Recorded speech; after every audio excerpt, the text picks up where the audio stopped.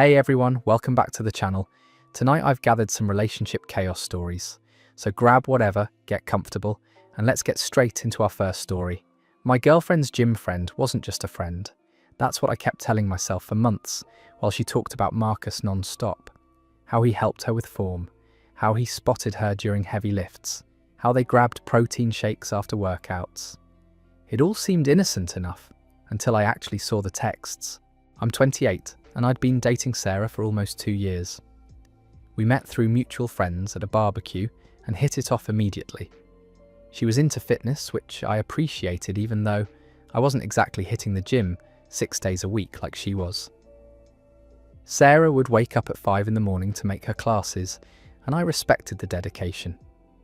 When she started mentioning Marcus about 6 months into our relationship, I didn't think much of it. Gyms are social places. People make friends. That's normal.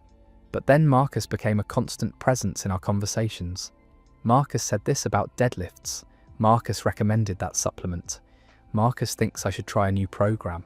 I started noticing she'd check her phone more during dinner, always explaining it was just gym people coordinating schedules.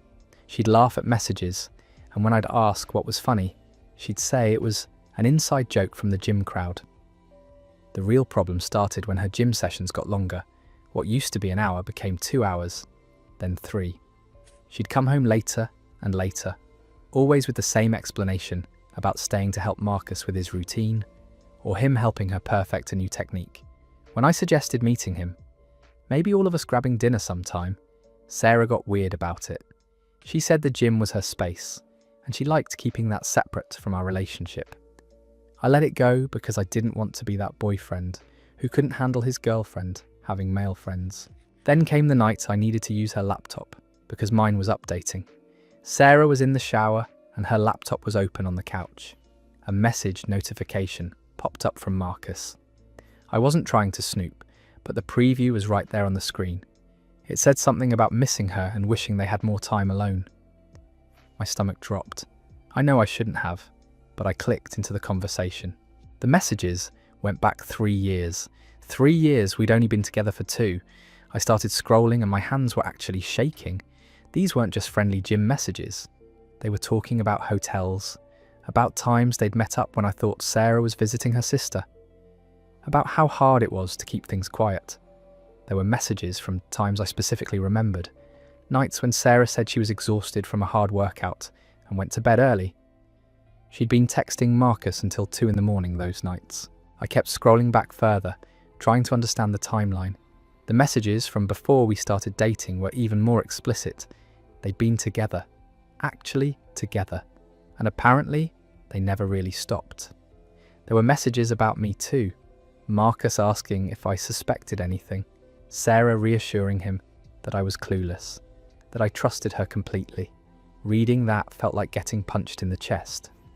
Sarah came out of the bathroom and saw me sitting there with her laptop. She knew immediately what I'd found. Her face went white, and she started crying before I even said anything. She tried to explain that it wasn't what it looked like, which is probably the most cliché thing someone can say when caught cheating. Then she switched tactics and said Marcus was from her past, and she'd been trying to end it, but he wouldn't let go. I pulled up messages from 2 days ago where she was the one initiating plans to meet up. The actual history between them was worse than I'd imagined. Marcus wasn't just some gym friend. They dated for 4 years before we met. When they broke up, it was supposedly mutual because they wanted different things. But according to the messages, they never actually stopped seeing each other. The gym friendship story was a cover they'd established early on. She'd actually joined that specific gym because Marcus worked there as a trainer. Every morning workout, every evening session, every weekend fitness class had been an opportunity to see him. I asked her point blank how many times she'd cheated. Sarah couldn't even give me a number. She just kept crying and saying she loved me, but also had feelings for Marcus that she couldn't turn off. She said it started as just meeting up occasionally to talk about old times, then it became physical again. She swore it wasn't constant, that there were months where nothing happened, but the messages showed otherwise. They'd been together the weekend she told me she was at a fitness retreat.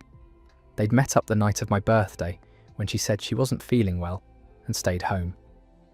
What really killed me was reading how calculated it all was. They had a system. She'd tell me she was going to early morning classes, but she'd actually be at his apartment.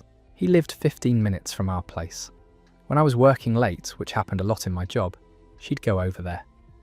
The protein shakes after workouts were real, but they weren't at the gym's juice bar. They were at the coffee shop near his place, where apparently nobody we knew would see them. I found out Marcus knew about me the whole time too. He'd ask her questions about our relationship, like he was gathering intelligence. There were messages where they'd laugh about things I'd said or done, inside jokes at my expense. Times when I thought Sarah and I were having a nice moment, she'd text him about it later, like it was amusing that I had no idea what was really going on. The confrontation lasted hours. Sarah went from denying to minimizing to trying to blame me for not being attentive enough. She said I worked too much and she felt lonely. She claimed Marcus understood her fitness goals better than I did. Every excuse just made it worse. At one point she actually suggested we could work through it, that she'd cut off contact with Marcus completely. I asked how I was supposed to believe that when she'd been lying for literally our entire relationship. She admitted they'd been together the week before I proposed. I'd planned this whole romantic evening, took her to the restaurant where we had our first date, got down on one knee. She said yes while wearing the necklace Marcus had given her the previous Tuesday. The engagement itself had caused a fight between them, according to the messages. Marcus was upset she'd accepted my proposal. Sarah told him it didn't change anything between them, that the engagement was about security and stability, but he was her passion. I asked if she'd been with him the night before she moved in with me 8 months ago. She had. I asked about the weekend. She said she was at her mum's, helping with spring cleaning. She was with Marcus, the work conference in Denver, where she convinced me it wasn't worth the money for me to come along. Marcus went with her. They'd booked a couples massage package. Looking back, there were so many signs I'd rationalised away. The way she'd angle her phone away when texting, how she'd gotten defensive when I playfully tried to see who she was messaging. The times she'd shower immediately after coming home from the gym, which she said was because she felt gross, but now I understood differently. New lingerie, she claimed, was for herself, but I'd never actually seen her wear around me. Late nights when she said she was meal prepping, but I'd find almost nothing new in the fridge. Her friends knew. That became clear when I started piecing everything together. Her best friend, Jessica, had covered for her multiple times. The girls' trips that were really romantic weekends with Marcus. The times Jessica would suddenly need Sarah's help with something right when I'd planned date nights. They had a whole network of lies set up. The worst part wasn't even the cheating itself. It was the realization that the entire foundation of our relationship was built on deception. Every major moment we'd shared, Sarah had been living a double life. When I thought we were building something real, working toward a future together, she was splitting herself between two completely different relationships. I'd been planning our wedding while she was planning hotel meetups with another man. I moved out that week, stayed with my brother while I figured out my next steps. Sarah kept calling and texting, saying she'd made a terrible mistake and wanted to fight for us. She claimed she'd already blocked Marcus and was ready to go to couples therapy. But I'd seen the messages she sent him after our breakup.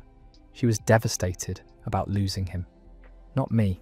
She was asking him if they could finally be together openly now that I was gone. That story ends there. 2 years of what you thought was real, completely dismantled by a laptop notification.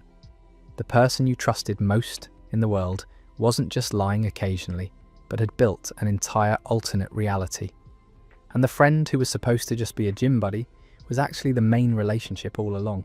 Moving on to someone who discovered technology can reveal the secrets we think are hidden. I found a second phone hidden in my boyfriend's car, not tucked away in some obvious hiding spot, but velcroed under the driver's seat in a way that showed serious premeditation. I'm 26 and had been with Derek for 3 years. We talked about moving in together and were actually looking at apartments.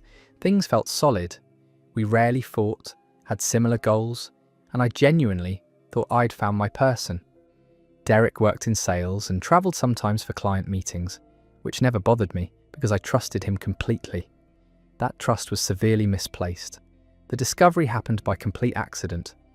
I'd borrowed Derek's car because mine was in the shop. I'm short, so I adjusted the seat forward to reach the pedals properly. When I did, I felt something hard press against my calf. I reached down thinking maybe it was a tool or something he'd dropped, and my hand landed on a phone velcroed to the underside of the seat. A phone I'd never seen before. My first thought was maybe it was an old phone he'd forgotten about, but when I pulled it free, the screen lit up. It was charged and active. It was also on silent mode, and the lock screen showed 47 unread messages, all from someone named Lena. The preview texts were intimate, not just friendly. These were goodnight messages, plans to meet up, inside jokes that spoke to a relationship I knew nothing about. I sat in that parked car for probably 20 minutes, just staring at this phone. My hands were shaking so badly I could barely hold it. I tried a few passwords to unlock it. His birthday didn't work. Our anniversary didn't work. Then I tried the date he'd told me he got his first sales award. It unlocked. The fact that he'd use a professional milestone for his secret phone password felt like another layer of deception. The messages with Lena went back almost 2 years. 2 years of daily conversations. Good morning texts, good night texts, photos she'd send him of her outfits, asking his opinion, messages about missing him when he was with me, because that's what the messages revealed. Lena knew about me. She knew my name. She knew where I worked. Derek had told her everything about our relationship, while apparently maintaining a completely separate relationship with her. I scrolled through weeks of conversations trying to understand the timeline and scope of what I was seeing. They'd met at a conference Derek had attended for work. The conference I'd helped him prepare for, ironing his shirts and making sure he had everything organised. They'd exchanged numbers professionally at first, then started texting more personally. Within a month of that conference, they were making plans to meet up whenever Derek travelled for work. The messages showed he'd been with her last month when he told me he was visiting his college roommate. They'd spent the entire weekend together at a beach house she'd rented. He'd sent her photos from the trip, photos that made me feel sick looking at them because I could see how happy he looked. Happier than he looked in photos with me lately. There were also messages from times he wasn't travelling. Lena apparently lived one town over, just 40 minutes away. They'd meet up for lunch when Derek said he had client meetings. Evening coffee dates when he claimed he was working late. One Thursday afternoon meetup happened the same day I'd called him excited about a promotion at work, and he'd cut the conversation short, saying he was busy. He was busy with her. What made it more painful was reading how he talked about me. Derek would tell Lena about our arguments, about things that frustrated him in our relationship. Private moments I thought were between us were being dissected and discussed with another woman. When I'd tried to talk to him about feeling disconnected lately, he'd told me I was overthinking things. Then he'd messaged Lena about how I was being clingy and he needed space. The space he needed was to be with her. The photos in the phone were worse than the messages. There were hundreds of them. Selfies of them together, pictures of dinners they'd shared, screenshots of FaceTime calls, hotel room photos that made it very clear what they were doing, and photos of gifts.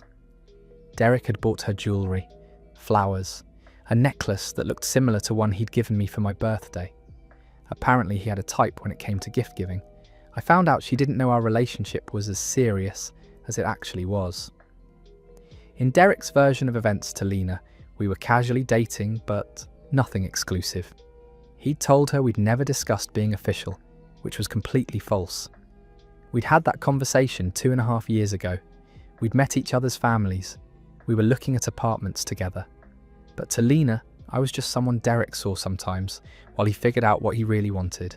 The betrayal felt layered. He'd lied to me, obviously, but he'd also lied to her about the nature of our relationship. He was maintaining 2 separate lives, with 2 different stories, manipulating both of us to serve whatever he needed in the moment. When Lena would push for more commitment, he'd tell her he needed time. When I'd bring up moving forward with our relationship, he'd get enthusiastic and start making plans. He was giving each of us just enough to keep us invested, while never fully committing to either. I drove straight to Derek's office. walked right past the receptionist who tried to stop me, and into the conference room where he was in a meeting. I put the phone on the table in front of him and told him we were done. His face went completely pale. He tried to pull me aside, said we could talk about this privately. I told him there was nothing to talk about. 3 years of my life had been built on lies, and I was done. Derek tried calling me probably 50 times that day, left voicemails saying it wasn't what it looked like, that Lena was just a friend, that the messages were being misinterpreted.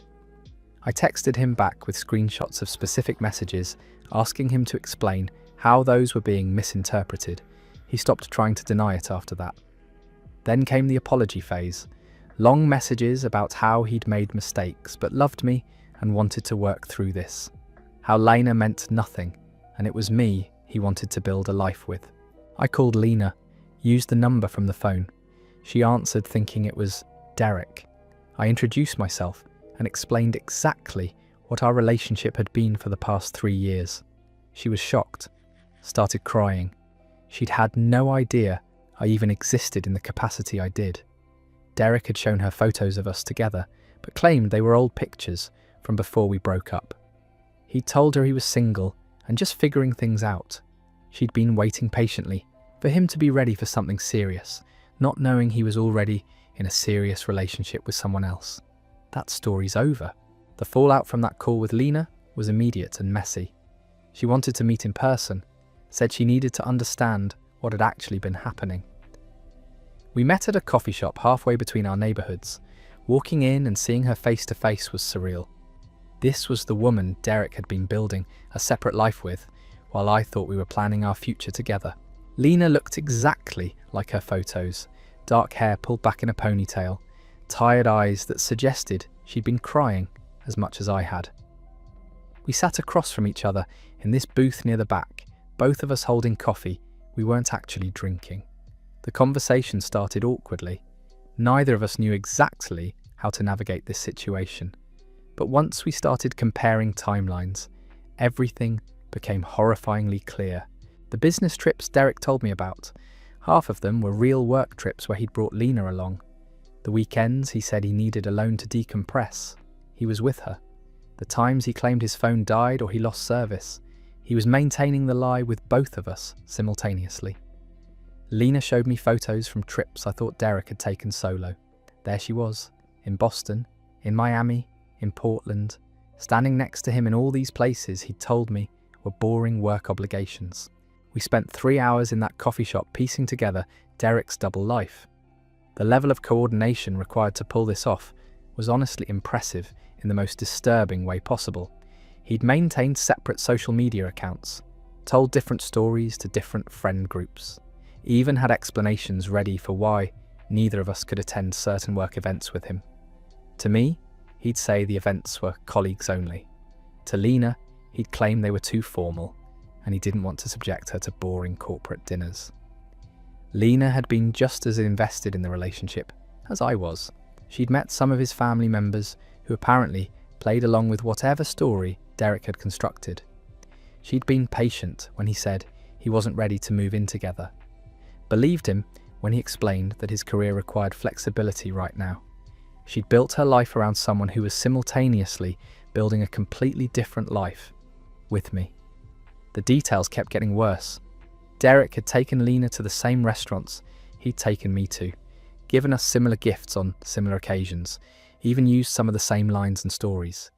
He'd created this template for how to date someone and just ran it twice simultaneously. When Lena mentioned a specific story Derek had told her about his childhood, I realised he'd told me the exact same story, word for word. He wasn't even bothering to be creative about his lies. We exchanged numbers before leaving that coffee shop, promised to keep each other updated if Derek tried to manipulate either of us further. There was something bonding about shared betrayal. We'd both been lied to by the same person in the same ways. Neither of us was the villain in this situation. We were both victims of someone who'd gotten really good at compartmentalizing his life. That story ends there. Finding out your relationship was just one half of someone's double life destroys your ability to trust your own judgment. The person you thought you knew never actually existed. Every memory gets contaminated by the knowledge that he was probably thinking about her, or coming from her place, or planning his next lie. Moving on to someone whose girlfriend had a gym routine that included more than just workouts. My girlfriend's gym friend wasn't just a friend. I'm 26, and I'd been dating Amber for about 2 years. She's really into fitness and goes to the gym almost every day. I respected that about her. She had goals and she was dedicated to reaching them. About 6 months into our relationship, she started mentioning this guy, Marcus, who spotted for her during heavy lifts. At first it seemed totally normal. Gyms are social places, people help each other out. Marcus became a regular name in conversations about her workouts. He'd given her advice on her form, suggested new exercises, helped her break through a plateau with her deadlift. I never thought much of it because Amber was always transparent about her gym friends. She'd mention various people she worked out with, and Marcus was just one of several names. But over time, Marcus started appearing in more contexts. He'd texted her about a new protein powder he was trying, sent her articles about nutrition, asked her opinion on whether he should switch gyms. The interactions seemed friendly, but started feeling more frequent than what I'd expect from a casual gym acquaintance. I didn't want to be that jealous boyfriend who got weird about his girlfriend having male friends. So I kept my concerns to myself. Then Amber started adjusting her gym schedule around Marcus's availability. She'd check what time he was planning to work out and coordinate accordingly. Said it was just practical, since they spotted for each other, and it was safer than working out alone. That made sense logically, but something about the way she'd light up when talking about their workouts felt different than how she discussed other friends. One night her phone was charging in the living room, and a text from Marcus lit up the screen. It said something like, "Can't stop thinking about you." I wasn't trying to snoop, but the message was right there. When I asked Amber about it, she laughed it off, said Marcus was probably referring to some conversation they'd had about workout motivation, that he was just being supportive about her fitness goals. I wanted to believe her explanation, tried to convince myself I was reading too much into a friendly text. But the doubt had been planted. I started noticing other small things, how she'd angle her phone away when texting, how she'd sometimes smile at messages and then quickly lock her screen, how she'd started dressing a bit nicer for the gym than she used to. The real discovery happened when Amber's laptop was open and she'd forgotten to log out of her messages. I wasn't planning to look, walked past on my way to the kitchen and saw Marcus's name in an active conversation. The preview showed enough to make me stop and actually read the thread. They'd been talking every single day, not just about the gym, about everything. Their conversations had the intimacy of people who were much closer than workout partners. I scrolled up and found months of messages. They'd talk late into the night about their lives, their feelings, their frustrations. Marcus knew details about our relationship that Amber had apparently been sharing with him.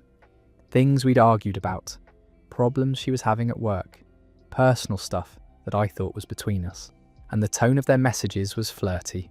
Lots of compliments, inside jokes, the kind of emotional intimacy that felt like it crossed a line. But what really destroyed me was finding older messages from before Amber and I started dating. They'd known each other for years, had dated briefly in college before going their separate ways. The gym friendship wasn't a new thing she'd developed after meeting me. Marcus was an ex she'd reconnected with, and never mentioned that history. She'd introduced him as just some guy at the gym, when he was actually someone she had romantic history with. I confronted Amber with everything I'd found. She got defensive initially, said I'd violated her privacy by reading her messages, that Marcus was just a friend, and I was being paranoid. But when I asked directly about their history, she couldn't deny it anymore. Admitted they'd dated in college, that they'd stayed in loose contact over the years, that when she joined his gym 2 years ago, they'd reconnected as friends. She swore nothing physical had happened since we'd been together, that their relationship was purely platonic now, despite the history. But the emotional affair was undeniable. She'd been sharing parts of herself with Marcus that she wasn't sharing with me, creating this separate relationship that existed in parallel to ours, getting her emotional needs met by someone else, while I thought everything was fine between us. That story wraps up there. Emotional affairs are just as destructive as physical ones. The betrayal isn't just about actions, it's about where someone chooses to invest their emotional energy and who they turn to when they need connection. Our next story comes from someone who found evidence that their boyfriend had been living two separate lives with two separate phones. I found a second phone hidden in my boyfriend's car. I'm 24 and had been with Derek for about 6 months. Things were moving fast but felt right. We talked about moving in together eventually, about what our future might look like. I trusted him completely until I found something that shattered everything. Derek's car was in the shop getting serviced and he'd borrowed mine for the day. When he returned it that evening, I noticed he'd left his gym bag in the trunk. Figured I'd grab it and bring it inside for him. When I picked up the bag, something hard shifted inside one of the pockets. I opened it thinking maybe he'd left his regular phone or wallet in there. What I pulled out was a phone I'd never seen before, an older iPhone model in a plain black case. It was password protected, but the lock screen showed several missed calls and text notifications from a name that made my stomach drop. The contact was saved as L with a heart emoji. The preview of the most recent message said, "Miss you already." I brought the phone inside and asked Derek about it.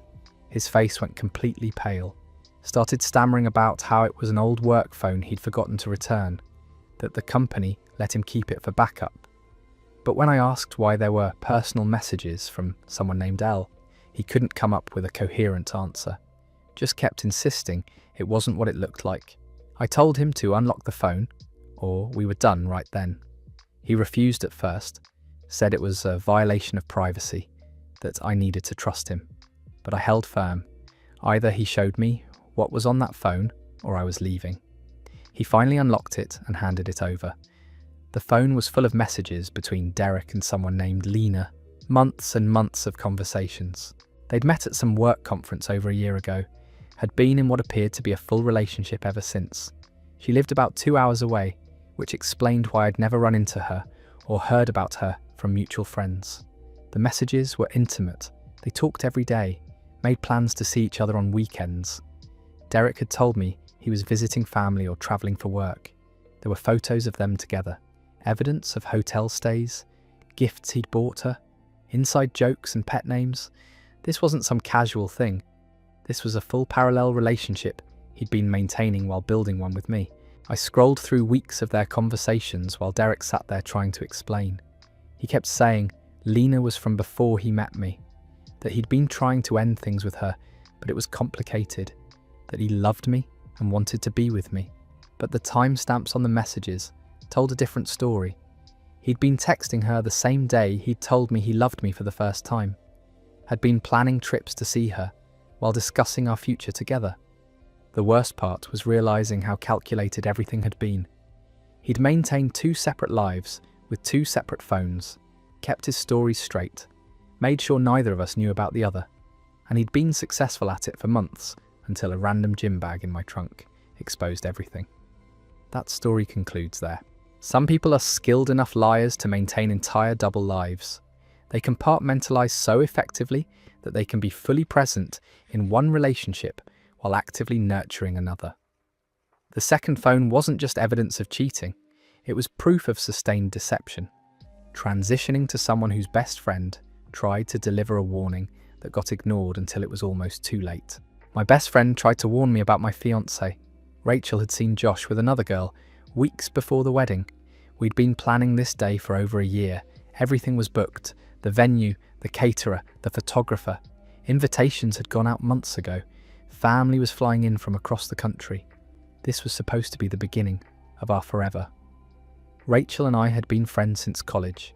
She was the person I called when anything significant happened in my life. When Josh proposed, she was the first person I told.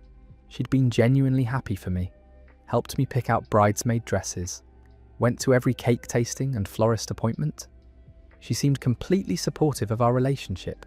About 3 weeks before the wedding, Rachel asked if we could have coffee. Just the two of us. Said she needed to talk to me about something important.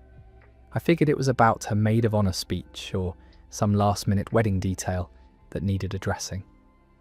We met at our usual spot downtown. She seemed nervous, kept fidgeting with her coffee cup, and avoiding direct eye contact. That's when she told me she'd seen Josh at a restaurant 2 weeks earlier. He'd been with another woman. They were sitting close together, holding hands across the table, looking very much like a couple. I felt my stomach drop. Asked her if she was absolutely certain it was Josh. Maybe it had been someone who looked like him. Rachel showed me photos she'd taken on her phone. Clear images of Josh sitting across from a woman I didn't recognise. A blonde in her late 20s, pretty, smiling at him in a way that suggested familiarity and intimacy. The timestamp on the photos showed they were taken on a night Josh had told me he was working late on a big project. My initial reaction was defensive. I told Rachel there had to be an explanation. Maybe it was a work colleague, a client meeting that ran long and turned into dinner. Josh worked in sales, he met with potential clients all the time. Rachel shook her head, said the body language wasn't professional, the way they were looking at each other, the hand holding. That wasn't business. I asked why she hadn't told me sooner, why she'd waited 2 weeks to bring this up. Rachel said she'd been debating whether to say anything at all. She didn't want to create problems in my relationship based on something she might have misunderstood. But as the wedding got closer, she couldn't stay silent. She said she'd hate herself if I married him without knowing what she'd seen. I thanked Rachel for telling me, said I needed to talk to Josh and get his side of the story. She made me promise I'd be careful, that I'd really listen to his explanation and watch for inconsistencies. I drove home feeling sick, trying to prepare myself for a conversation I never imagined having 3 weeks before my wedding. When Josh got home that evening, I showed him the photos, asked him to explain who the woman was and why they'd been having dinner together. His face went through several expressions: surprise, confusion, then what looked like resignation. He sat down heavily on the couch and asked where I'd gotten those pictures. I told him Rachel had seen them and felt I deserved to know. Josh's response wasn't what I expected.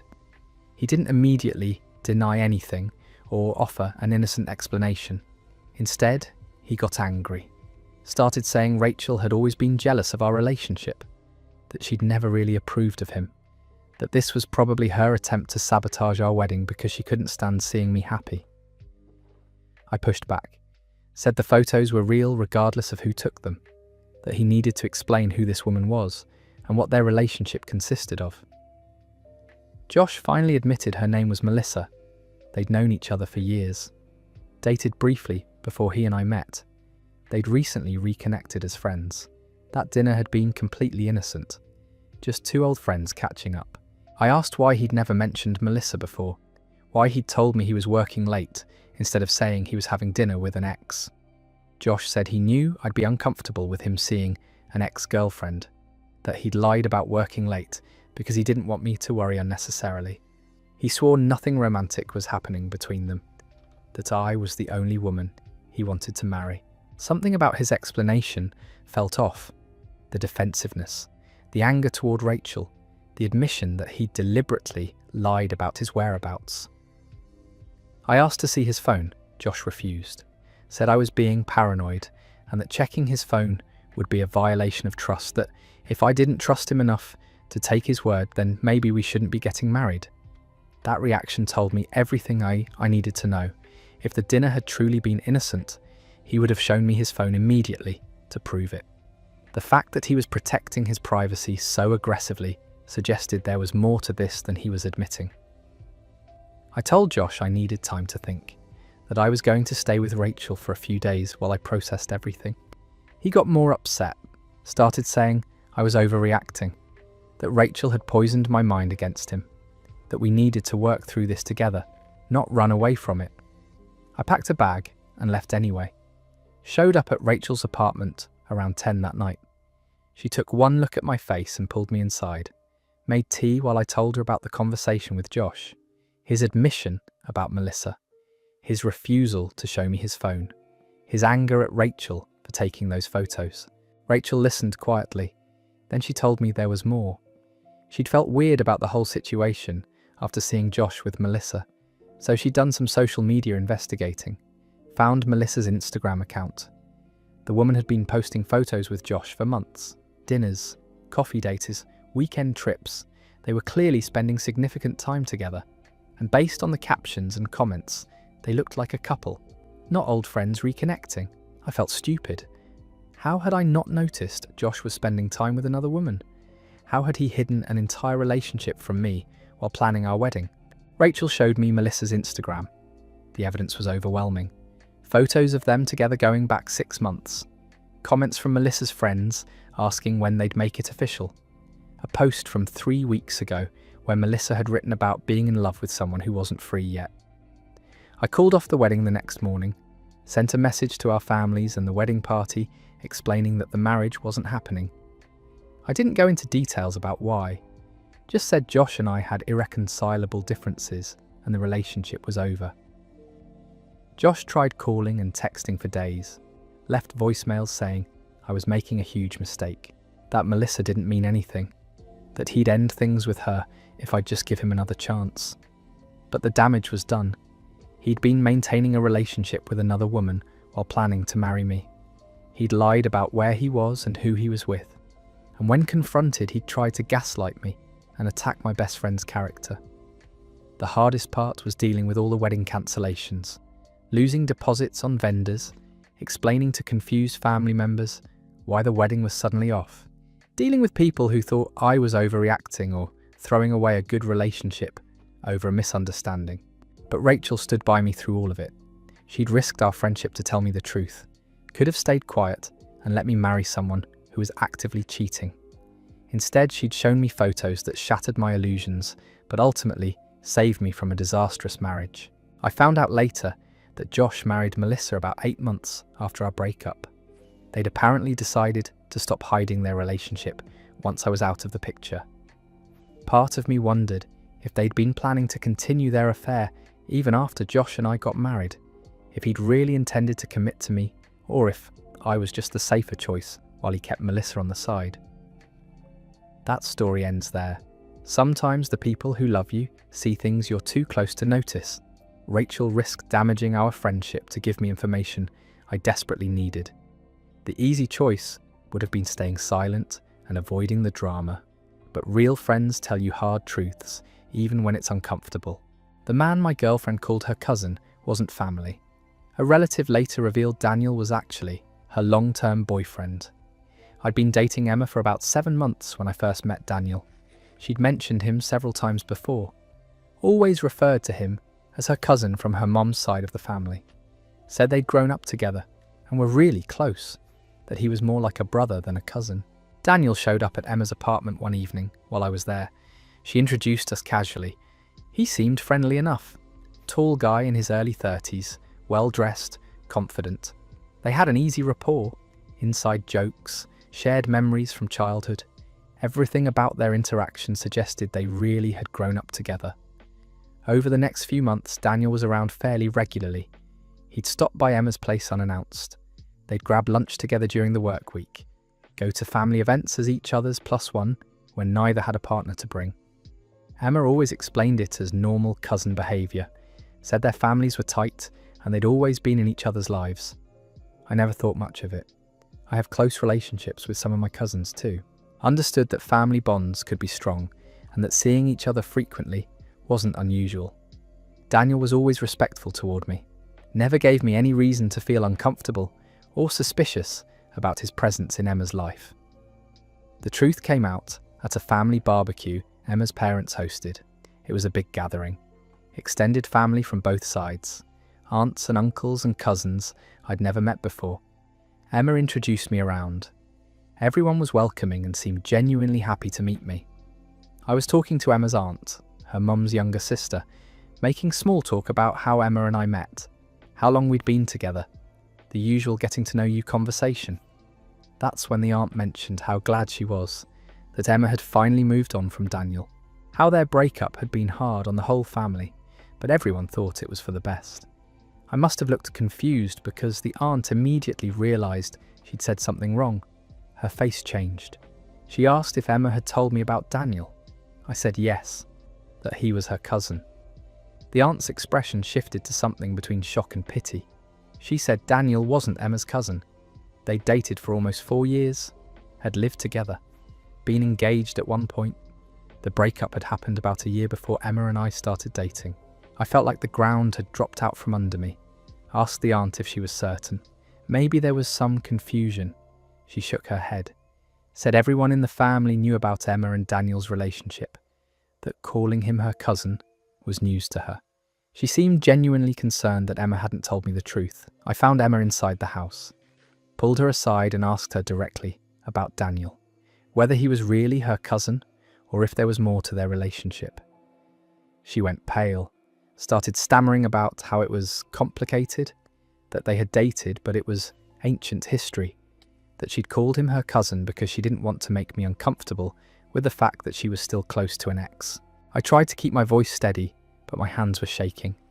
The conversation we had that night at her parents' house wasn't really a conversation.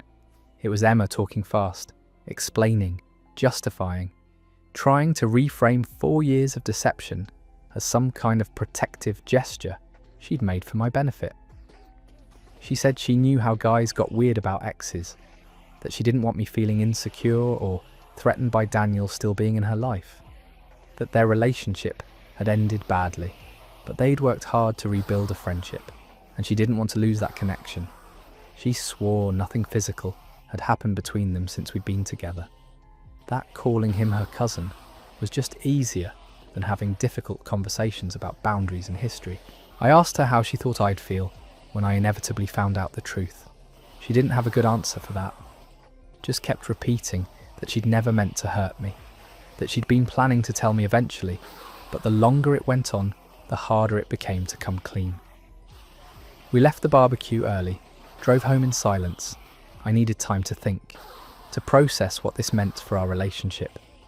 Emma kept texting me apologies, asking if we could talk, promising she'd answer any questions I had. The next few days were brutal. I kept replaying every interaction I'd had with Daniel. Every time he'd been at Emma's apartment, every lunch they'd shared, every family event where they'd stood together, like it was the most natural thing in the world.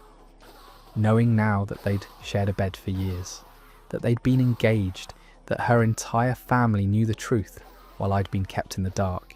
What bothered me most wasn't even that they dated. People stay friends with exes sometimes. I could have handled that conversation if she'd been honest from the start. What destroyed my trust was the elaborate lie, the cousin story, the way she'd let me meet her family and introduce myself and talk about Daniel like he was just another relative, the way everyone had gone along with it. I finally agreed to meet Emma for coffee. She looked terrible, said she hadn't slept, that she knew she'd messed up and would do whatever it took to fix things. I asked her to walk me through the entire timeline, when they'd dated, when they'd broken up, when they'd started rebuilding their friendship, how long she'd been calling him her cousin. Turned out they'd broken up about 14 months before Emma and I met. The engagement had ended because Daniel had cheated. Emma had been devastated. It took her almost a year to even consider dating again. They'd reconnected as friends about 6 months before I came into the picture. Started having lunch occasionally, going to family events together, because it was less awkward than avoiding each other. When Emma and I started getting serious, she panicked about how to handle the Daniel situation, knew it would be complicated to explain. Made a split-second decision to introduce him as her cousin, and then felt trapped by that initial lie. Every subsequent interaction just dug the hole deeper. I asked if Daniel knew she was calling him her cousin. She said yes, that he'd thought it was weird but had gone along with it because he didn't want to cause problems for her. That made it worse somehow. Knowing they'd actively conspired to deceive me, that he'd played along every time we'd interacted. Emma begged me not to throw away what we had over this, said our relationship was real and strong and worth fighting for, that she'd cut contact with Daniel completely if that's what I needed, that she'd do anything to rebuild my trust. I told her I needed space, time to figure out if I could move past this. She said she understood, but I could see the fear in her eyes, the knowledge that she might have destroyed something good by trying to avoid a difficult conversation. That story ends there. The fact that she recruited her entire family and Daniel himself into maintaining this elaborate fiction for months shows a level of deception that goes way beyond just avoiding an awkward conversation. Some lies are too fundamental to come back from. Moving on to someone who discovered their girlfriend's gym routine included a lot more than just working out. My girlfriend Sarah had joined a new gym about 8 months into our relationship. She'd always been into fitness, but this place was closer to her work and had better equipment. She started going 5 or 6 times a week. Sometimes early morning before work, sometimes during lunch, often right after she got off. She'd mention her workouts when we talked, said she'd met some cool people there, made a few gym friends who helped keep her motivated. One name came up more than others, Marcus. She described him as this really knowledgeable guy who gave her tips on form and spotted her on heavy lifts. I thought it was great that she'd found a workout buddy. Never crossed my mind to be concerned about it. Sarah had always been trustworthy. We'd been together almost 2 years at that point, had talked about moving in together. Everything felt solid. Then her phone broke, screen completely shattered after she dropped it getting out of her car. She asked if she could borrow mine for a few days while she waited for the replacement to arrive. I said sure, gave her my passcode, told her to use whatever she needed. That night, I was watching TV and her Instagram started blowing up with notifications on my phone, messages coming in rapid fire. I wasn't trying to snoop, but the preview text was right there on the lock screen. Messages from someone named Marcus, saying he missed her, asking when they could meet up again, calling her baby. My stomach dropped. I opened the message thread, scrolled up, found months of conversations, hundreds of messages going back way longer than 8 months. Turned out Marcus wasn't just some gym friend. They'd known each other for years, had dated before Sarah and I got together, apparently stayed in very close contact throughout our entire relationship. The messages were affectionate, intimate, inside jokes and references to things they'd done together. Plans to meet up that coincided with times Sarah had told me she was working late or hanging out with her girlfriends. Late night texts that came through after she'd said goodnight to me and supposedly gone to sleep. I sat there reading through their entire history, every flirty exchange, every plan they'd made, every lie Sarah had told me to cover another meetup with Marcus. She'd been living a completely double life, and I'd had no idea. When Sarah got home, I was still sitting there with my phone. She knew immediately that something was wrong. Asked what happened. I just handed her the phone with their message thread open. She went white, started crying, said it wasn't what it looked like, that Marcus was just a friend, and he was being inappropriate, that she'd never encouraged him or reciprocated his feelings, that she was going to block him. I asked her to explain the messages from her side of the conversation then, the ones where she called him baby, where she said she missed him too, where she made plans to see him and told him she'd figure out an excuse to give me. She couldn't. Just kept crying and saying she was sorry, that she'd made terrible choices but she loved me and wanted to fix things. I asked how long they'd been sleeping together. She swore they hadn't, said it was just emotional cheating, that they'd kiss sometimes when they met up, but it never went further than that. Like that was supposed to make it better. Turned out the gym story was partially true. They did work out together.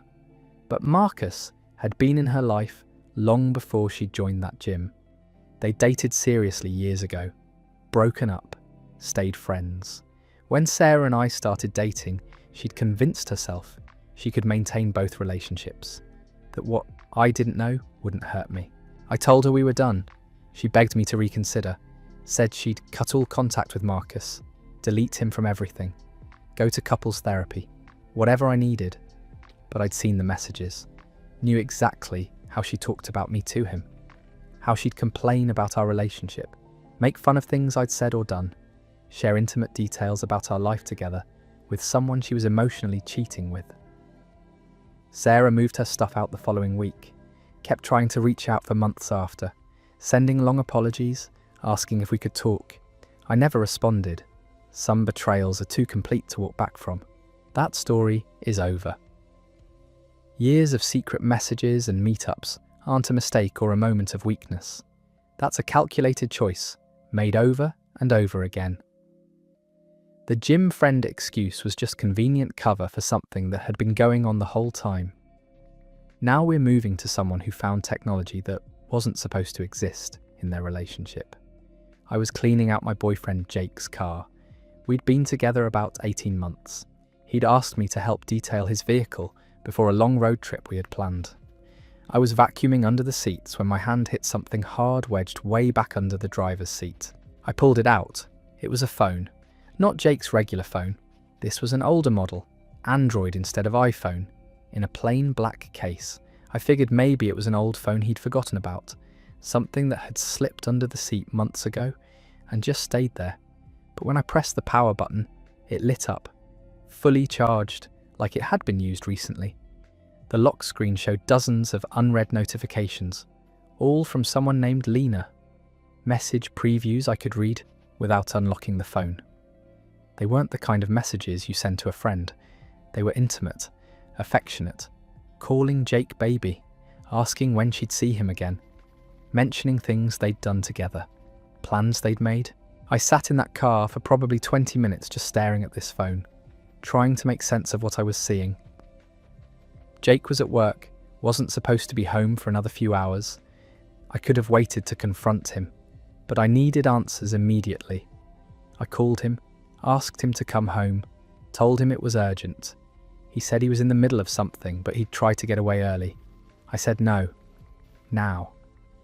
Something in my voice must have worried him because he said he'd be there in 30 minutes. When Jake walked in, I was sitting on the couch with both phones in front of me, his regular iPhone and the Android I'd found. He saw them and his face changed, knew immediately that he was caught. I asked him who Lena was. He said she was nobody, just someone from work. I picked up the Android and read him some of the messages, asked him if that's how he talked to all his co-workers. He sat down, put his head in his hands, started talking. Lena was someone he'd met about a year ago. Before that, if I was doing the math right. They'd started seeing each other casually. Nothing serious at first, but it had developed into something more over time. I asked if he'd been sleeping with her throughout our entire relationship. He said yes, that he'd tried to end things with her multiple times but kept going back, that he had feelings for both of us and didn't know how to choose. The second phone had been his solution, a way to keep his relationship with Lena completely separate from his life with me. He'd keep it on silent, check it when I wasn't around, meet up with her when he told me he was working late or hanging out with friends. I asked how he'd managed to keep this going for over a year without me noticing. He said it was easier than I'd think, that I trusted him, that he'd gotten good at compartmentalizing his time. Jake said he was sorry, that he never meant to hurt me, that he'd been planning to figure things out eventually, but kept putting off the decision. Asked if there was any way we could work through this. I told him to get out, that I didn't care where he went or who he went to, but he needed to leave. He tried to argue, said we should talk more, that ending things like this wasn't fair after everything we'd been through. I reminded him that he'd been maintaining an entire secret relationship, complete with a burner phone for a year. That affair wasn't really something he got to talk about anymore. That story wraps up there. The discovery of Jake's second phone didn't just reveal a double life, it exposed how deeply someone can lie while looking you in the eye every single day. Most betrayals leave breadcrumbs. This one left an entire paper trail hidden in a glove compartment. Our next story comes from someone who thought late nights at the gym were just dedication to fitness. My girlfriend's gym friend wasn't just a friend. I started dating Rebecca about 2 years ago. She's always been into fitness, has her routines, tracks her macros, talks about PRs and rest days. I respected it. Never questioned when she'd spend 2 hours at the gym after work, sometimes 3 on weekends. About 6 months into our relationship, she started mentioning this guy, Marcus. Said he was helping her with form on certain lifts, spotting her on bench press, giving advice about programming. I didn't think much of it. Gyms are social places. People help each other. Makes sense. Over time, Marcus came up more and more in conversation. Rebecca would tell me what Marcus said about her squat depth, what Marcus recommended for her shoulder mobility, how Marcus thought she should approach her cut. It was always gym stuff, always training related, never seemed like anything to worry about. Then one night, Rebecca came home later than usual. said she and Marcus had grabbed smoothies after their session, talked about competition prep. I asked if it was just the two of them. She said yeah, a few other gym people were supposed to come but cancelled. I felt something shift in my chest, but told myself I was being insecure. That friends can get smoothies, that gym people do this kind of thing. But after that, the late nights became more frequent. Rebecca would text saying she was going to be another hour, that she and Marcus were working on a new program, or that they were trying out a different gym across town that had better equipment. I started asking more questions. When did you meet Marcus? How long have you been training together? Does he train other people at the gym? Rebecca's answers were always vague. She'd known him a while. They'd connected over similar goals. He helped lots of people. Nothing concrete, nothing that made me feel better. One Saturday, I suggested coming to the gym with her, meeting Marcus, seeing her train. Rebecca said that would throw off her focus, that having me there would make her self-conscious, that she preferred keeping her training separate from our relationship. It was her thing, her space. I backed off, didn't want to be controlling. Then I started noticing her phone behaviour changing. She'd get texts and smile, turn her screen away when I walked past, take calls in the other room. When I asked who it was, she'd say Marcus. Just gym stuff. Always just gym stuff. I decided to check her location one evening when she said she was training. We'd always shared locations casually, never been an issue. Her dot showed she was at the gym, like she said. I felt guilty for checking, for doubting her, but something still felt wrong. The next week I drove past her gym during one of her evening sessions, told myself I was just in the area. Just happened to be passing by. Her car was there. Everything seemed normal. I felt stupid, paranoid, like I was turning into someone I didn't want to be. Then Rebecca went out of town for work, 3-day conference. She was texting me throughout, sending pictures of boring conference rooms and hotel breakfast, normal trip stuff. On the second day, she mentioned she'd found a gym near her hotel, was going to get a quick workout in before dinner. I didn't think anything of it until I got a text from Marcus, except it wasn't meant for me.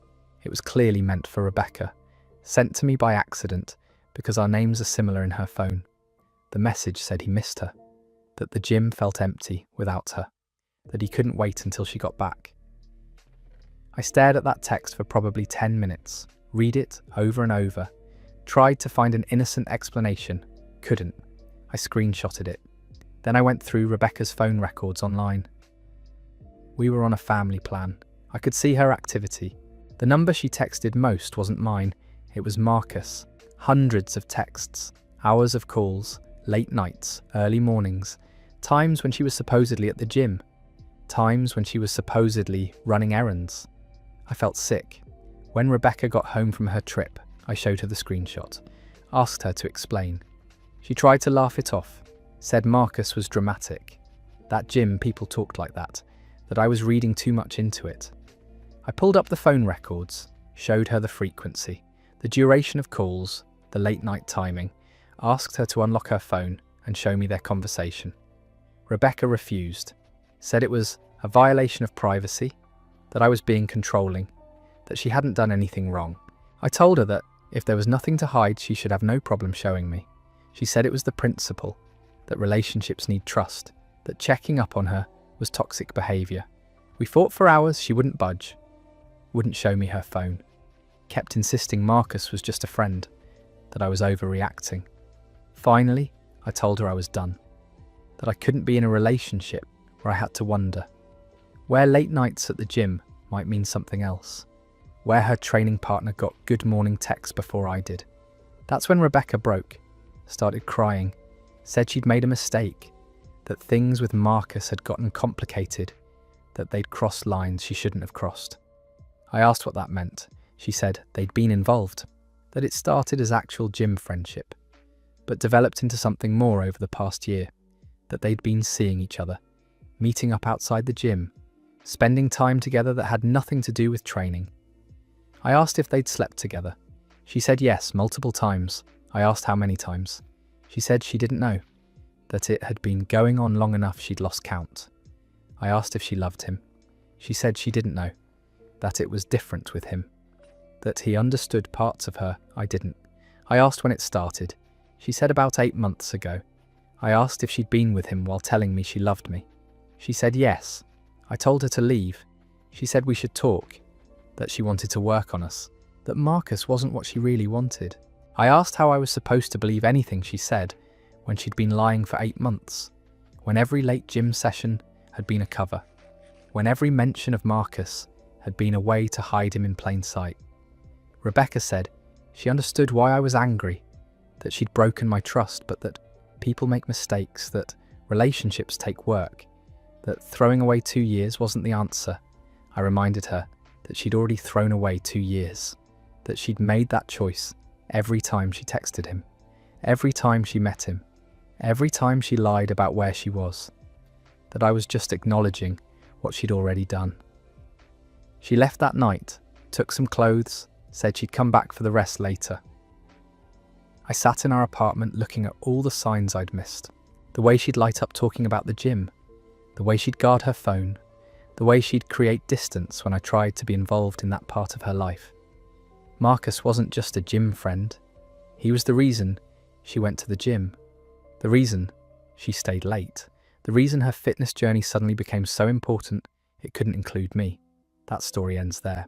When someone's dedication to the gym suddenly comes with guards around their phone and vague answers about their spotter, they're probably not just working on their deadlift. 8 months of using barbells as an alibi while building an entire relationship behind your back is calculated. The gym didn't make her fit, it made her a better liar. At least the truth came with receipts in the phone records. Speaking of secrets hidden in phones, this next story comes from someone who found a device they never knew existed. I found a second phone hidden in my boyfriend's car. Jake and I had been together for almost 2 years, lived together for 6 months, shared everything.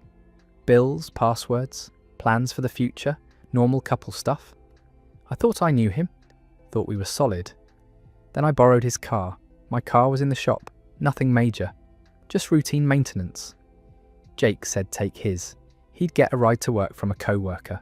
I grabbed his keys that morning and headed out. About halfway to work, I realised I'd forgotten my phone charger. Figured I'd check Jake's glove compartment. He usually kept cables and random stuff in there. I opened it and pushed aside some napkins and registration papers.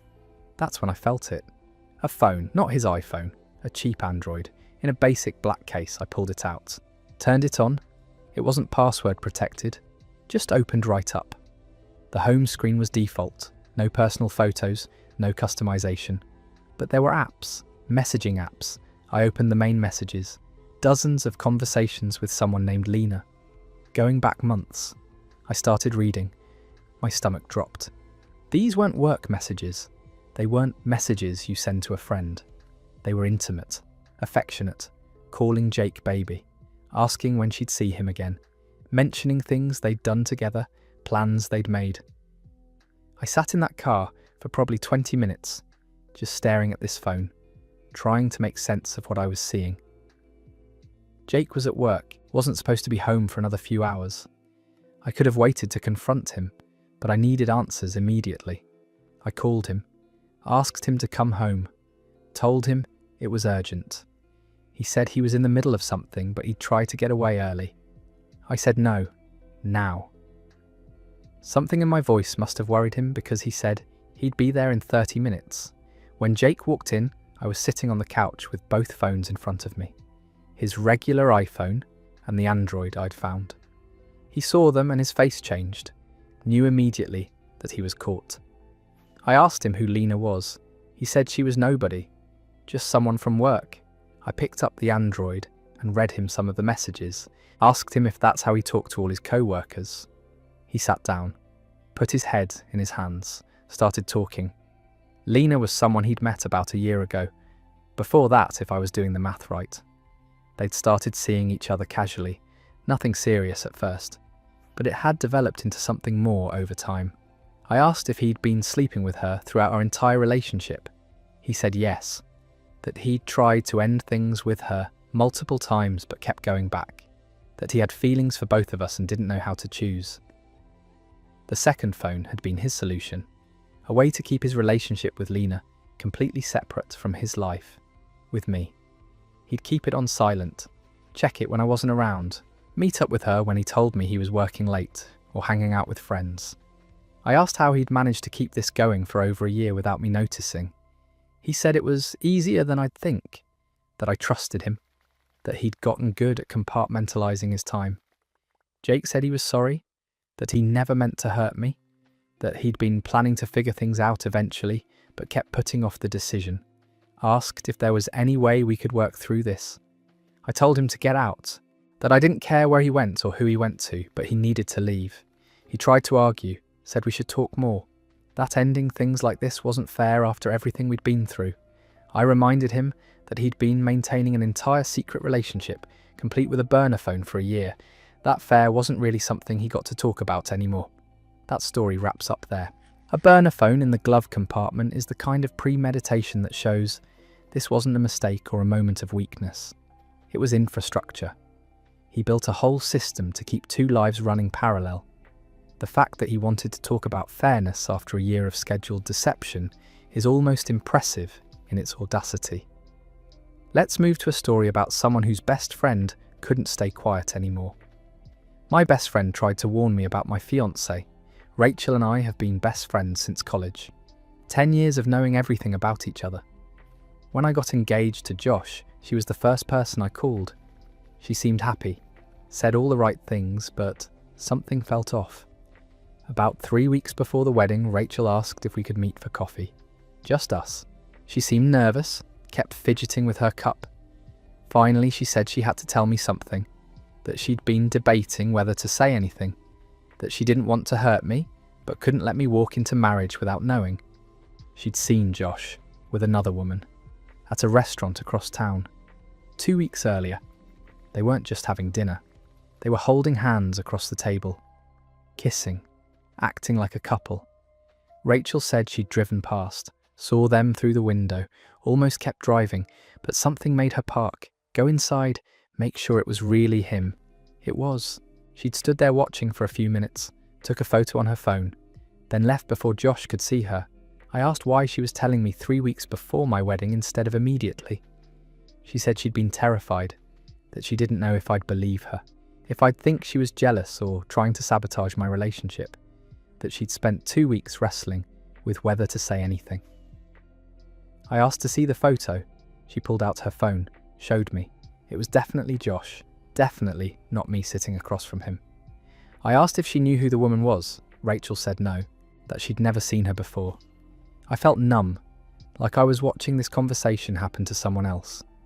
I asked Rachel if she was absolutely sure about what she saw. She said yes, that she wouldn't be telling me if she had any doubt, that she knew what this would do, what it might cost our friendship, but that she couldn't let me marry someone who was cheating. I went home and confronted Josh that night, showed him the photo, asked him to explain.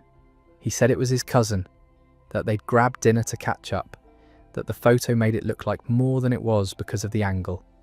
I asked why he'd never mentioned having dinner with his cousin. He said it slipped his mind, that it wasn't important enough to bring up. I asked why he was holding hands with his cousin. Kissing his cousin? He said Rachel had misunderstood what she saw, that family can be affectionate, that this whole thing was being blown out of proportion.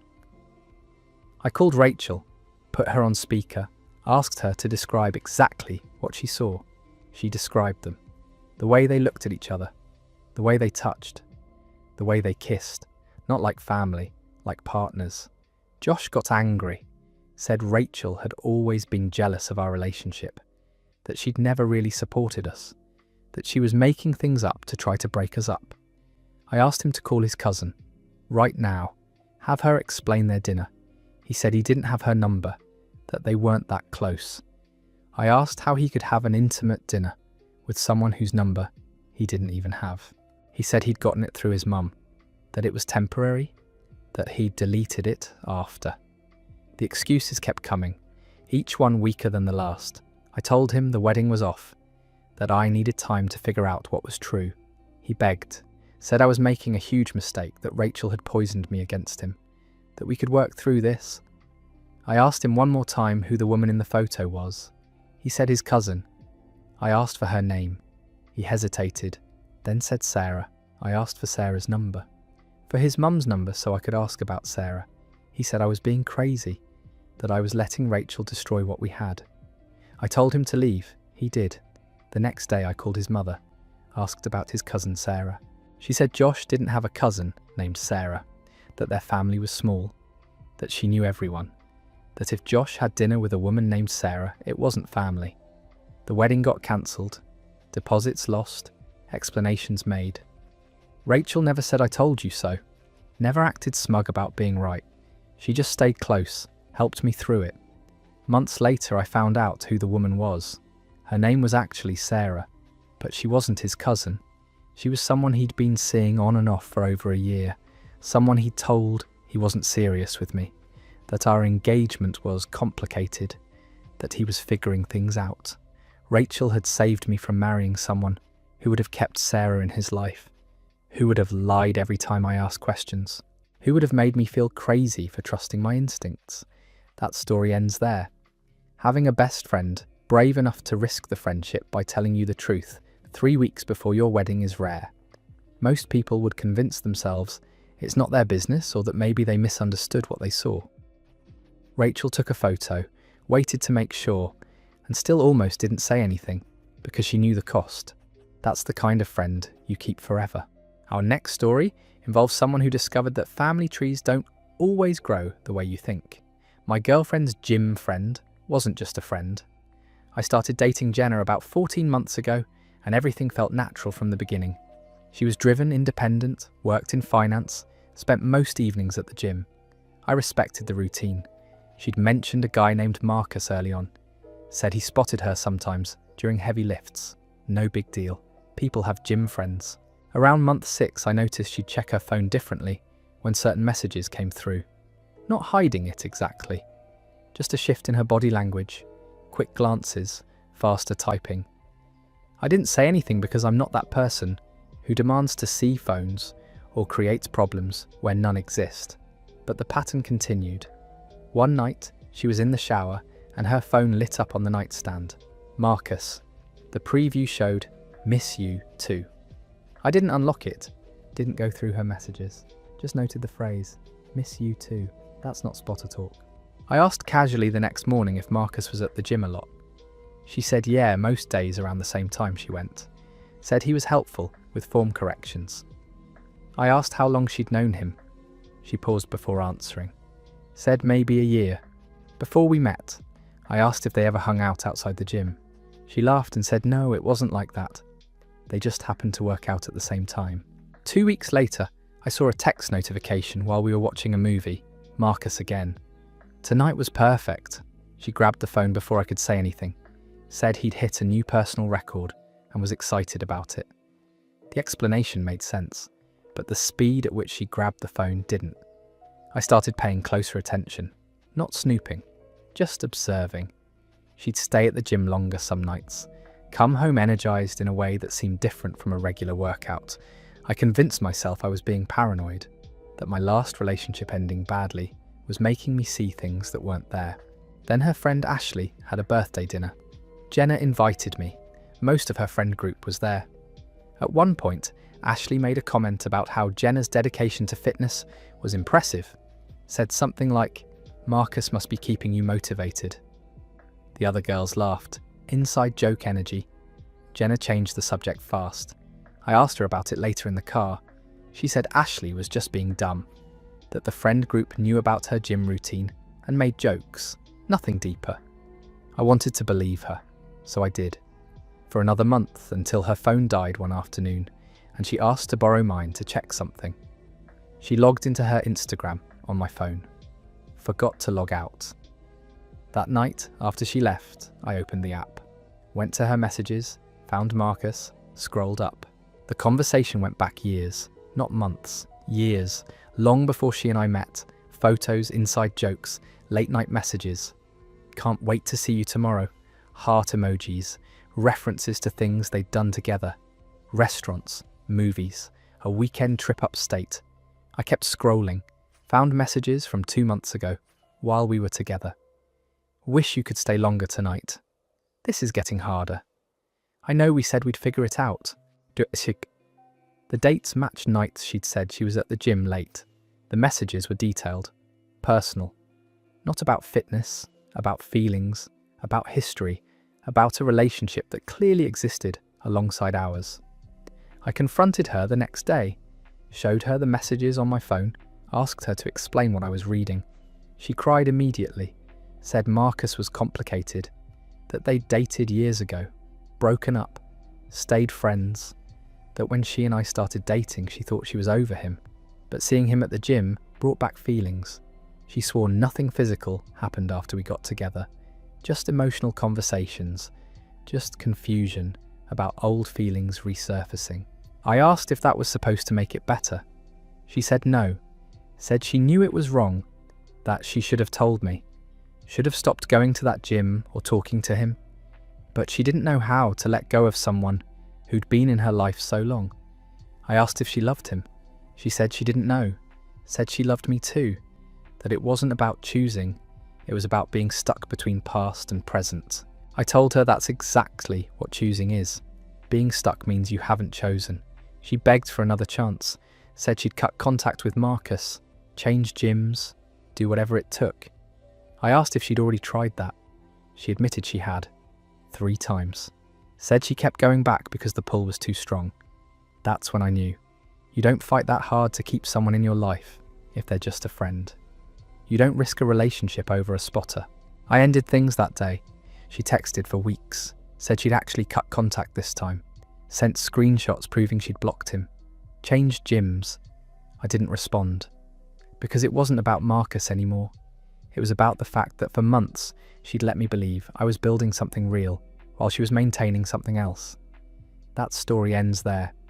The whole just a friend excuse only works when the friend isn't getting goodnight texts and weekend trips.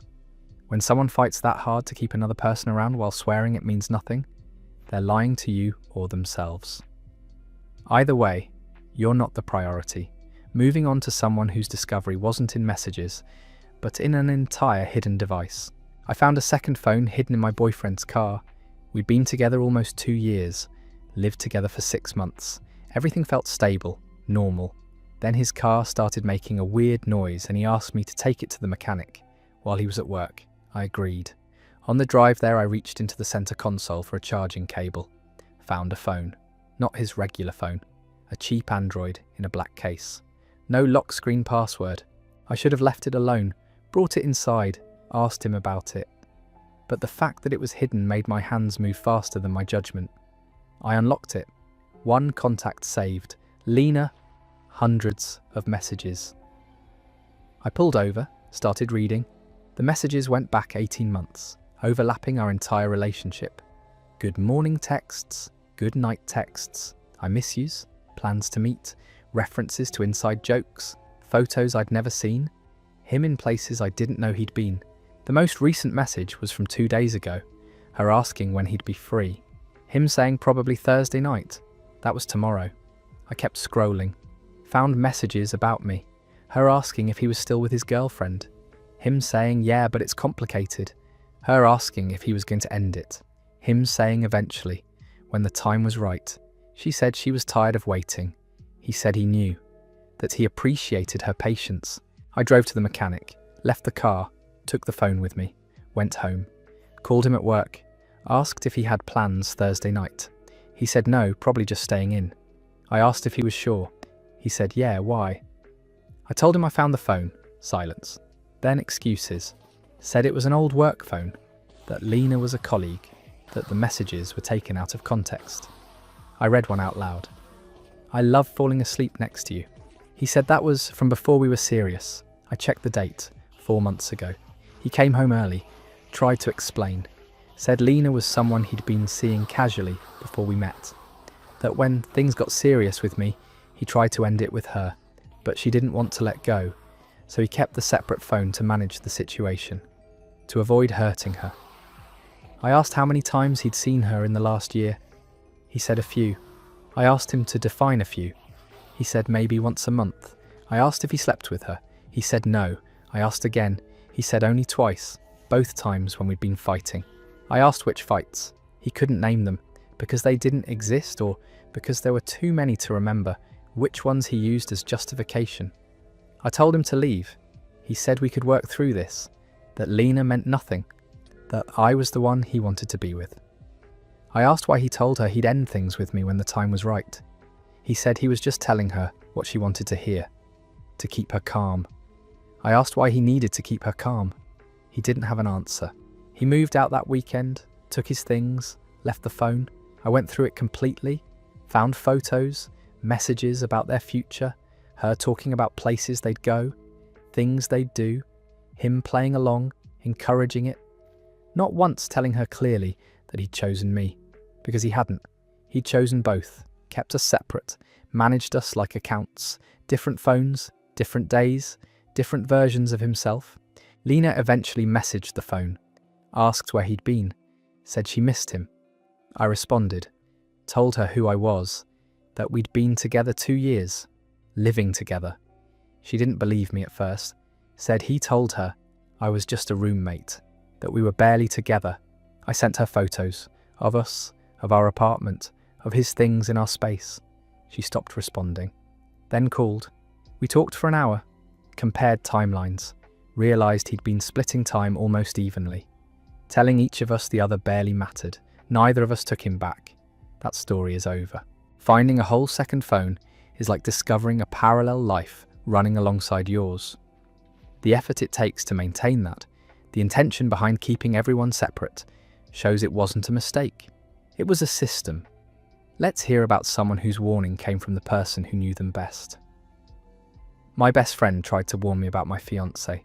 Rachel and I had been friends since middle school. She knew me better than anyone.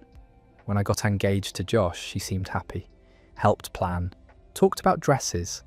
Then 3 weeks before the wedding, she asked to meet for coffee, said she needed to tell me something. I thought maybe she was pregnant or moving. She looked nervous.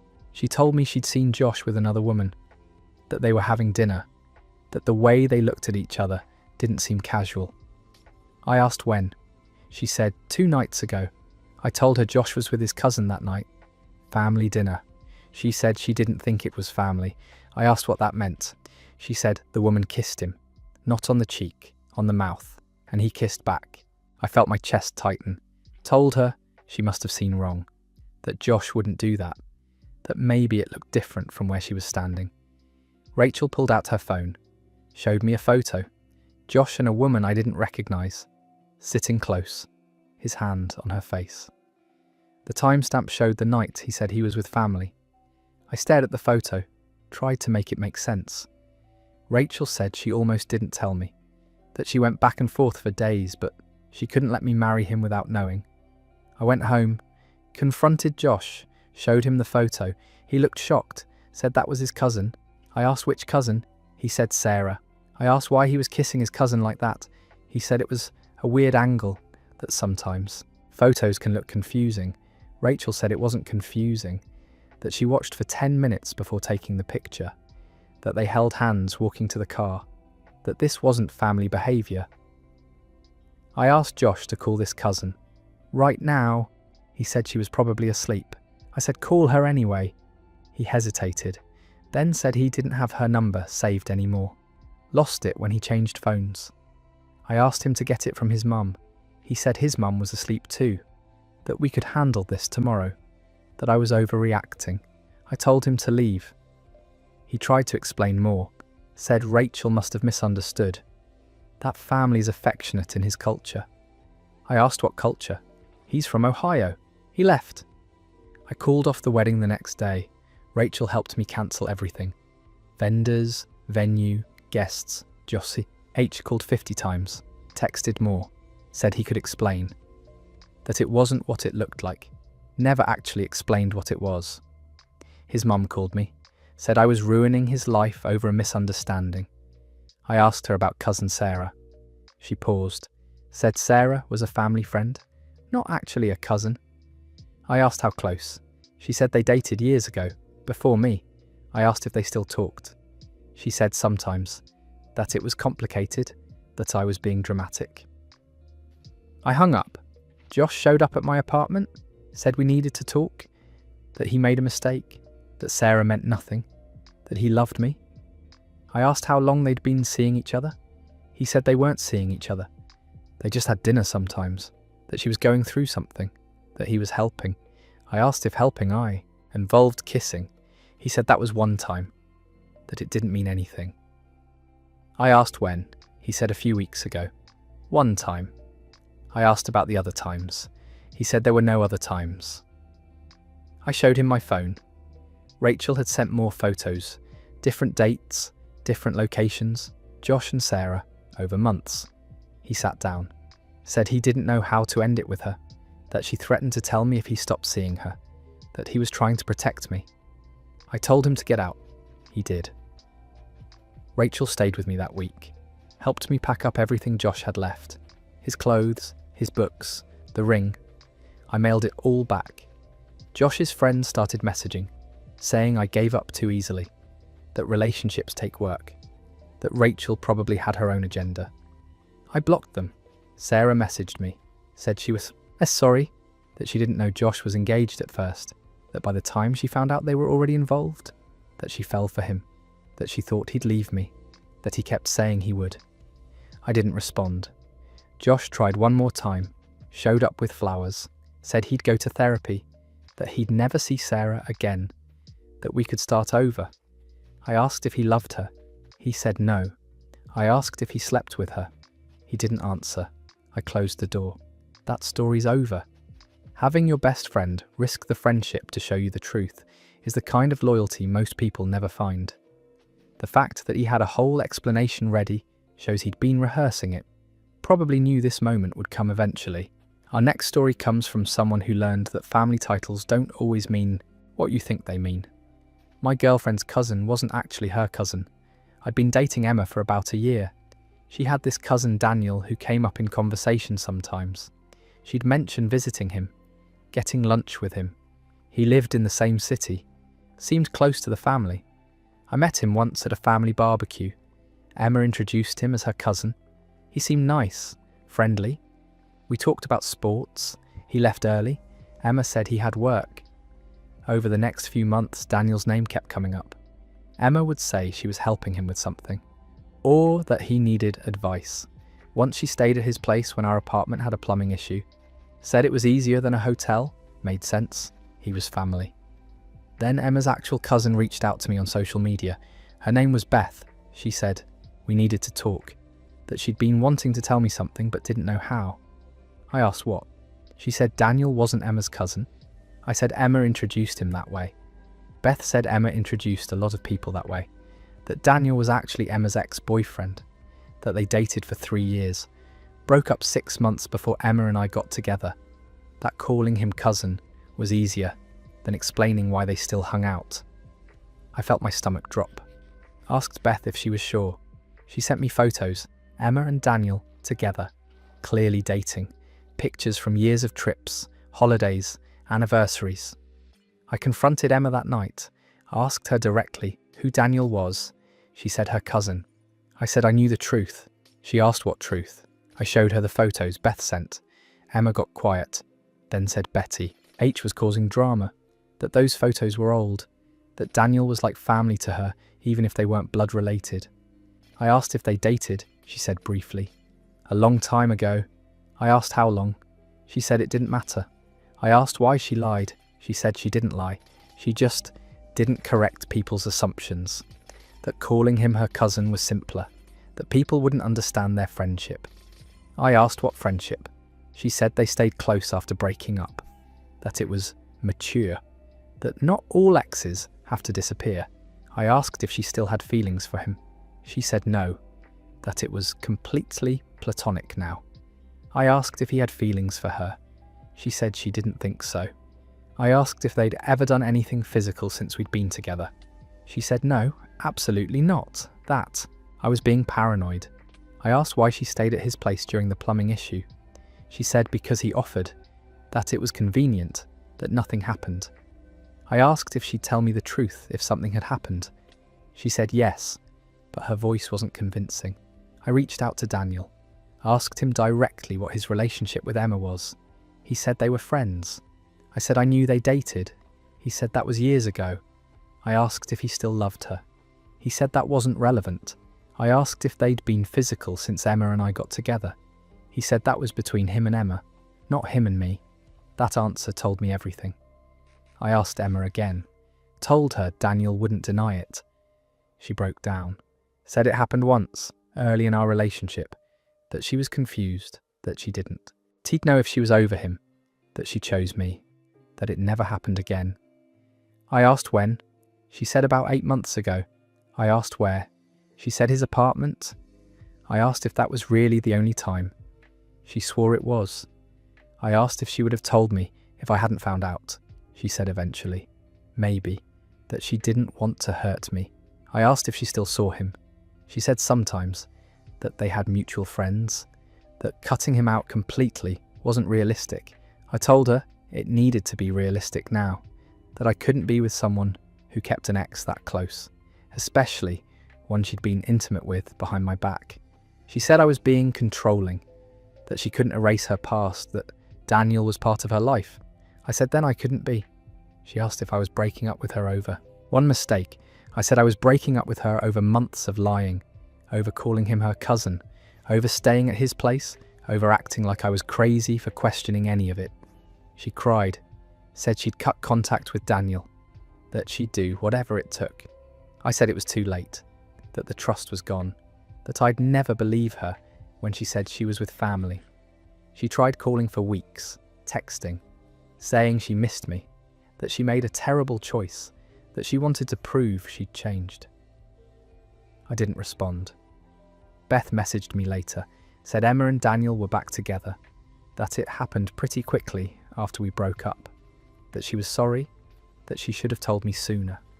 I thanked her, told her it wasn't her responsibility, that Emma made her choices, that I was better off now. Wing, that story's over. The cousin lie is such a specific kind of deception because it makes you feel crazy for even questioning it. When someone has to relabel their ex as family to justify the closeness, that's not friendship. That's unfinished business they're keeping warm. Now let's talk about someone whose partner's co-worker knew things that should have stayed private. My boyfriend's co-worker knew way too much about us. I'd been with Ryan for 2 years. He worked at a tech company downtown, talked about his co-workers sometimes. There was this woman, Mia, who he mentioned occasionally, said she was on his team, that they worked on projects together. Nothing seemed off. Then one night we were at a company happy hour. Mia came up to me, introduced herself, said she'd heard so much about me. Started talking about things Ryan had told her, our vacation plans, my job, normal stuff. But then she mentioned an argument Ryan and I had the week before, specific details, things I didn't think Ryan would share at work.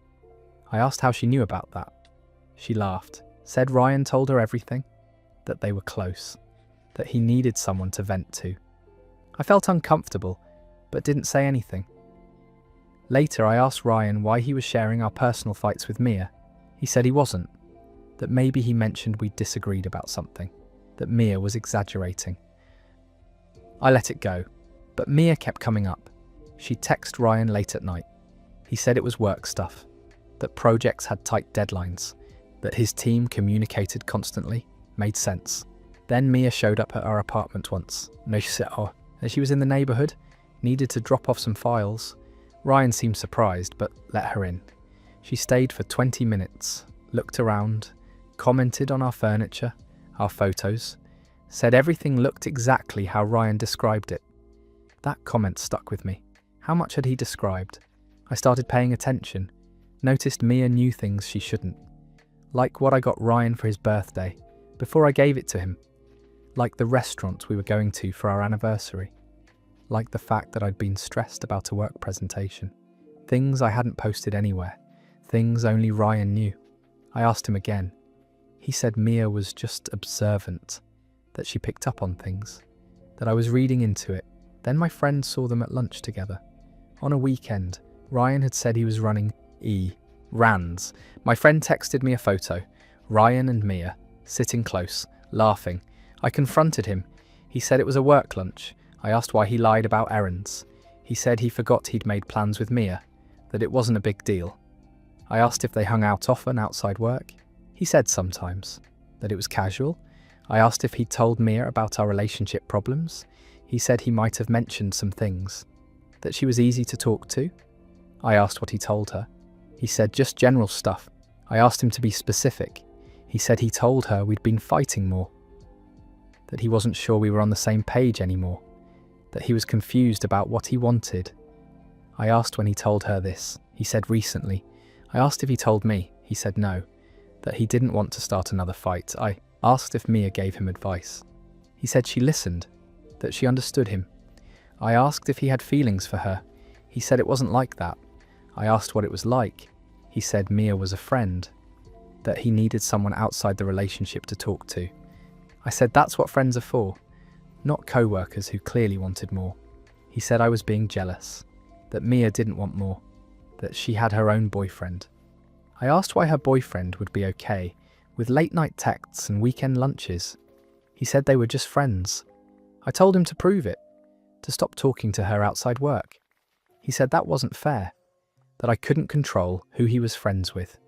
I said I wasn't controlling anything, that I was setting a boundary, that if he wanted to stay with me, he needed to respect it.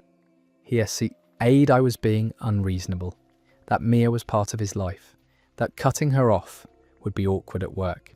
I said then he needed to choose, me or whatever this was with Mia. He said I was making him choose over nothing. I said it clearly wasn't nothing if he wouldn't stop.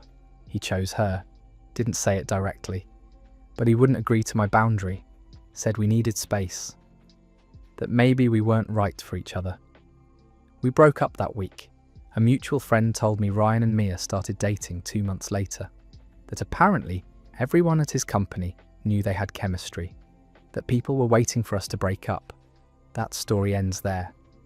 When someone's co-worker knows the details of your fights before you've even processed them yourself, they've already become the person your partner turns to. First, the fact that he chose keeping her close over keeping you should have been the answer all along. My girlfriend's gym friend wasn't just a friend. I should have known from the start. The way she talked about Marcus, how she'd mention his name in casual conversation, always finding reasons to bring him up. She said he was her spotter, that they worked out together sometimes, that he gave her advice on form and technique. I thought it was normal. People make friends at the gym. It didn't seem like a big deal. But then I noticed she started going to the gym more often.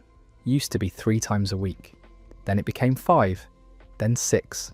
She'd stay longer too. What used to be an hour became 2 hours, sometimes 3.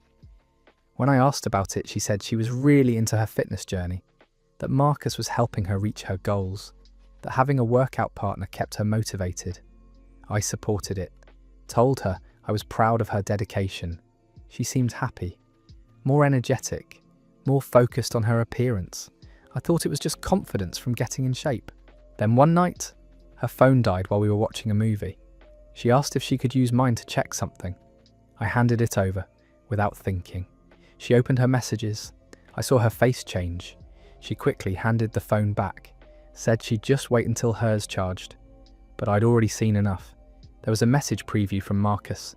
It said something about missing her, about wishing they had more time together. I didn't say anything right away.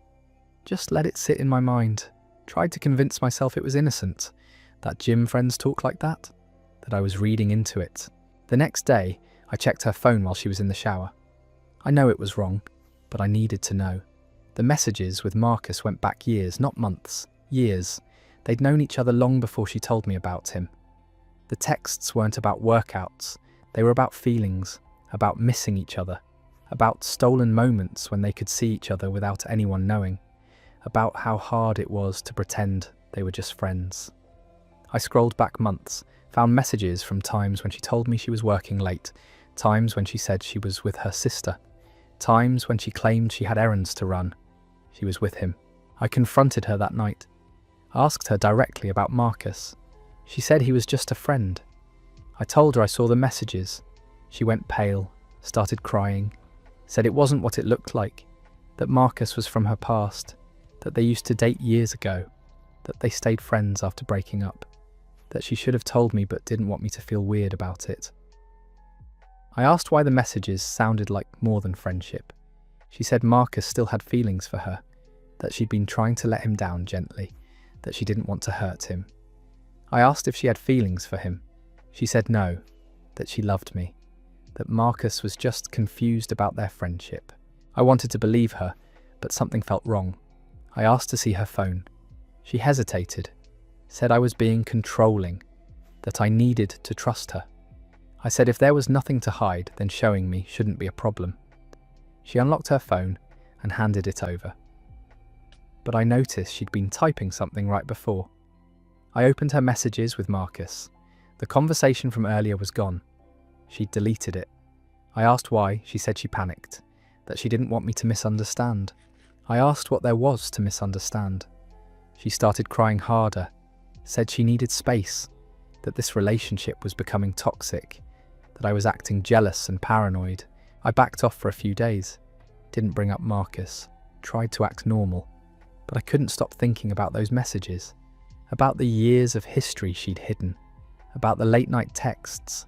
I started paying more attention, noticed she'd come home from the gym smelling like cologne sometimes, not her usual scent, something masculine.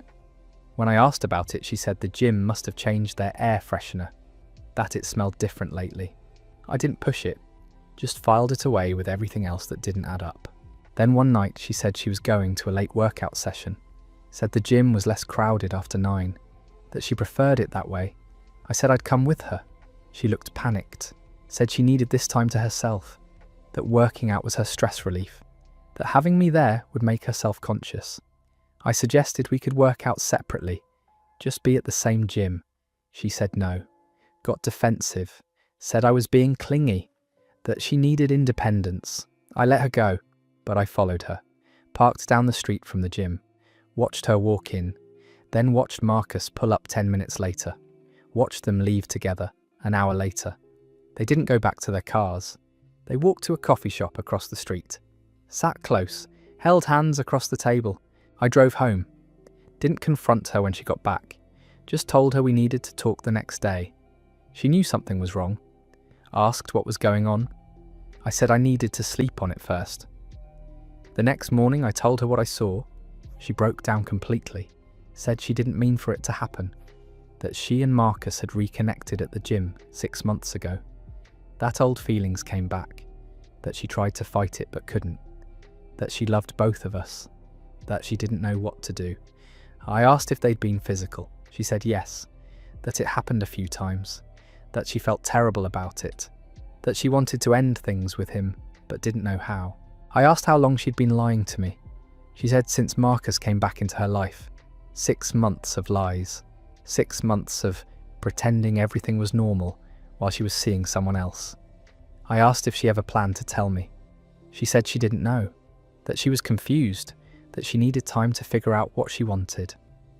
I told her I was done, that I wasn't going to be an option while she figured herself out, that she should have been honest from the start, that hiding a years-long history with someone she was spending hours with every week was betrayal enough, that actually sleeping with him while lying to me about it was something I couldn't forgive. She begged me to stay, said she'd cut off Marcus completely, that she chose me, that it was a mistake. I asked if it was a mistake every single time she lied about where she was, every time she deleted messages, every time she came home smelling like him, every time she made me feel crazy for noticing something was off. She didn't have an answer for that, just kept saying she was sorry, that she loved me, that she'd do anything to fix it. I packed a bag that day, told her I needed space, that I couldn't be in the same apartment while I processed everything. I stayed with a friend for a week. She texted constantly, saying she missed me, that she'd ended things with Marcus, that she was ready to work on us. I didn't respond, just let her messages pile up. Then Marcus texted me. Don't know how he got my number. He said he was sorry, that he never meant to come between us, that he'd stepped back, that she was all mine now, like she was property to be traded, like their affair was just some minor inconvenience. I blocked him, blocked her too, decided I was done with both of them. That story ends there. When someone hides years of history with a person they see regularly, that's intentional deception. The gym friend story falls apart the moment you realise they were never just friends. Some people keep their backup plan in plain sight and call it motivation. I found a second phone hidden in my boyfriend's car. We'd been together for 3 years, living together for 1. I thought everything was solid. We talked about marriage, about buying a house, about starting a family. He seemed committed, attentive, present. Then I borrowed his car to run errands. Mine was in the shop. He said take his, handed me the keys without hesitation. I thought nothing of it. I was looking for the registration in his glove box when I found it. A phone I'd never seen before. Small. Old model. Screen was cracked. It was plugged into a charger tucked behind some papers. The phone was on silent, but the screen lit up with notifications. I saw the name Lena. Multiple messages from Lena. I didn't open them right away, just stared at the phone, trying to figure out why my boyfriend would have a second phone hidden in his car. I sat there for 20 minutes, debating whether to look, knowing I should wait and ask him first, but also knowing that if there was an innocent explanation, he would have mentioned this phone before, would have had it in the house, wouldn't have hidden it behind registration papers in a glove box. I opened the messages, hundreds of texts between him and Lena, going back 2 years. 2 years of our 3-year relationship. Messages about meeting up, about missing each other, about how hard it was to keep their relationship secret, about loving each other, about planning a future together. I scrolled through months of conversations, found messages from nights when he said he was working late, found messages from weekends when he said he was visiting his brother, found messages from the week I was out of town visiting my family. He'd spent that entire week with Lena, told her he wished they didn't have to hide, that he wanted to be with her openly, that he was working on ending things with me, that he just needed to find the right time, that he didn't want to hurt me, but he loved her, that she was the one he wanted to build a life with. I drove home, left his car in the driveway, took the phone inside, put it on the kitchen counter, waited for him to get home from work. When he walked in, he saw the phone immediately. His face went white. He asked where I found it. I said his glove box. He asked if I looked through it. I said yes. He sat down, put his head in his hands. Didn't say anything for a long time. I asked who Lena was. He said someone he'd been seeing. I asked for how long. He said 2 years. I asked if he loved her. He said yes. I asked if he loved me. He said he thought he did, that he was confused, that he never meant for any of this to happen. I asked how they met. He said through work, that she was in a different department, that they started talking at company events, that it became more over time, that he tried to stop it but couldn't. I asked why he didn't just break up with me. He said he didn't want to hurt me, that he cared about me, that he thought maybe his feelings for Lena would fade, that he was trying to figure out what he wanted. I asked what he told Lena about me. He said she knew about me, that she was okay with it, that she understood he needed time, that she was willing to wait. I asked if he was planning to choose her. He said he didn't know, that he loved us both differently, that breaking up with either of us felt impossible. I told him he didn't get to keep both, that he needed to decide right now. He said he couldn't make that decision under pressure, that he needed time to think.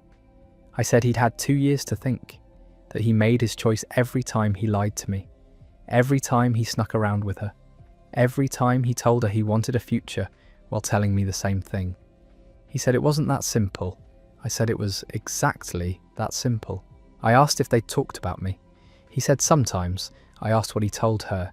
He said he told her we had problems, that we weren't compatible long term, that he was staying out of obligation.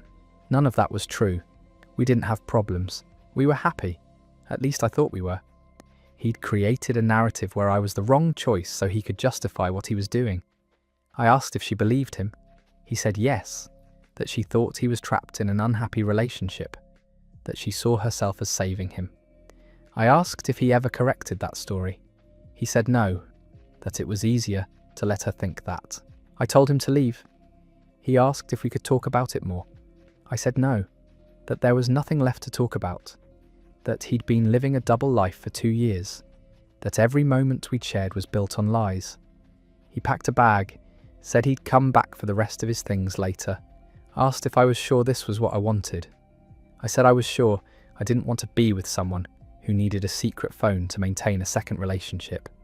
He left that night, texted me the next day saying he was sorry, that he never meant to hurt me, that he hoped I could forgive him someday. I didn't respond. That story is over. A hidden phone is never about privacy. It's about maintaining parallel lives where both people believe they're the only one. The fact that he couldn't choose, even when caught, shows he wanted to keep both options open indefinitely. Our next story comes from someone whose girlfriend's workout partner turned out to be more than just a spotter. My girlfriend's gym friend wasn't just a friend. I'd been dating Sarah for about a year and a half when I started noticing something off about her gym routine. She'd always been into fitness, which I appreciated. But about 6 months ago, she started mentioning this guy, Marcus, constantly. Marcus showed me a new deadlift technique. Marcus says I should increase my protein intake. Marcus thinks I'm ready to compete in a local bodybuilding competition. At first I thought it was cool that she had a knowledgeable gym partner helping her reach her goals. Marcus was apparently a personal trainer who worked at her gym and had offered to give her some informal coaching during their overlapping workout times. Sarah showed me pictures of her progress, and she looked amazing, more toned and confident than ever. I was proud of her dedication. But then the mentions of Marcus became more frequent and more detailed. She'd come home and spend 20 minutes telling me about conversations they'd had between sets, how Marcus had opened up about his divorce, how they'd grabbed protein shakes after their workout and talked about life goals, how Marcus had this incredibly inspiring story about overcoming addiction and rebuilding his life through fitness. I suggested meeting Marcus since he seemed to be such an important part of Sarah's life now. She said that would be weird, that the gym was her space and she didn't want to mix her relationship with her fitness journey, that I wouldn't understand the gym culture they had going. When I pressed her on why it would be weird for me to meet someone she spent hours with multiple times per week, she got defensive, said I was being insecure and that she was allowed to have friends. The late night texts started around that same time. Sarah's phone would buzz at 11 or midnight, and she'd smile at the screen before typing back quickly.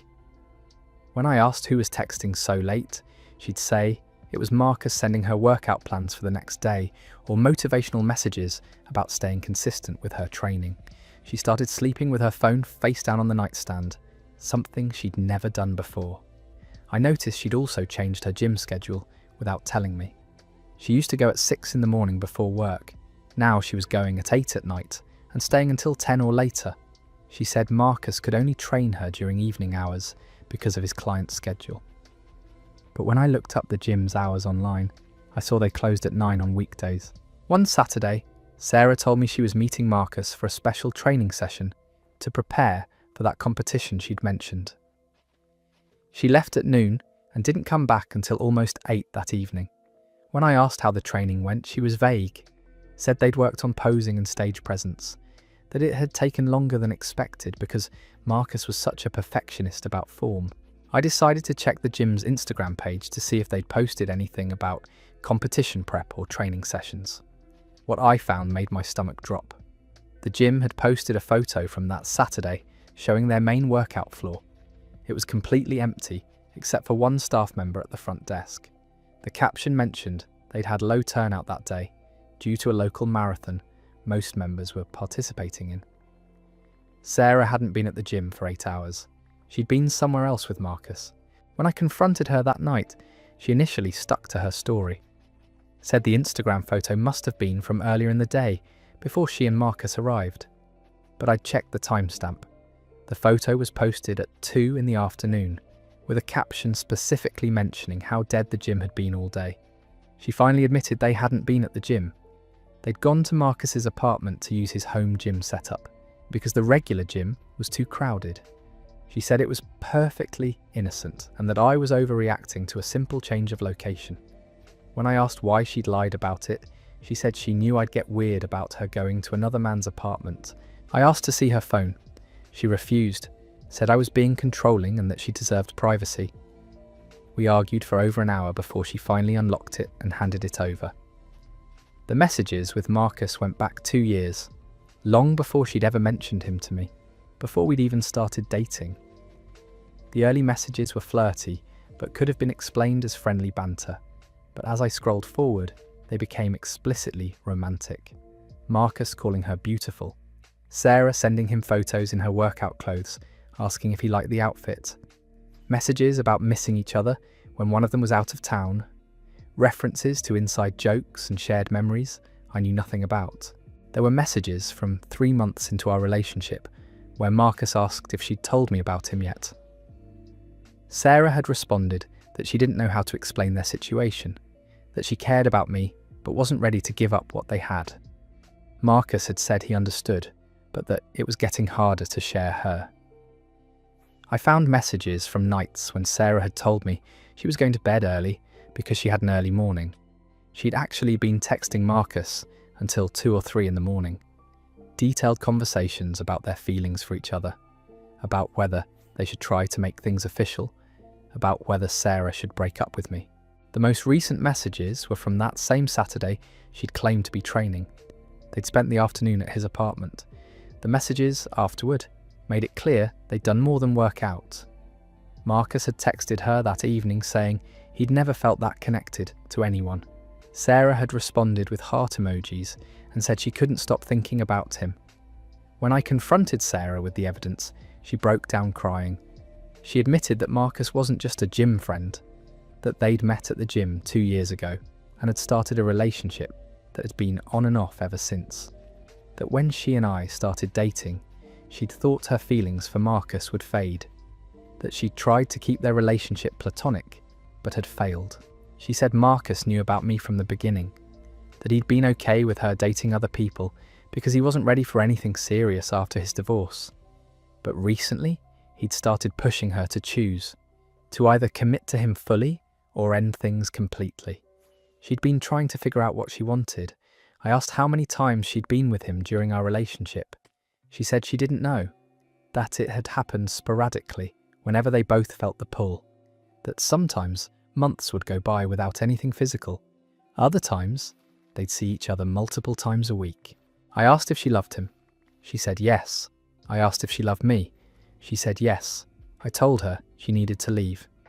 She begged me to let her explain more, to understand that she never meant to hurt anyone, that she'd been confused about her feelings, that she thought she could make it work with both of us somehow. I packed her things while she sat on the couch crying. She kept saying Marcus's name, saying she needed to talk to him, that she needed to figure out what this meant for them. Even in that moment when our relationship was ending, she was more concerned about him than about what she'd done to me. She left that night, texted me the next day asking if we could talk. I blocked her number. 2 weeks later, I saw on Instagram that she'd made her relationship with Marcus official. They were posting couple photos at the gym, the same gym where she'd claimed he was just a friend who helped her with her form. That story is over. When someone's gym friend knows intimate details about their life, gets late-night texts, and requires lies about whereabouts, they stopped being just a workout partner a long time ago. The 2-year timeline shows this wasn't a mistake or confusion. It was a calculated double life.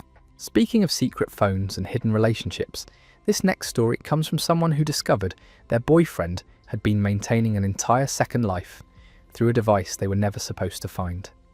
I found a second phone hidden in my boyfriend's car. I'd been dating Ryan for 3 years. We'd moved in together after the first year and had started talking seriously about getting engaged. He was thoughtful and attentive, always remembered important dates and made me feel like a priority in his life. I had no reason to suspect anything was wrong. Last month, I borrowed Ryan's car to run errands because mine was in the shop for routine maintenance. He'd left for a work trip that morning and wouldn't be back until the weekend. I was looking for the registration paperwork in his glove compartment when I found a phone I'd never seen before. It was an older iPhone model tucked behind the manual and some napkins. At first, I thought maybe it was an old phone he'd forgotten about. But when I pressed the power button, it turned on immediately, fully charged with a recent battery indicator. The lock screen showed several unread messages from a contact saved as just the letter L. I didn't have his passcode for this phone. Obviously, I knew the code for his regular phone. We'd shared those with each other early in our relationship for convenience. But this was different. This was a phone I wasn't supposed to know existed. I sat in the car for probably 20 minutes trying to decide what to do.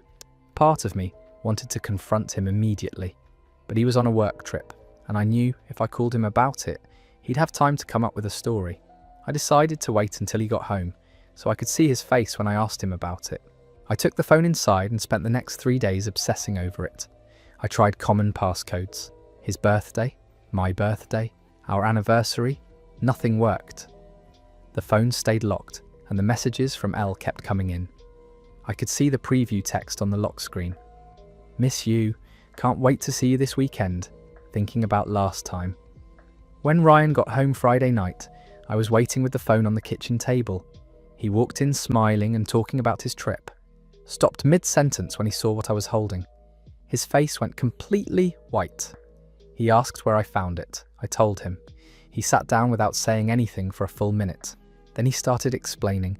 He said the phone belonged to a co-worker who'd asked him to hold on to it, that she was going through a divorce and didn't want her husband tracking her messages, that he'd agreed to keep it in his car as a favour, that he'd forgotten it was even there. I asked why a co-worker would trust him with something that sensitive, why she wouldn't just keep it with her, why the messages sounded romantic if it was just about avoiding a controlling spouse. He said I was reading into things, that the messages were probably from the woman's lawyer or therapist, that I was jumping to conclusions based on incomplete information. I asked him to unlock it. He said he couldn't, that he didn't know the passcode because it wasn't his phone. I asked him to call this co-worker right now and get the code so we could clear this up. He said it was late and he didn't want to bother her, that this was an invasion of her privacy, that I was being unreasonable. We argued for hours. He maintained that the phone wasn't his and that I was creating drama over nothing. I said if that was true, he should have no problem proving it. He refused, said I either trusted him or I didn't. That asking him to violate a co-worker's privacy to satisfy my paranoia was crossing a line. The next morning I did something I'm not proud of. I went through Ryan's laptop while he was in the shower. I found backup files from the mysterious phone synced to his iCloud account. Messages going back 2 years with someone named Lena. Thousands of messages, photos, videos, an entire relationship I knew nothing about. The messages showed they'd met at a conference 3 years ago. Right around the time Ryan and I had started dating, they'd exchanged numbers and started talking. The conversations quickly became flirty. Within a month, they were making plans to see each other. Lena lived in another state, but travelled frequently for work. The messages showed they'd been meeting up whenever her schedule brought her to our city or when Ryan's work trips took him to hers. They'd spent weekends together, celebrated holidays, made plans for a future that included both of them leaving their current partners. There were messages about me. Ryan had told Lena I was temporary, that he was planning to end things but hadn't found the right time, that he cared about me but knew long-term we weren't compatible. None of that was true, or at least I'd never sensed any of those feelings from him.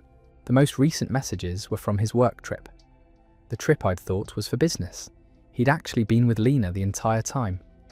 They'd spent 4 days together at a resort 2 hours from where his conference was supposedly happening. The photos showed them hiking, having romantic dinners, lying on a beach together. When Ryan got out of the shower, I had his laptop open to the messages.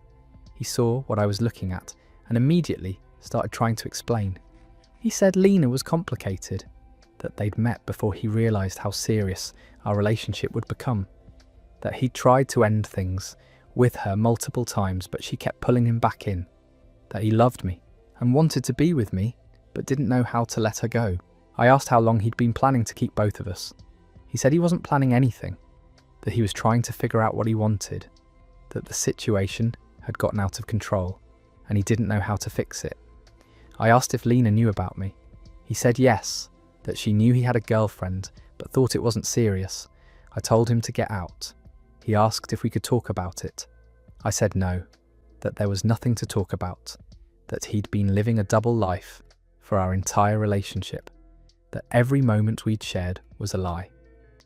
He packed a bag and left, sent me a text later that day saying he was sorry, that he never meant for things to go this far, that he hoped someday I could understand. I never responded, changed the locks the next week, blocked him on everything. 3 months later, I heard through mutual friends that he and Lena had broken up, that she'd found out he'd been lying to her too, that there had been other women besides me, that the phone I'd found was just one of several he'd been using to keep his different lives separate. That story wraps up there. A hidden phone is never about privacy. It's about maintaining parallel lives where everyone believes they're the only one. The fact that there were multiple phones for multiple women shows this wasn't confusion about feelings. It was systematic deception on a scale most people can't even imagine. Let's move on to something that shows just how tangled these situations can get when people assume someone is just a friend. My girlfriend's gym friend wasn't just a friend. I started dating Emma about a year ago. We met through mutual friends at a party, and things moved pretty naturally from there. She was funny, ambitious, worked in marketing, and spent a lot of time at the gym. She'd been into fitness for years, and had this whole routine she followed religiously. Early morning workouts before work, evening sessions on days when she had meetings, weekend classes when her schedule allowed it. About 3 months into our relationship, she started mentioning Marcus, her spotter at the gym, the guy who helped her with heavy lifts and made sure her form was correct. She'd bring him up casually during dinner conversations or when she was telling me about her workout. Marcus said this exercise would be better for my goals. Marcus suggested I try a different protein powder. Marcus thinks I should focus more on compound movements. I didn't think much of it at first. Gym people have gym friends. That's normal. They bond over fitness stuff that I frankly didn't understand or care about. Emma would sometimes show me videos Marcus had sent of proper lifting techniques or articles about training programs. It all seemed educational and professional.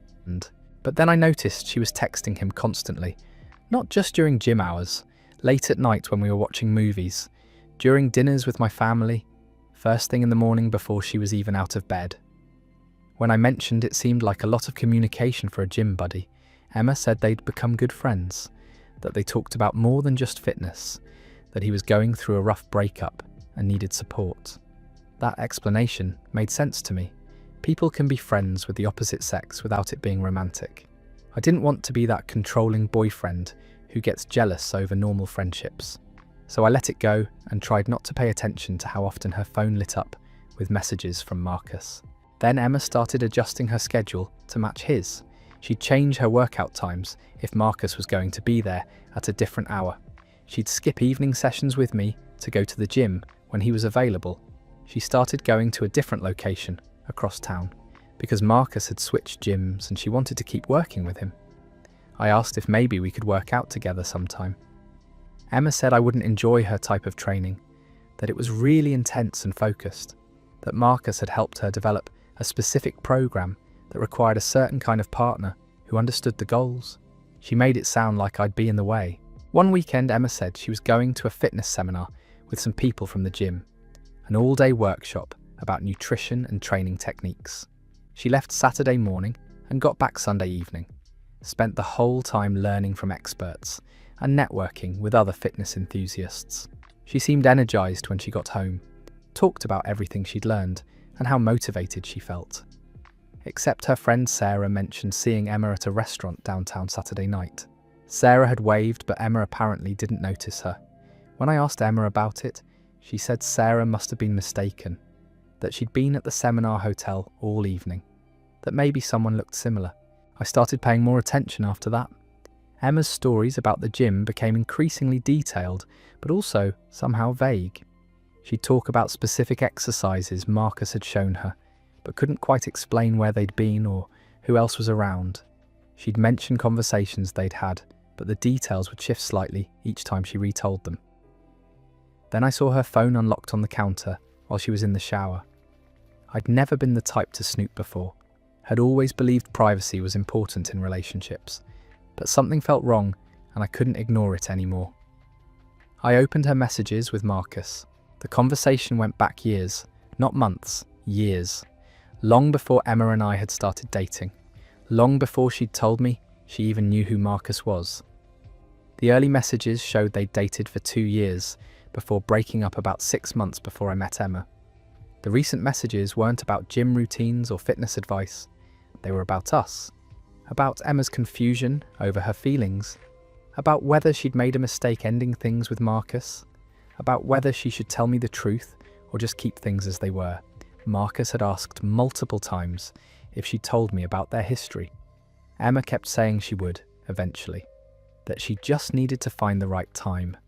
That she didn't want to complicate things when everything with me was going so well. There were messages from the weekend of the supposed seminar. They'd gone to the coast together, stayed at a hotel, spent 2 days talking about whether they should try again. The messages after that weekend showed Emma telling Marcus she needed space to think, that she cared about him but wasn't sure what she wanted, that being with me was easier, but being with him felt more real. When Emma got out of the shower, I asked her directly about Marcus, about their actual history, about what was really going on. She tried to downplay it at first, said they'd dated briefly years ago but it hadn't worked out, that they'd stayed friends because they had so much in common, that she hadn't mentioned it because she didn't think it mattered. I showed her the messages I'd read. She got quiet, said she should have told me from the beginning, that she'd been confused about her feelings but had chosen me, that the weekend at the coast had helped her realise she wanted to be with me, not him. I asked why she'd needed to go away with her ex-boyfriend to figure that out. She said it was complicated, that she and Marcus had unresolved issues that needed closure, that she'd planned to tell me everything afterward, but then things with us had been so good she didn't want to ruin it. The thing that bothered me most wasn't even the lies or the weekend away. It was realising every story she'd told me about Marcus had been carefully edited. Every casual mention of her gym friend had been a sanitised version of what was really happening. She'd been managing my perception of their relationship for months, while maintaining something with him that she knew I wouldn't be okay with. I asked if she'd been physically involved with Marcus during our relationship. She said no, that nothing physical had happened since we'd started dating, that the weekend at the coast had been about talking and figuring things out. I asked if I should believe that given everything else she'd lied about. She didn't have an answer. That story ends there. Someone who feels the need to hide years of romantic history and pretend their ex is just a casual friend isn't someone who's ready to be honest in a relationship. The gym buddy story was just easier to tell than the truth about still being emotionally entangled with someone from her past. Now we've got another phone situation, but this one showed just how elaborate some people's deceptions can get. I found a second phone hidden in my boyfriend's car. I'd been with Ryan for about 2 years, living together for 6 months. He worked in sales and travelled occasionally for conferences or client meetings. Normal job stuff that required him to be responsive and available. He always had his phone on him, would answer texts immediately, took calls even during dinner sometimes. One afternoon I borrowed his car because mine was getting serviced. I was reaching under the passenger seat for a water bottle that had rolled back there when my hand hit something plastic. I pulled it out and found a phone I'd never seen before. Not Ryan's usual iPhone with the cracked screen protector. This was a different model, older, in a plain black case. I tried to turn it on, but it was dead. I plugged it into the car charger and waited. The phone powered up and went straight to the lock screen. No password required, just a swipe to open. The messages were all from someone named Lena, hundreds of them going back over a year. The most recent was from 2 days ago. I started reading and immediately felt sick. Lena wasn't a co-worker or a friend. The messages made it clear they'd been together for almost as long as Ryan and I had been together. She lived in another state but travelled frequently for work. The messages showed they'd been meeting up whenever her schedule brought her to our city or when Ryan's work trips took him to hers. They'd spent weekends together, celebrated holidays, made plans for a future that included both of them leaving their current partners. There were messages about me. Ryan had told Lena I was temporary, that he was planning to end things but hadn't found the right time, that he cared about me but knew long-term we weren't compatible. None of that was true, or at least I'd never sensed any of those feelings from him. The most recent messages were from his work trip, the trip I'd thought was for business. He'd actually been with Lena the entire time. They'd spent 4 days together at a resort 2 hours from where his conference was supposedly happening. The photos showed them hiking, having romantic dinners, lying on a beach together. When Ryan got home that evening, I had the phone sitting on our kitchen counter. He walked in and saw it immediately. His face went completely white.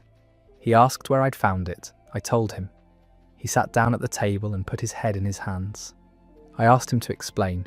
He said he'd met Lena at a work conference 3 years ago, before we'd started dating. They'd kept in touch and eventually started something when they'd cross paths for work events. By the time things between us got serious, he was already involved with her and didn't know how to end it. He said he loved us both, that we offered him different things, that he'd been trying to figure out what to do but kept putting off the decision because he didn't want to hurt anyone. I asked if Lena knew about me. He said yes, that she knew he had a girlfriend but didn't know we lived together or how serious things were. I asked what he'd told her about our future. He said he'd told her what she wanted to hear, same as he'd been doing with me. I asked how many phones he had. He said 2. This one for Lena and his regular phone for everything else. I asked if there were other women. He said no, just Lena, just this one situation that had gotten out of control. I told him to leave. He asked if we could talk about it. I said there was nothing to talk about, that he'd been living a double life for years, that every moment we'd shared had been a lie because he was sharing those same moments with someone else. He packed some things and left, texted me the next day saying he was sorry, that he never meant for it to go this far, that he'd been weak and selfish, that he hoped I could forgive him someday. I never responded. Changed the locks that week, blocked him everywhere. 2 months later I heard through a mutual friend that he and Lena had broken up too, that she'd found out he'd been lying to her about the timeline of our relationship, that he'd told her we'd broken up months before we actually did, that when she confronted him with proof we'd still been together, he'd tried to lie his way out of it and she'd ended things. That story wraps up there. Finding a secret phone is discovering that the person you thought you knew has been performing a completely different version of themselves depending on which device they're holding. The separate phone wasn't about privacy. It was about maintaining 2 entirely different realities where both women believed they were the priority. Our next story involves someone who tried to give a warning that got ignored until it was almost too late. My best friend tried to warn me about my fiancé. She didn't believe me at first. I showed her the messages and she said I must have misunderstood the context, that Josh was probably just being friendly with some girl at work, that I was overreacting because I'd been cheated on before. Rachel wasn't the type to cause drama. We'd been friends since middle school and she'd always been the rational one, the one who thought things through before speaking. So when she asked to meet me for coffee 2 weeks before my wedding and said she had something important to tell me, I knew it was serious. She looked uncomfortable when I sat down, kept stirring her coffee even though she'd already added sugar. Finally, she said she'd seen Josh with another woman, that they were at a restaurant downtown, that she'd watched them for 20 minutes before the tie. Ding, she needed to tell me. I asked what they were doing. Rachel said they were sitting close, holding hands across the table, that at one point Josh had leaned over and kissed her. Not a friendly kiss, a real kiss. I felt like I'd been punched. Rachel said she'd taken photos because she knew I might not believe her. She showed me her phone. There was Josh in the restaurant booth, with a blonde woman I'd never seen before, their hands intertwined on the table, another photo of them kissing. I asked when this happened. Rachel said 3 nights ago, Thursday evening. I remembered Thursday. Josh had said he was working late on a presentation, that he'd probably grab dinner near the office and be home around 10. I'd spent the evening addressing wedding invitations by myself. When I confronted Josh that night, he denied everything at first, said Rachel must have seen someone who looked like him, that she was probably jealous of our relationship and trying to sabotage the wedding. But when I showed him the photos, he couldn't keep lying. He admitted he'd been seeing this woman. Her name was Vanessa. They'd met at his gym 6 months earlier. He said it wasn't serious, that he'd been having cold feet about the wedding and Vanessa was just a distraction, that he loved me and wanted to marry me, that this thing with Vanessa was already over. I asked if it was over. He hesitated, said he'd told Vanessa earlier that day that he couldn't see her anymore, that the wedding was in 2 weeks, and he needed to focus on our future. I called off the wedding. Josh begged me to reconsider, said he'd made a mistake but that we could work through it, that cancelling everything would be an overreaction, that everyone makes mistakes when they're stressed about major life changes. I told him to leave. He moved out that weekend. My family was supportive, but I could tell some of them thought I was being hasty, that cold feet was normal, that maybe we could postpone instead of cancel completely. Rachel was the only one who understood why I couldn't marry someone who'd been cheating on me weeks before our wedding. 2 months later, I found out through mutual friends that Josh and Vanessa were officially together, that apparently their relationship had been going on longer than 6 months, that multiple people had seen them together over the past year, but nobody had wanted to tell me, that Josh H had actually introduced Vanessa to some of his friends as his girlfriend. While we were engaged, while we were planning our wedding, I called Rachel to thank her for being brave enough to tell me the truth when nobody else would, for taking those photos even though it was awkward, for giving me the information I needed to make the right decision about my future. She said that's what real friends do, that she'd rather have me angry at her for ruining my wedding than watch me marry someone who'd been lying to me. That story comes to an end there. Sometimes the friend who delivers the worst news is actually showing you the most love.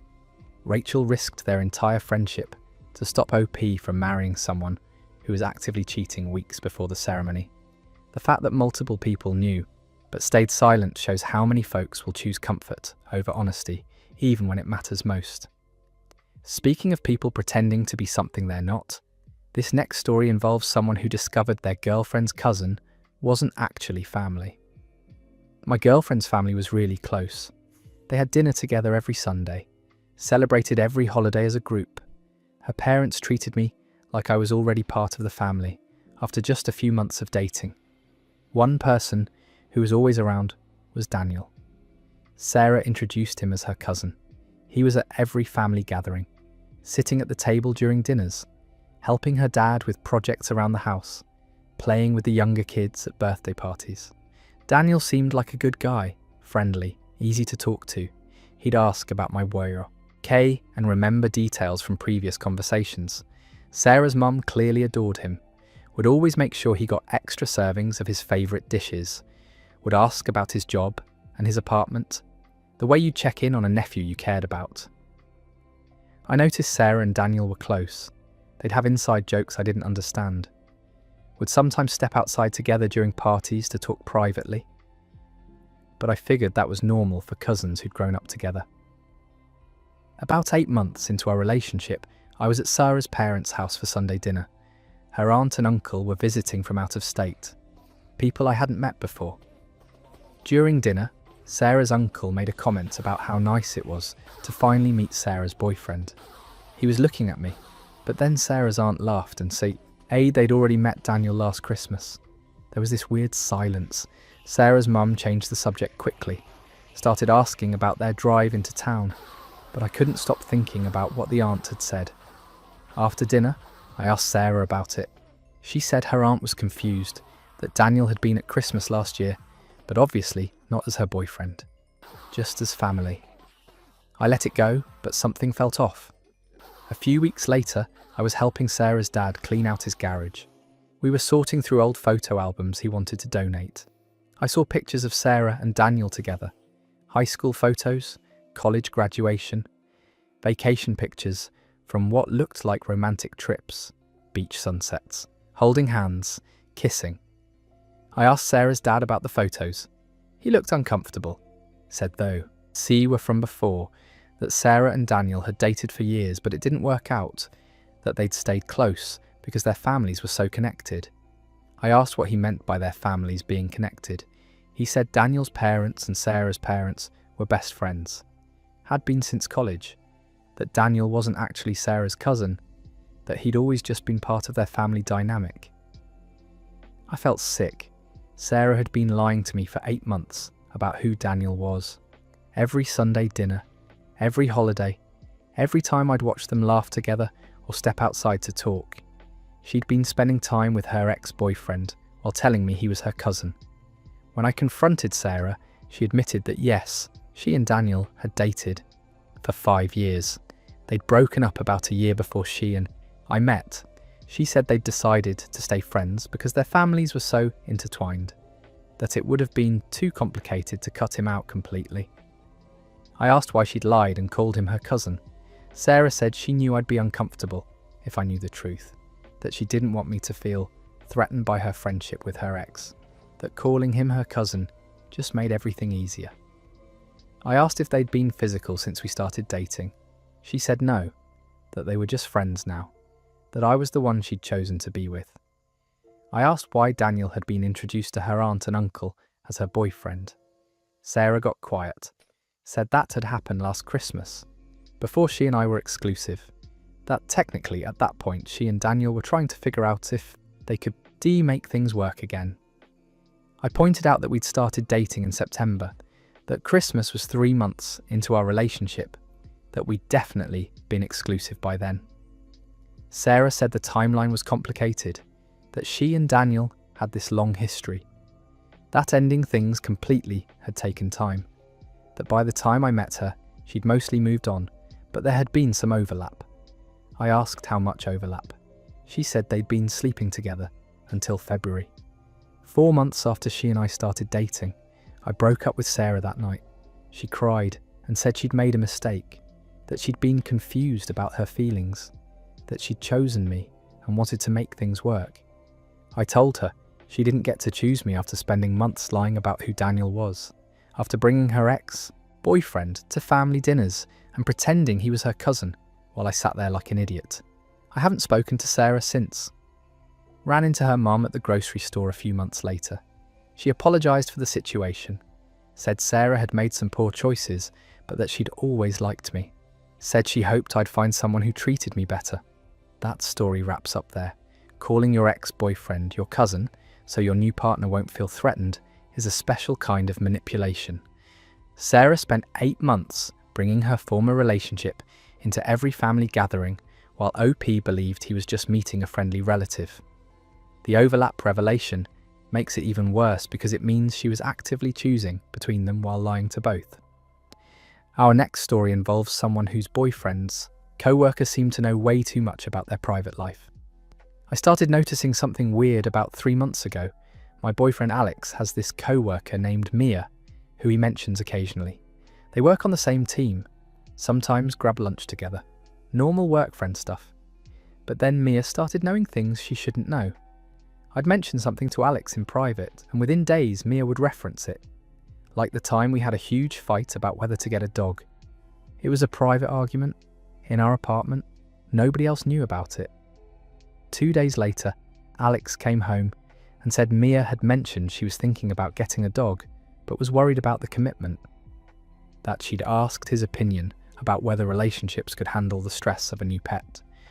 Another time, I told Alex I was frustrated with my job, that my boss had passed me over for a promotion I deserved, that I was considering looking for work elsewhere. It was a vulnerable conversation. I'd been upset, and Alex had been supportive. 3 days later, he mentioned that Mia had brought up job searching, that she'd asked him how someone knows when it's time to leave a position, that she'd specifically mentioned situations where you get passed over for promotions you deserve. The pattern kept happening. Private details from our relationship would somehow make their way into Mia's conversations with Alex. Our vacation plans, my sister's wedding drama, even the fact that I'd been thinking about going back to school. Every time I'd mention something to Alex, Mia would bring up the exact same topic days later. I asked Alex about it. He said it was just coincidence, that Mia was going through similar life stuff and probably related to the same issues we were dealing with. That work friends often end up discussing personal topics. But it felt like more than coincidence. The details were too specific. I started testing it. I'd tell Alex something personal and wait to see if Mia would somehow know about it. Every single time she did. I told Alex I was thinking about cutting my hair short. Within a week he mentioned Mia was considering a dramatic haircut. I told Alex I was worried about my dad's health. Days later, Mia apparently opened up about her own father's medical issues. I told Alex I'd been having nightmares about our relationship ending. Mia started talking about relationship anxiety. Finally, I asked Alex directly if he'd been sharing details about our private conversations with Mia.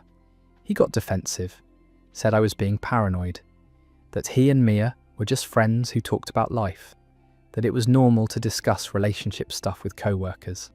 I asked him to show me their messages.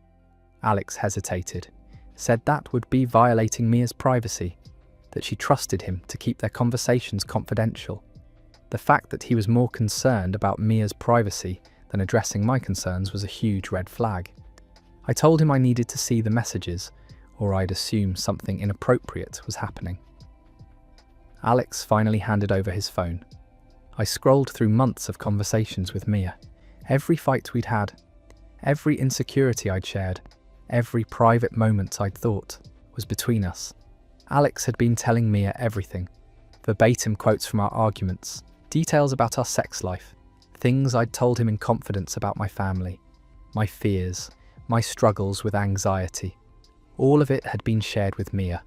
When I asked why, Alex said Mia gave good advice, that he needed someone to talk to about relationship stuff, that having an outside perspective helped him be a better boyfriend. I pointed out that he'd been sharing intimate details about me without my consent, that these weren't just his stories to tell, that I'd trusted him with vulnerable information and he'd been discussing it with someone I barely knew.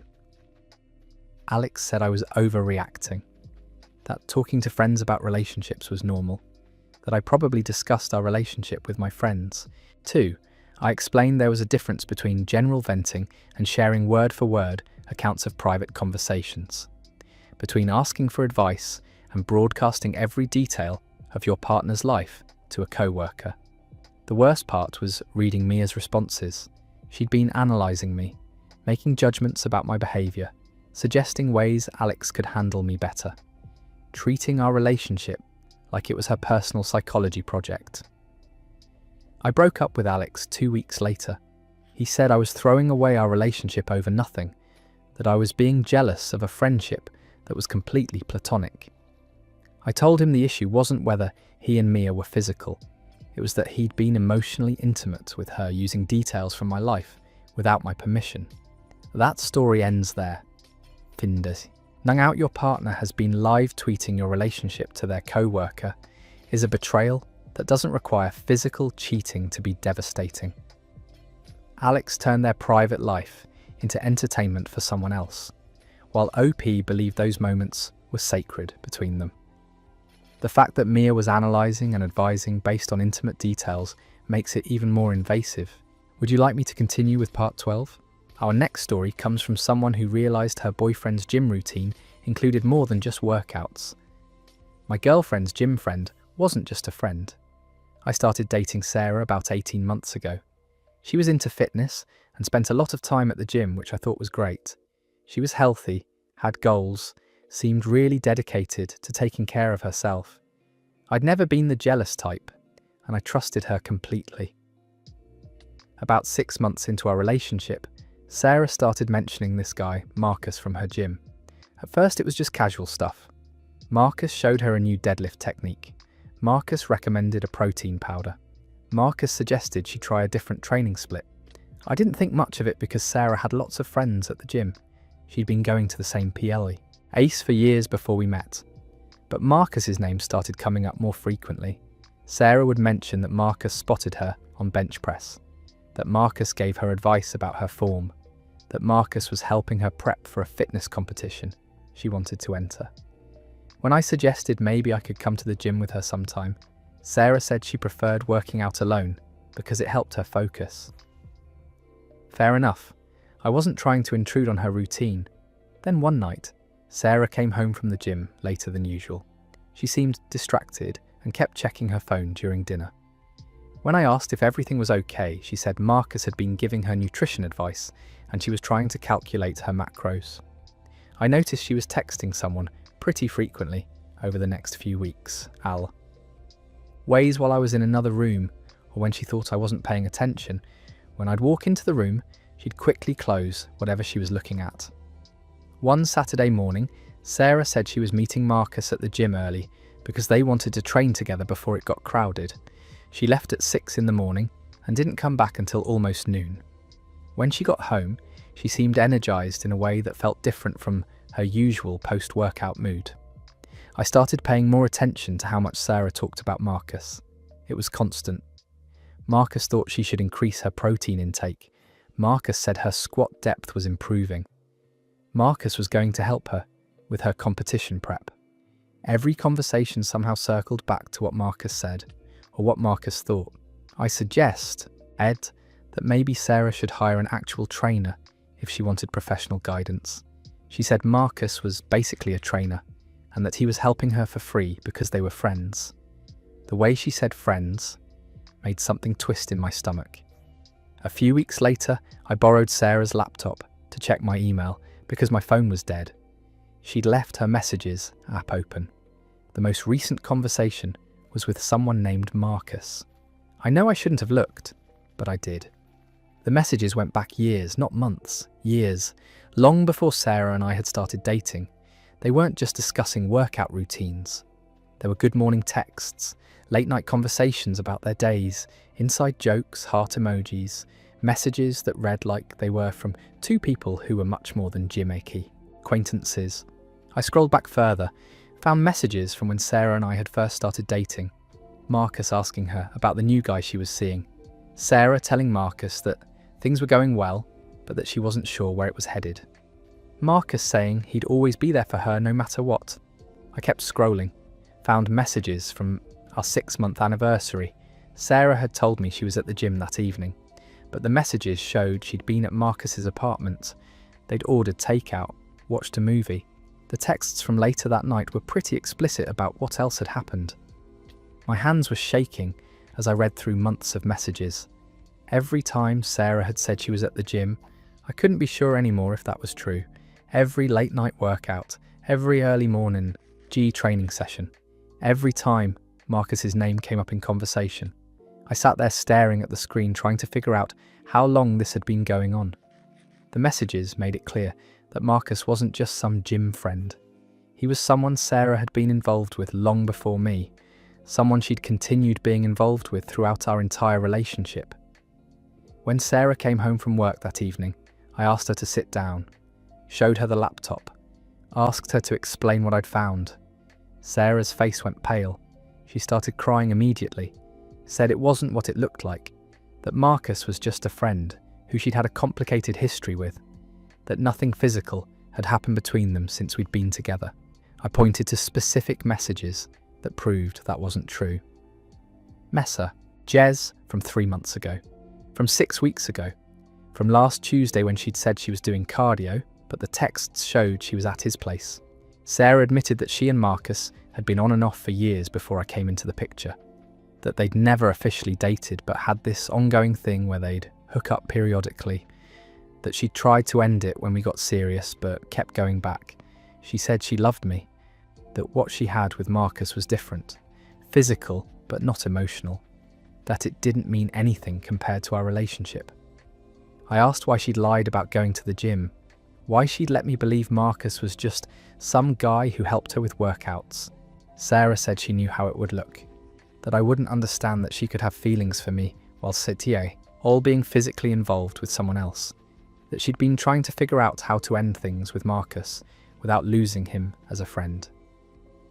I told Sarah that wasn't how relationships worked, that she couldn't have it both ways, that pretending Marcus was just a gym friend while sleeping with him behind my back was cheating. She got defensive, said I was being dramatic, that lots of people have complicated relationships with exes or former partners, that she'd never lied about Marcus's existence, just about the nature of their connection. I packed a bag that night and stayed with my brother, spent the next week trying to process everything I'd learned. Sarah sent dozens of messages, calling, texting, saying we needed to talk, that she'd ended things with Marcus, that she chose me. That we could work through this if I'd just give her another chance. I met with her one more time to get closure, asked how long she'd been planning to keep lying, Sarah said she hadn't been planning to lie forever, that she'd been trying to figure out the right time to come clean, that she knew it was wrong but didn't know how to stop. I asked if there were others besides Marcus. She swore there weren't. That Marcus was the only person she'd been involved with during our relationship. I wanted to believe her, but I couldn't trust anything she said anymore. The worst part was realizing how many times Sarah had looked me in the eye and lied. Every morning she left early for the gym. Every evening she came home late. Every time she mentioned Marcus casually, like he was just some helpful acquaintance. She'd been living a double life and making it seem completely normal. That story ends there. Turning your affair partner into your gym buddy and then casually name-dropping him during dinner is a special kind of manipulation. Sarah spent 18 months lying so smoothly that OP never questioned the constant Marcus updates. The fact that she tried to frame it as a complicated friendship rather than straight-up cheating shows how far some people will go to avoid accountability. Moving on to someone who discovered their partner's secret device. I found a second phone hidden in my boyfriend's car. I'd been dating Tom for about 2 years. We didn't live together, but spent most nights at each other's places. Had keys to each other's apartments, used each other's cars occasionally. Pretty, standard, serious relationship stuff.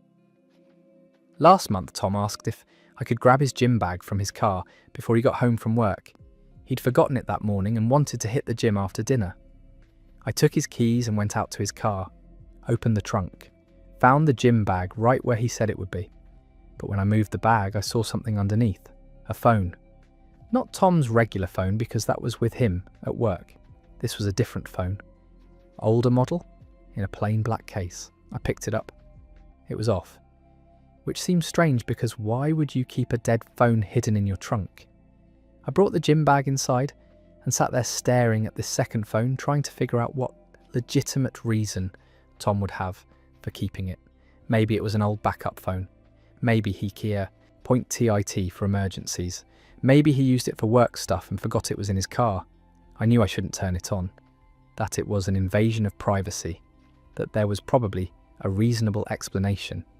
But something felt wrong about finding a hidden phone. I pressed the power button. The phone turned on. It wasn't dead, just on silent.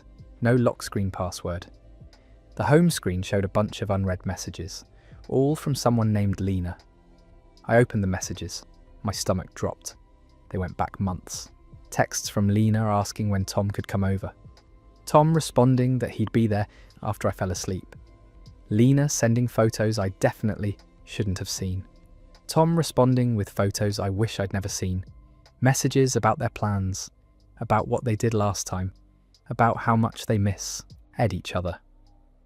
I scrolled through months of conversations, found messages from nights Tom had said he was working late, from weekends he'd said he was helping his brother move, from the week he'd told me he was on a business trip, but apparently was actually with Lena. There were hundreds of messages, thousands. This wasn't a recent thing. This had been going on for most of our relationship. I sat on the couch holding this phone, feeling like my entire life had been a lie.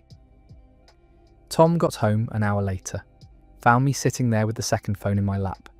His face went completely white. He tried to play dumb at first, asked where I'd found that, said it was an old phone he'd forgotten about.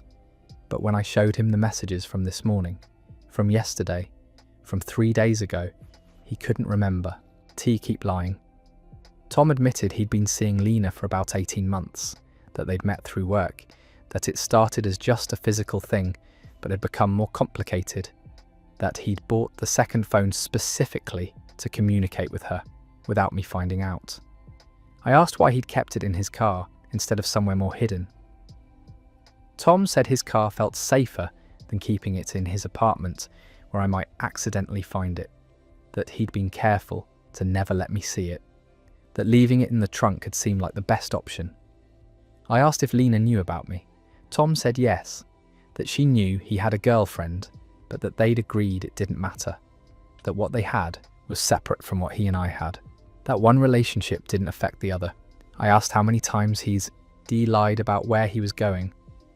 Tom said he didn't know, that he'd lost count, that it had become so routine to make up excuses that he didn't even think about it anymore. I asked if he'd been planning to ever tell me. Tom said he didn't know, that he'd been trying to figure out what to do, that he cared about me, but also had feelings for Lena, that he'd been hoping he could figure out a way to have both relationships without hurting anyone. I told Tom to get out. He tried to argue, said we should talk about this, that we could work through it, that throwing away 3 years over one mistake would be crazy. I reminded him this wasn't one mistake. This was 18 months of deliberate lying, hundreds of conscious decisions to betray me. Tom finally left, took the second phone with him. I sat in that apartment alone trying to process what had just happened, trying to figure out how I'd missed something so obvious for so long. That story ends there. Finding a burner phone in someone's car is like discovering a whole parallel universe they've been maintaining behind your back. 18 months of systematic deception isn't a mistake or a moment of weakness. It's a sustained double life that required constant effort to maintain. A fact that he tried to frame having 2 relationships as somehow compatible shows how far gone his sense of reality had become. Our next story comes from someone whose best friend finally broke the silence that had been eating at her for weeks. My best friend tried to warn me about my fiancée. Rachel and I have been close since college. We tell each other everything, or at least I thought we did. I got engaged to Josh about 6 months ago. The proposal was perfect. My family loved him. Rachel seemed happy for us at first. She helped me look at venues, gave opinions on dress styles, was involved in all the early wedding planning. Then about 2 months before the wedding, Rachel started acting weird. She'd get quiet when I talked about Josh, would change the subject when I brought up wedding details, started declining invitations to things if Josh was going to be there. I asked her multiple times if something was wrong. Rachel always said no, that she was just stressed about work, that she was happy for me, that everything was fine. But I could tell something was off. A week before the wedding, Rachel called me late at night, said she needed to talk to me in person, that it was important, that it couldn't wait.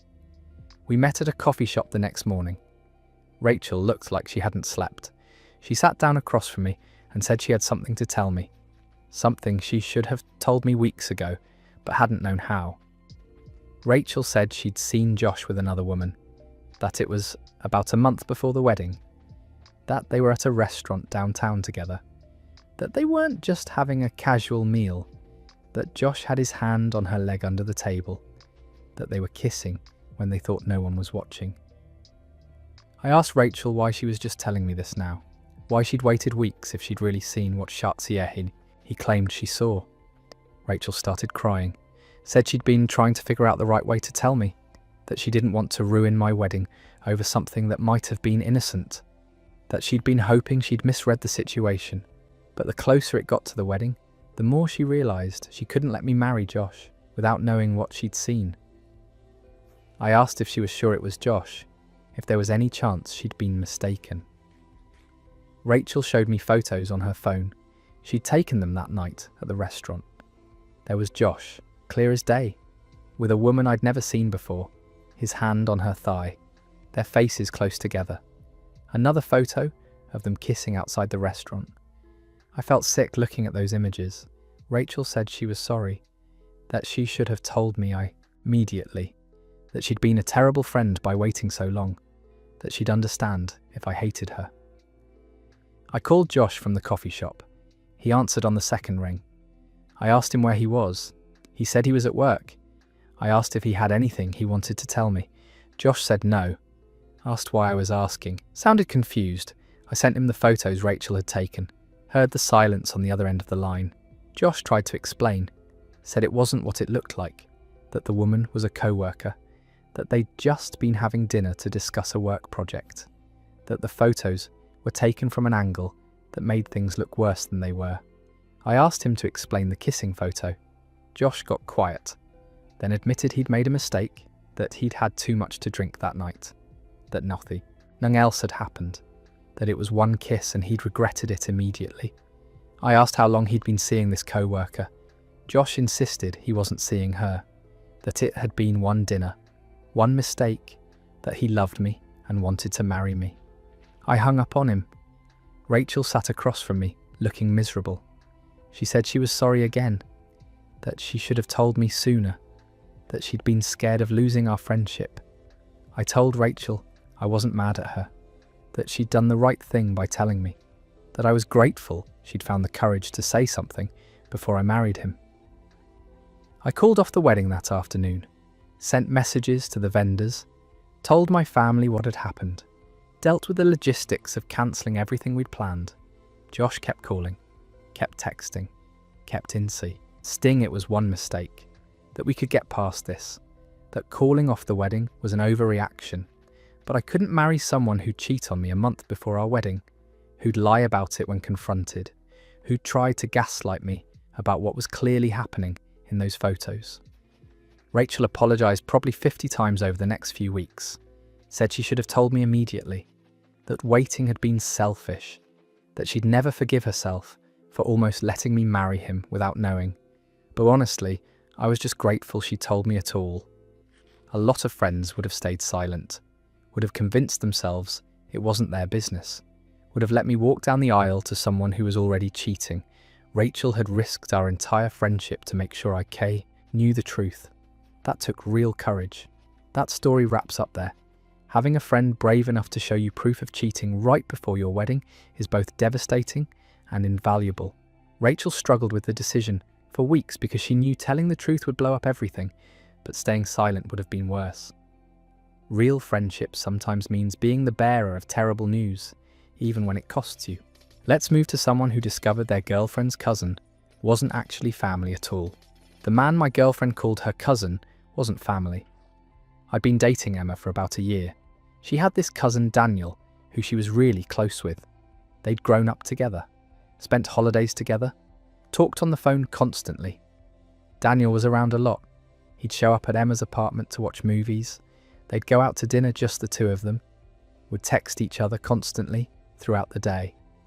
I thought it was nice that Emma was so close with her family. My own cousins and I barely spoke, so seeing her maintain such a strong relationship with Daniel seemed sweet. A little unusual maybe, but sweet. Emma's birthday was in March. Her family threw a big party at her parents' house. All her relatives were there. Aunts, uncles, cousins, grandparents. Daniel was there too, acting like he always did around Emma. Comfortable, familiar, like they'd known each other forever.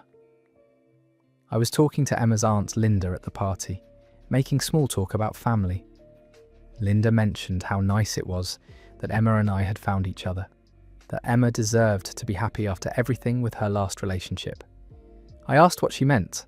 Linda looked confused, said she was talking about Daniel, about their breakup last year.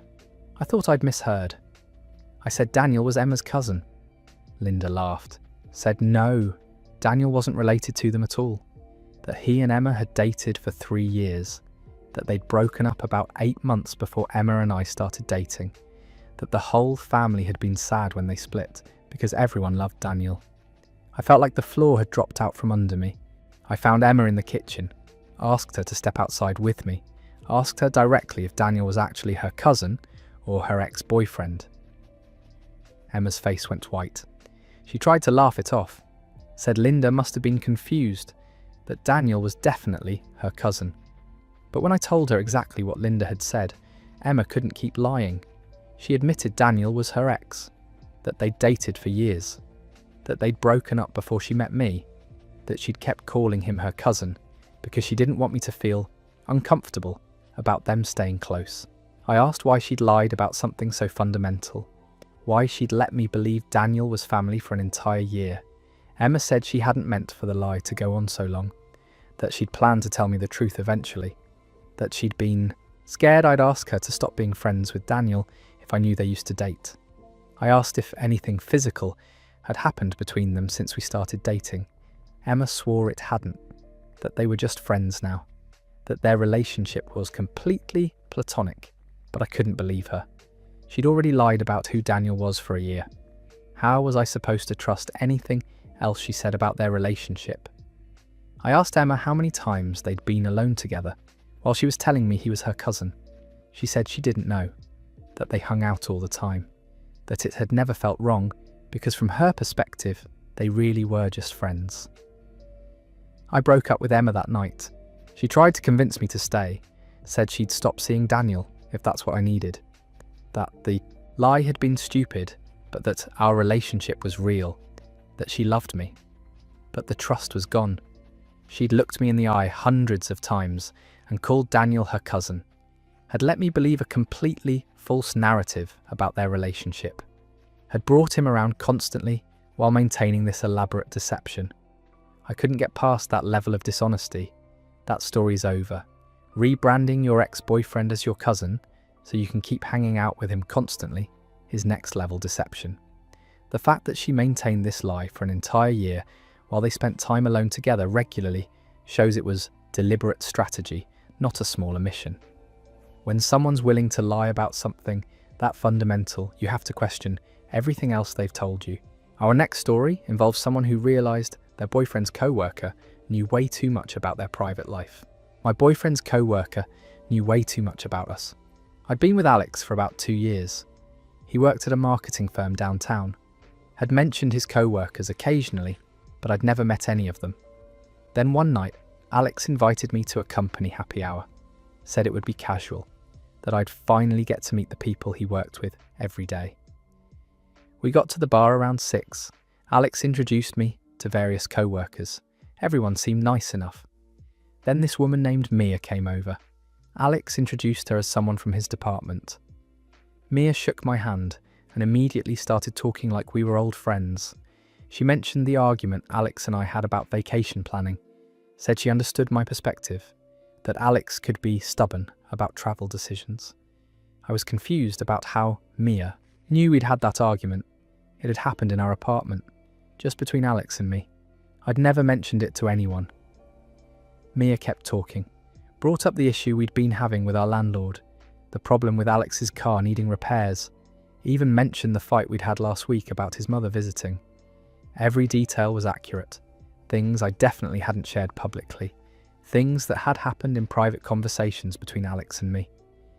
I pulled Alex aside and asked how Mia knew so much about our personal life. Alex looked uncomfortable, said he must have mentioned some things at work, that co-workers talk about their lives, that it wasn't a big deal. But this wasn't just general information. Mia knew specific details about specific fights, knew things I'd said word for word during arguments, knew our plans, our problems, our private moments. Later that night, I asked Alex directly how much he'd been telling Mia about us. Alex admitted they'd become close work friends, that they talked a lot during the day, that he'd been venting to her about relationship stuff. I asked why he'd been sharing such intimate details of our relationship with someone I'd never met. Why Mia knew things about our fights that even my best friends didn't know. Alex said he hadn't realised how much he'd been sharing, that talking to Mia had just felt easy, that she was a good listener, that he didn't think it was a problem. I asked if anything physical had ever happened between them. Alex swore it hadn't, that Mia was just a friend, that I was overreacting about normal workplace friendship. IPS. But the way Mia had talked to me at that bar wasn't normal. She'd known too much, had been too familiar, had referenced private moments like she'd been part of them.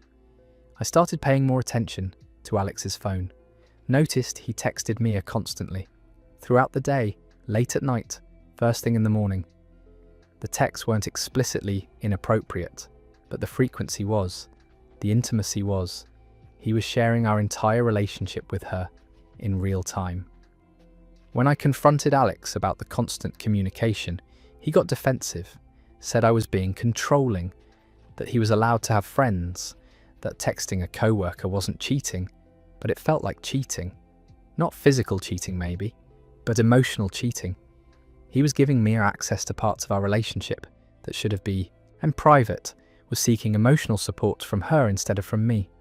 I broke up with Alex 3 months later, not because of one specific thing, but because I couldn't shake the feeling that Mia knew more about my own relationship than I did, that she was more involved in Alex's emotional life than I was, that I was competing with her for his attention and losing.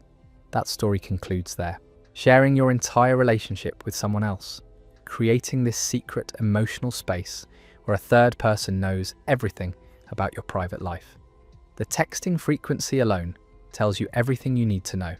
When someone's messaging a co-worker more than their actual partner, the relationship is already over. It just takes one person time to admit it. Moving on to someone who discovered their girlfriend's workout buddy was doing more than spotting. My girlfriend's gym friend wasn't just a friend. I should have trusted my gut the first time Sarah mentioned Marcus. She joined this new gym about 6 months ago, started going every morning before work. She'd come home energized, talking about her workouts, about the people she'd met, about this guy, Marcus, who'd been helping her with form. I thought it was great at first. Sarah had been wanting to get more serious about fitness. Having someone experienced to guide her seemed helpful. She'd mention Marcus casually, say he'd shown her a new exercise, or corrected her squat form, normal gym stuff. Then she started staying longer. Her 1-hour morning workouts became 90 minutes, then 2 hours. When I asked why she was spending so much time there, Sarah said she was really getting into it. That Marcus had helped her set new goals, that she wanted to maximize her progress. The name Marcus came up more frequently. Marcus said this about nutrition. Marcus recommended that supplement. Marcus thinks she should try this workout split. Every conversation somehow circled back to what Marcus thought or suggested. I asked if I could meet him, maybe come to the gym sometime and get some tips myself. Sarah said the gym was her thing, her space, that she needed something separate from our relationship, that having me there would change the dynamic. Red flag I should have caught. One morning I woke up early, couldn't fall back asleep, decided to surprise Sarah by showing up at her gym with coffee. Thought it would be a nice gesture. When I walked in, I saw her immediately. She was at the squat rack with a guy I assumed was Marcus. He was standing behind her, hands on her hips, adjusting her position. The touch lasted longer than necessary. His hands moved to her lower back. She was laughing, comfortable, familiar. I stood there watching. They finished the set. Marcus's hand stayed on her waist while they talked. Sarah touched his arm, leaned in close to hear something he said. The body language was intimate. Not trainer and client, not gym friends, something more. I left before she saw me, went home, waited for her to get back. When Sarah came through the door, I asked directly about Marcus, who he was, what their relationship actually involved. Sarah got defensive immediately, said Marcus was just a friend, that I was being paranoid, that gym people are naturally touchy because they're helping with form, that I was reading too much into normal workout partnership behaviour. I described what I'd seen, the hand on her waist, her touching his arm, the way they stood too close. Sarah said I was being controlling, that she was allowed to have friends, that just because Marcus was a guy didn't mean anything inappropriate was happening. I asked to see her phone. Sarah refused, said that was crossing a line, that relationships need trust, that demanding to see her phone proved I didn't trust her, which made me more suspicious. Why refuse if there's nothing to hide? I waited until Sarah was in the shower, picked up her phone. She'd changed her passcode. She'd been using the same 4 digits for years. Now it was different. When Sarah came out, I asked why she'd Jed it. She said she'd been meaning to update her security, that it had nothing to do with me or Marcus, that she was allowed to have privacy. The deflection, the defensiveness, the changed passcode, all confirmed something was wrong. I started paying attention to patterns. Sarah's gym schedule became irregular. Some mornings she'd leave at the usual time. Other days she'd go later, or come home and leave again saying she forgot something. Her phone was always face down now, always on silent. She'd take it with her to the bathroom, to the kitchen, never left it unattended where I might see a notification. I checked our phone bill online, found Sarah's number, looked at the call and text logs. There was one number she contacted constantly, multiple times every day, calls that lasted 30 minutes, 40 minutes, hour-long conversations. Late at night after I'd gone to bed, early in the morning before I woke up. I called the number from a blocked line. A man answered, "Hey babe," like he was expecting someone specific. I hung up, knew it had to be Marcus, confronted Sarah that night, showed her the phone records, asked her to explain why she was talking to Marcus for hours every day, why he answered the phone calling someone babe. Sarah broke down, admitted they'd become close, that Marcus understood her in ways I didn't, that they'd developed feelings, but swore nothing physical had happened. Said it was just emotional, just talking, just friendship that maybe crossed some lines. I asked how long. Sarah said 3 months. 3 months of intimate daily contact, 3 months of emotional investment in someone else, while lying to me about the nature of their relationship.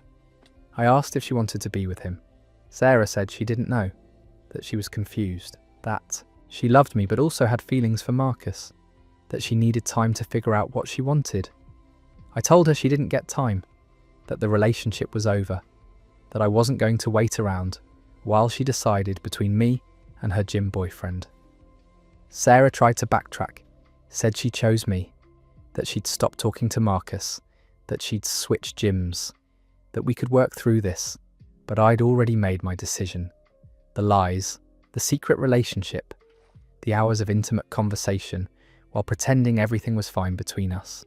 That's not something you come back from.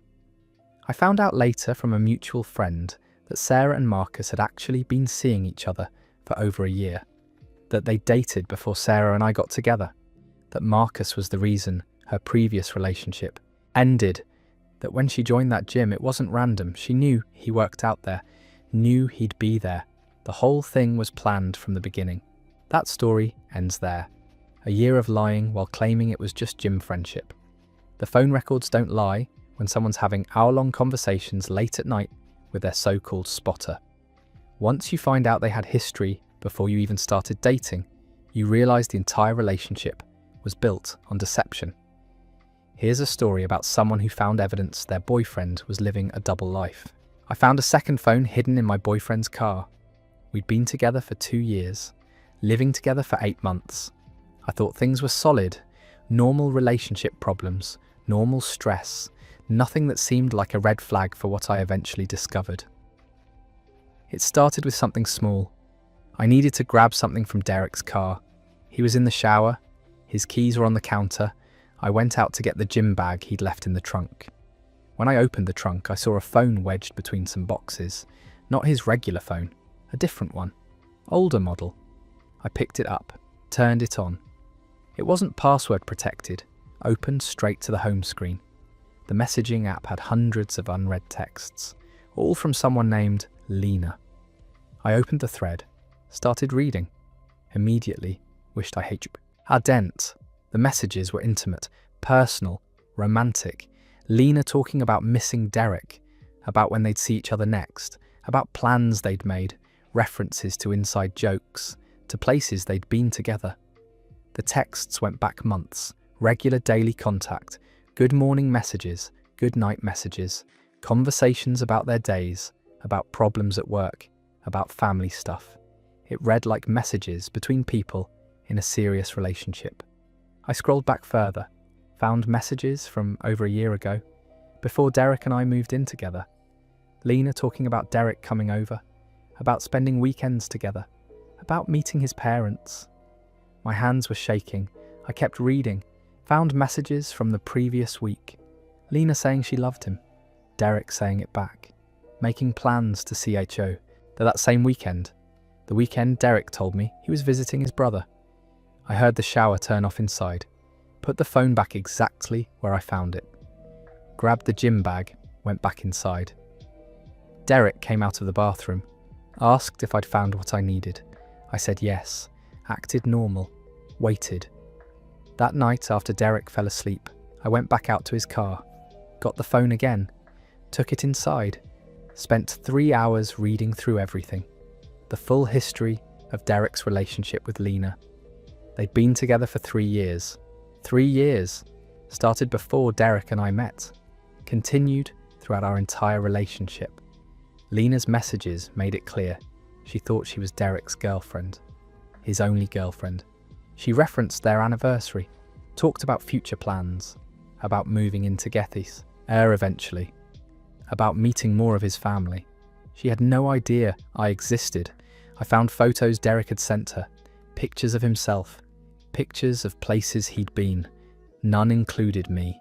Even when we'd been on trips together, he'd somehow taken separate photos to send her, carefully cropping me out of his life. The phone records showed constant contact. Derek would text her while sitting next to me on the couch, while we were having dinner, while we were watching movies together. He'd excuse himself to the bathroom and call her.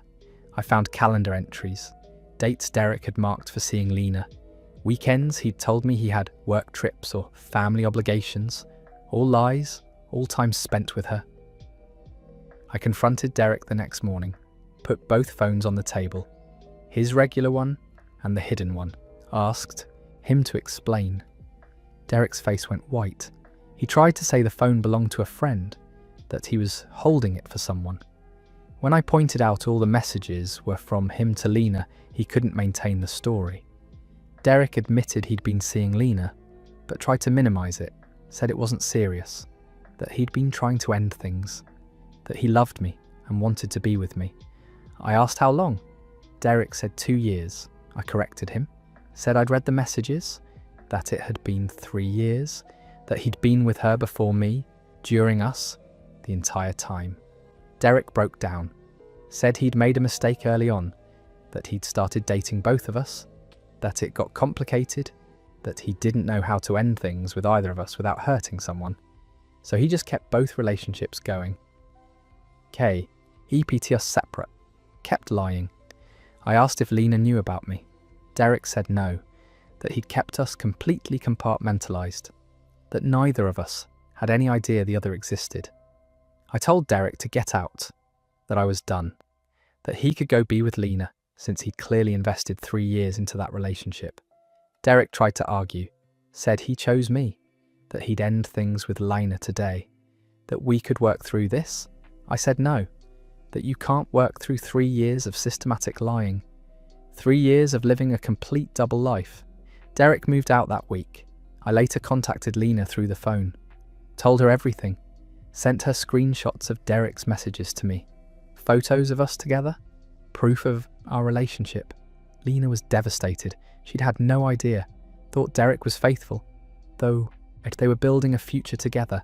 She ended things with him too. Derek lost both relationships in the same week, all because he couldn't figure out how to be honest with either of us. That story is over. The level of planning required to maintain 2 completely separate relationships for 3 years is honestly terrifying. Derek wasn't just lying occasionally. He was living 2 entirely different lives, with military precision. The calendar coordination, the separate phone, the carefully cropped photos. That's a level of deception that takes real effort to sustain. And the fact that both women ended things shows that sometimes the trash takes itself out. My girlfriend's gym friend wasn't just a friend. I started dating Emma about 2 years ago, and everything seemed pretty normal at first. She was into fitness and went to the gym almost every day. I wasn't really a gym person myself, but I was supportive of her routine and health goals.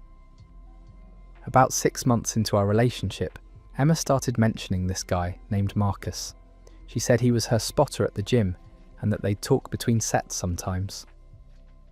I didn't think much of it because the gym is a social place and people make friends there all the time. Emma would mention Marcus occasionally, how he'd helped her with her deadlift form, how he'd recommended a new protein powder, how they'd grabbed smoothies after a workout. It all seemed innocent enough, and I trusted Emma completely. She'd never given me any reason not to. Then Emma started going to the gym more often. She'd always gone regularly, but now it was twice a day sometimes. Early morning sessions before work, and then again in the evening. When I asked about the increased frequency, Emma said she was training for a fitness competition and needed to put in extra hours. I believed her because she did look amazing and seemed genuinely passionate about her training. Marcus's name started coming up more frequently too. Emma would talk about their training sessions together, how he was helping her prepare for the competition, how supportive he was being. I started to feel a little weird about how much time they were spending together, but I didn't want to be that jealous boyfriend who couldn't handle his girlfriend having male friends. One night, Emma left her phone on the coffee table while she was in the shower. It buzzed with a text notification, and I glanced over automatically. The preview showed it was from Marcus. The message said something like, "Can't wait to see you tomorrow morning. Miss you already." That seemed like an odd thing for a gym friend to say. I knew I shouldn't, but I picked up her phone and opened the message thread. What I found made my stomach drop. There were thousands of messages between Emma and Marcus going back over a year. Way longer than Emma had been mentioning him to me. The early messages were flirty, but could maybe be explained as friendly banter. But as I scrolled, the messages got more intimate. They talked about missing each other, about stolen moments together, about how complicated the situation was. I kept reading and pieced together what had actually been happening. Marcus wasn't just some gym friend Emma had met 6 months ago. They'd been involved for over a year before she'd even mentioned his name to me. They had history that went back before Emma and I had started dating. According to the messages, they'd been seeing each other on and off for 3 years. They'd have intense periods together and then drift apart, then reconnect again. From what I could tell, Emma and Marcus had been in one of their apart phases when she and I started dating. But they'd reconnected about a year into my relationship with Emma. That's when she'd started mentioning him to me. Not because she was being transparent, but because they were seeing each other again, and she needed an excuse for why his name might come up. The gym story was partially true. They did work out together, but they were also meeting up outside the gym. Late-night meetups at his apartment. Weekend trips that Emma had told me were fitness seminars or competitions. The competition she was supposedly training for didn't exist. It was just cover for spending more time with Marcus. I found photos they'd sent each other.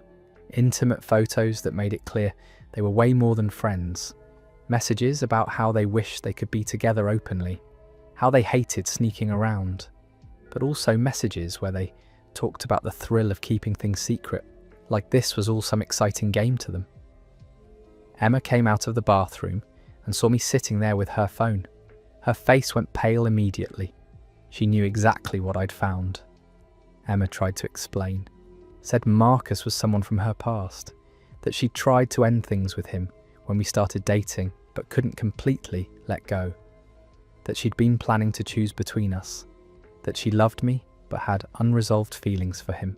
I asked how long they'd been seeing each other during our relationship.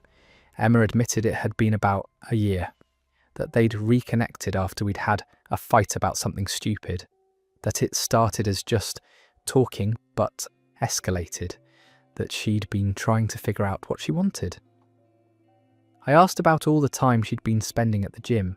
Emma said some of it was real workouts, but a lot of the time she'd been with Marcus, using the gym as an alibi.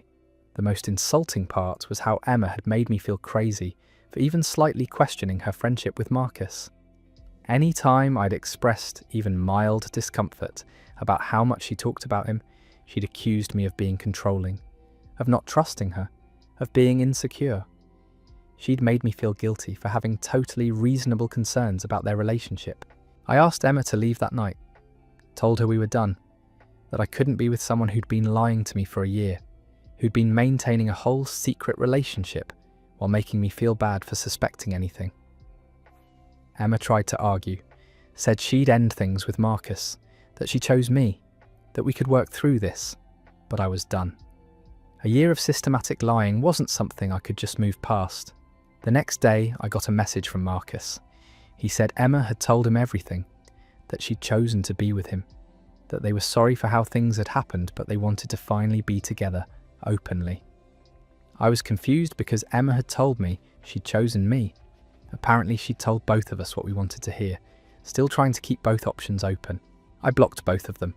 Found out later from a mutual friend that Emma and Marcus tried to make things work, but their relationship fell apart within a few months. Turns out when you build something on lies and sneaking around, it doesn't have much foundation once everything's out in the open. The thrill they'd gotten from the secret affair disappeared when they tried to have a normal relationship. That story wraps up there. Emma spent a year juggling 2 relationships and making her actual boyfriend feel paranoid for noticing something was off. The whole gym friend cover story was almost impressive in how simple and believable it was. Almost. I found a second phone hidden in my boyfriend's car. I'd been dating Derek for about 3 years and we'd recently moved in together. Everything seemed great between us. We rarely fought. We had similar life goals. We were talking about getting engaged soon. Then one day, Derek asked me to grab his insurance paperwork from his car because he needed it for an appointment. I went out to his car and opened the glove compartment to look for the documents. That's when I found a second phone. It was an older iPhone model tucked behind the registration papers. I was confused at first because Derek's regular phone was a newer Samsung that he carried with him everywhere. I figured maybe this was an old phone he'd forgotten about or was keeping as a backup, but when I picked it up, the screen lit up. It was charged and active. There was a text notification on the lock screen from someone named Lena. The preview showed part of the message, something about missing him and asking when they could see each other again. My hands started shaking. I tried to tell myself there was probably an innocent explanation. Maybe Lena was a family friend or distant relative, but why would Derek have a completely separate phone just for one person's messages? I took the phone inside, along with the insurance papers. I confronted Derek immediately, asked him whose phone this was and why it was hidden in his car. Derek's face went completely white when he saw what I was holding. He stammered that it was an old work phone he'd forgotten to turn in, that he'd been meaning to give it back to his previous employer for months. I unlocked the phone using Derek's birth year as the passcode. It worked on the first try. The phone was full of messages between Derek and someone named Lena, thousands of them going back years. The messages were intimate and romantic. They called each other pet names, talked about their relationship, made plans to see each other, referenced inside jokes and shared memories. This wasn't some casual friendship or work contact.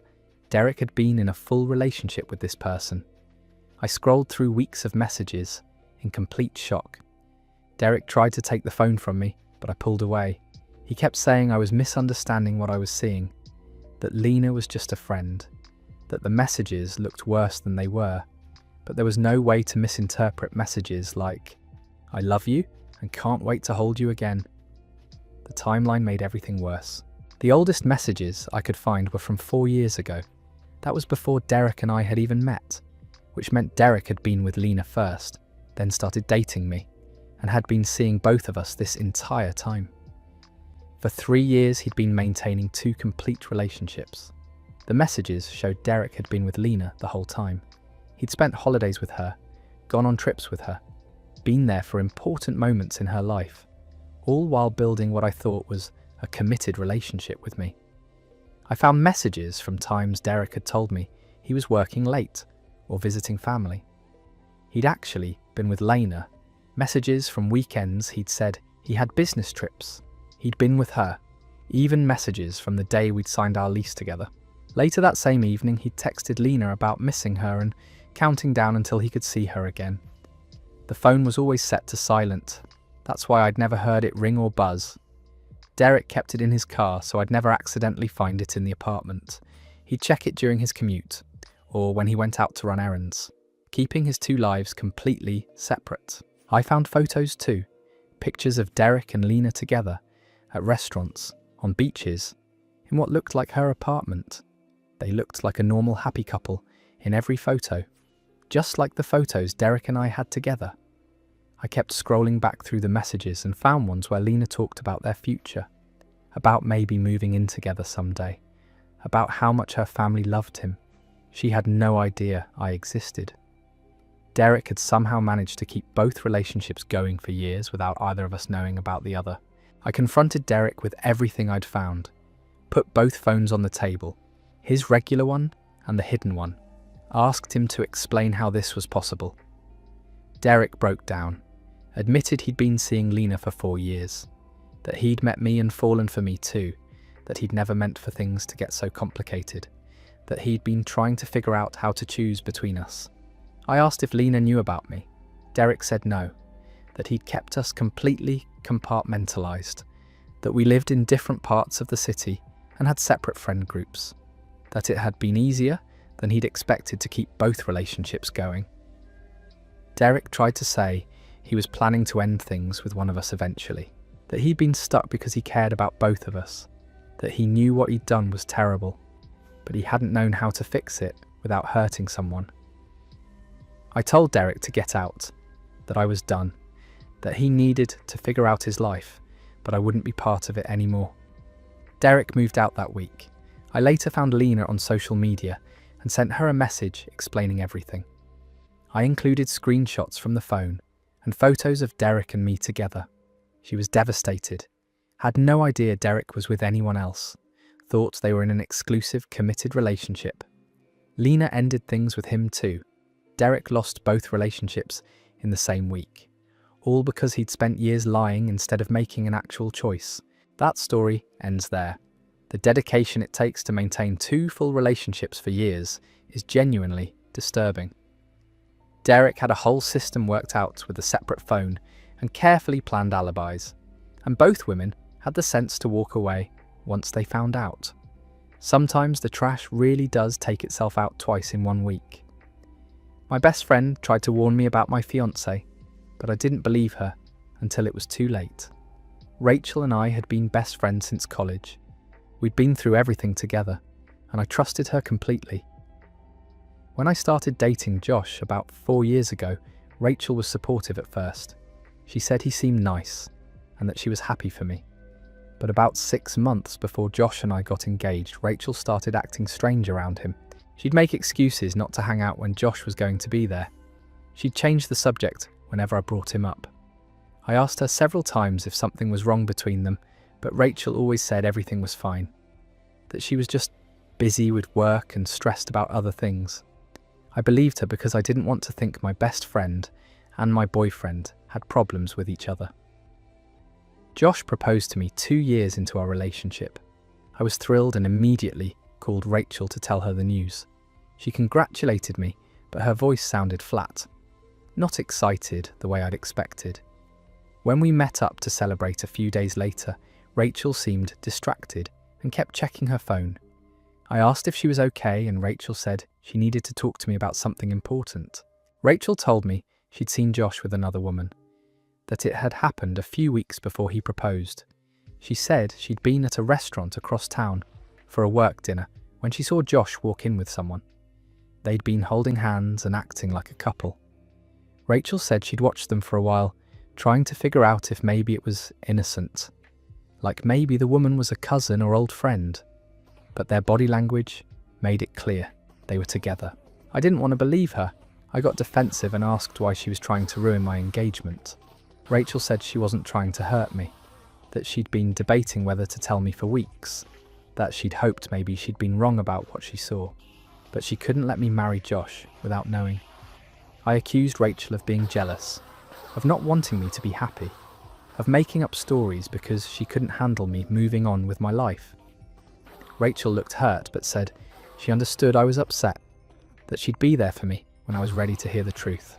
We didn't speak for 3 months. I threw myself into wedding planning and tried to forget what Rachel had said, but her words kept echoing in my head.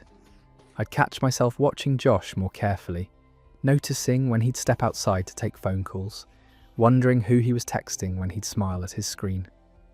I told myself I was being paranoid, that Rachel had planted seeds of doubt that weren't based on anything real. The truth came out 2 weeks before the wedding. I was using Josh's laptop to print some wedding documents when a message notification popped up. It was from someone named Ashley. The preview showed part of the message, asking when they could see each other again.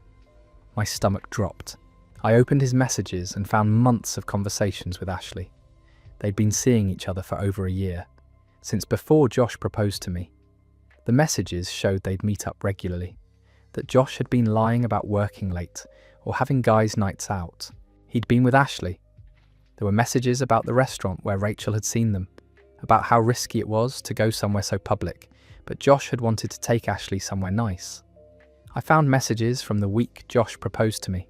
He told Ashley he needed to go through with the engagement because backing out would create too many problems, but that he still wanted to be with her. I called off the wedding, told Josh I knew everything.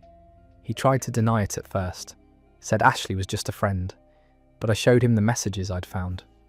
Josh broke down and admitted he'd been seeing her, said he'd gotten scared about commitment and had made a terrible mistake, that he wanted to marry me and would end things with Ashley. I told him it was over, that I couldn't marry someone who'd been cheating on me for a year while planning our wedding. The hardest part was calling Rachel to apologise. I'd spent months pushing away my best friend because I didn't want to believe what she'd told me. Rachel was understanding and supportive, said she'd known I needed time to process everything, that she'd hoped she was wrong, but had felt obligated to tell me what she'd seen. Rachel helped me through the aftermath of the cancelled wedding. She was there when I had to call all the guests, when I had to return gifts, when I had to figure out how to move forward. That story is over. Rachel tried to save her friend from making the biggest mistake of her life and got accused of jealousy for her trouble. Sometimes people shoot the messenger because the message is too painful to accept. At least she had the courage to speak up, even knowing it might cost her the friendship. Let's move to a story about someone who thought their girlfriend's dedication to fitness was admirable until the trainer became a little too involved in her life. My girlfriend's gym friend wasn't just a friend. I met Sarah 3 years ago, and we'd been living together for the past year. She'd always been into fitness, hitting the gym 5 or 6 times a week. I thought it was great that she was so dedicated to staying healthy. About 8 months ago, Sarah started mentioning this guy, Marcus, who worked at her gym. She said he was helping her with her form on certain lifts and giving her advice about her training routine. I didn't think much of it at first. Having a spotter at the gym seemed pretty normal. But then Marcus started coming up in conversation more frequently. Sarah would mention that Marcus suggested this new protein powder, or that Marcus thought she should try a different workout split. Every time I'd ask about him, Sarah would say he was just a trainer at the gym who was being helpful. She'd get slightly defensive if I questioned why she was talking to him so much, saying I was being insecure about her having male friends. The first real red flag came when Sarah started staying at the gym much longer than usual. Her workouts went from an hour to 2 or 3 hours. When I'd ask what took so long, she'd say Marcus was showing her new techniques, or they'd gotten into a conversation about nutrition. Then I noticed Sarah was texting constantly on her phone, but would angle the screen away from me. If I walked into the room while she was typing, she'd quickly lock her phone or switch apps. When I mentioned it seemed like she was being secretive, Sarah got angry and accused me of not trusting her. She said she was allowed to have privacy and that I was being controlling. I tried to back off because I didn't want to be that jealous boyfriend who monitored his girlfriend's every move, but the gut feeling that something was wrong wouldn't go away. Sarah started scheduling her gym sessions at odd times, early morning before work or late evening after dinner. She'd sometimes go to the gym on her lunch break. It felt like she was finding every possible excuse to be there. One weekend, Sarah said she was going to a fitness seminar that Marcus had recommended. She'd be gone all day Saturday learning about advanced training techniques. I offered to come with her since it sounded interesting, but Sarah said it was only for serious athletes, and I probably wouldn't get much out of it. That felt like a weird excuse since I'd been working out regularly for years. On the day of the seminar, I decided to swing by the gym to do my own workout. When I walked in, the front desk staff seemed surprised to see me. One of them asked if I was there to meet Sarah, which confused me since she was supposed to be at a seminar across town. I said I was just there to work out and asked if they knew anything about the fitness seminar happening that day. The girl at the desk looked confused and said there was no seminar that she knew of. She mentioned that Sarah and Marcus had both taken the day off from their usual routines. My stomach dropped. I went home and waited for Sarah to return. When she came back that evening, she was glowing and talking about everything she'd learned at the seminar. She went into detail about the speakers and the workshops. I asked which gym had hosted it, and Sarah named a facility I'd never heard of.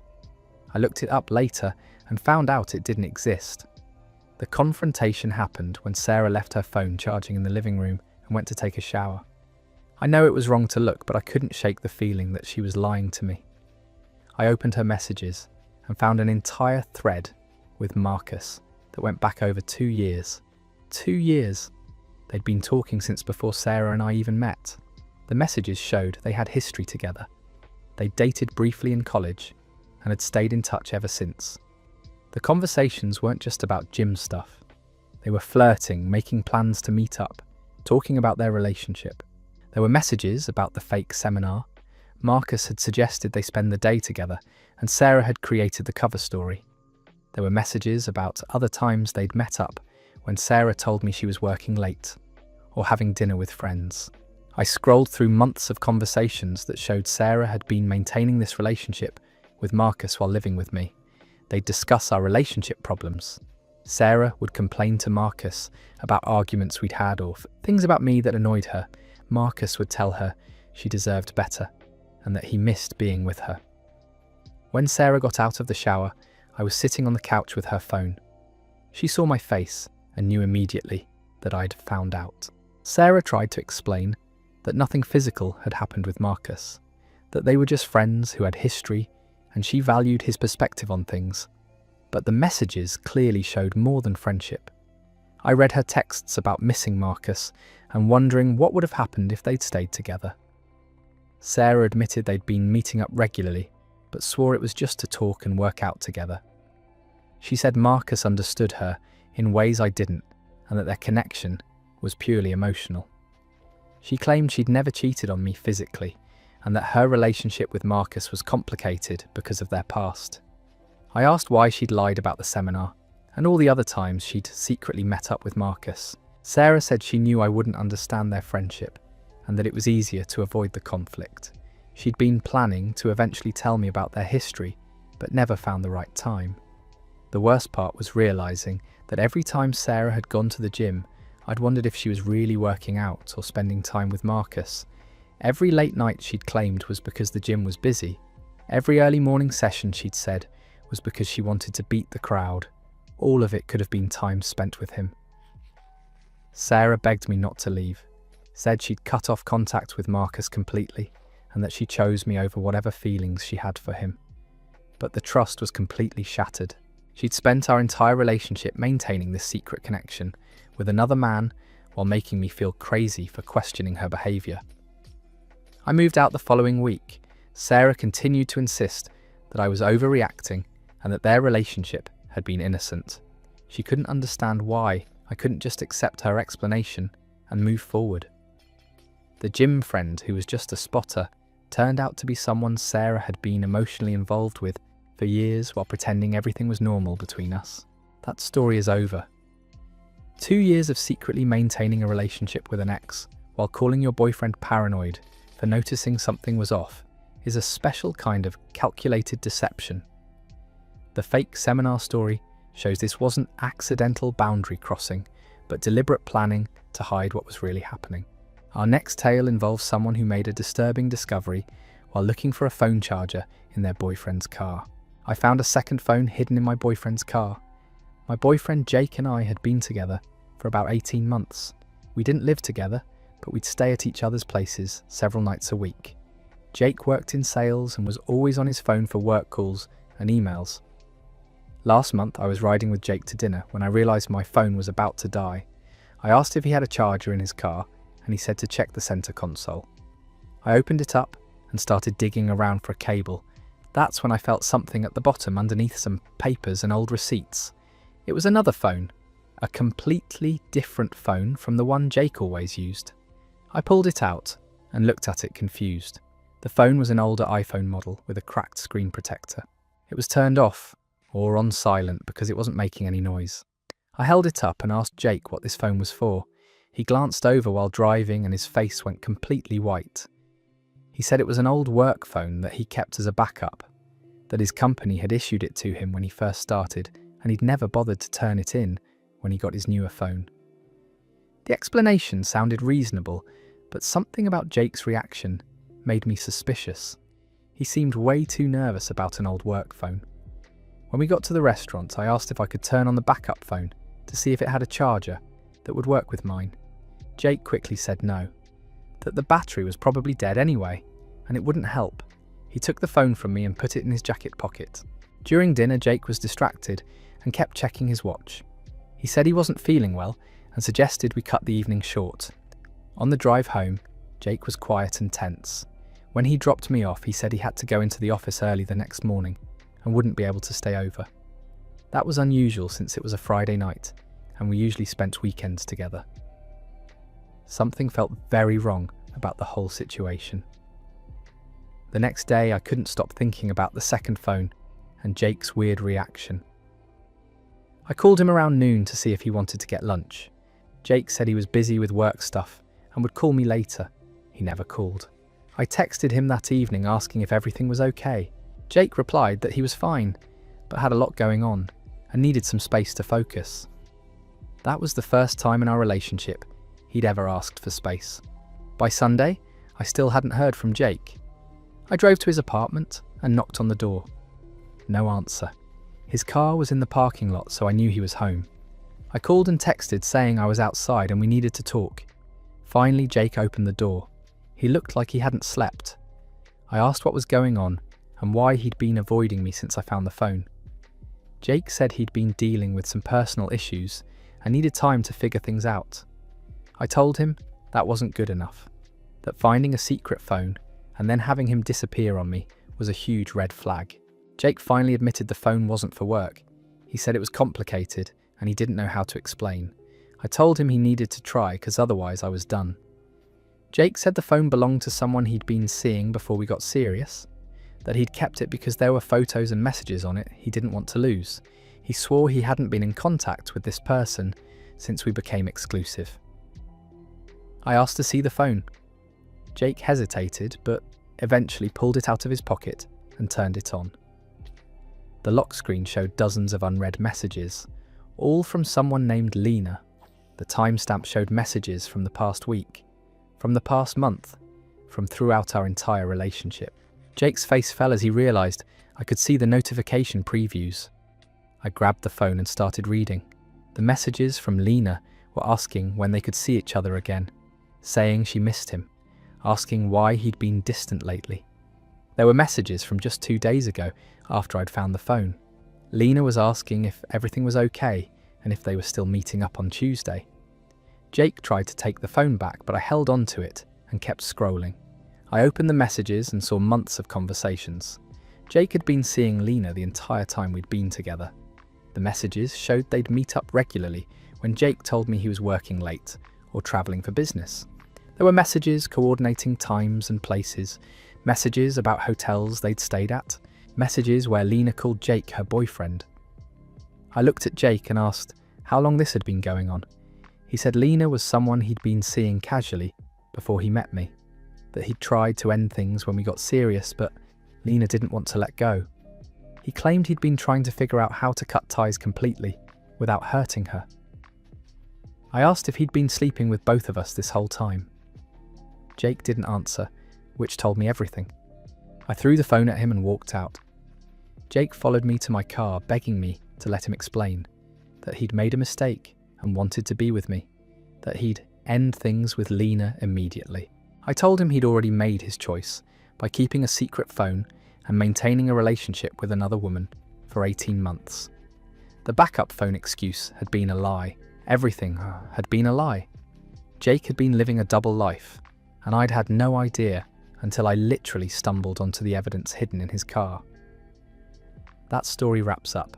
Keeping a burner phone specifically to hide an entire second relationship while your girlfriend thinks you're just busy with work shows this wasn't a mistake, but a calculated system for managing 2 separate lives. The fact that he tried to explain it away as an old work phone until the messages proved otherwise shows he'd lie until confronted with undeniable proof. I overheard my partner's family mention another man. I was at Lisa's parents' house for Sunday dinner. We'd been together for 2 years, and her family had always been welcoming, made me feel like I was already part of their world. That night, I was helping Lisa's dad carry some boxes down from the attic, while the women finished cooking dinner. We were upstairs when I heard Lisa's mum and sister talking in the kitchen below. The old house had thin floors, and their voices carried up through the vents. I wasn't trying to eavesdrop, but I heard Lisa's mum say something that made me freeze. She said, "I just wish she'd been honest with him from the start about Aaron." Lisa's sister replied that it was complicated, that Lisa had her reasons for keeping things separate. Lisa's mum said she understood, but that it wasn't fair to either of them, that Aaron deserved to know what was really going on, and that I deserved the truth too. I stood there holding a box of Christmas decorations, trying to process what I'd just heard. Who was Aaron? Why did Lisa's family think I deserved the truth about him? I didn't say anything during dinner. Watched Lisa interact with her family like everything was normal, laughing at her dad's jokes, helping her mum serve dessert. The whole time I was wondering who Aaron was and what Lisa had been hiding. After dinner, I told Lisa I wasn't feeling well and needed to head home early. She seemed concerned and offered to come with me, but I said I just needed to sleep it off. I spent that night searching through Lisa's social media, looking for any mention of someone named Aaron. Found him pretty quickly in her older posts, photos from 3 and 4 years ago. Lisa and a guy who was tagged as Aaron Mitchell. They looked close in the pictures, couple close. The next day, I asked Lisa directly who Aaron was. She got this look on her face like she'd been caught. Said Aaron was someone she used to date, that they'd broken up before she met me, that there was nothing to worry about. I told her I'd overheard her mum and sister talking, that it sounded like Aaron was still part of her life in some way. Lisa admitted that she and Aaron had dated for 5 years, that they'd broken up about 6 months before she and I started seeing each other. But they'd stayed in touch because they had mutual friends and similar social circles. She said she hadn't mentioned him because she didn't want me to feel threatened by an ex who was still around. I asked what her mum meant about both of us deserving the truth. Lisa got quiet, said her family had the wrong impression about her relationship with Aaron, that they thought she was still involved with him when she wasn't. I asked why her family would think that if it wasn't true. Lisa finally admitted that she'd been seeing Aaron occasionally since we started dating. Not regularly, just sometimes when they'd run into each other at group events or through mutual friends. She swore nothing physical had happened, that they'd just talk and catch up, that it was hard to completely cut someone out of your life after 5 years together. I asked if Aaron knew about me. Lisa said yes, that Aaron knew she was in a relationship.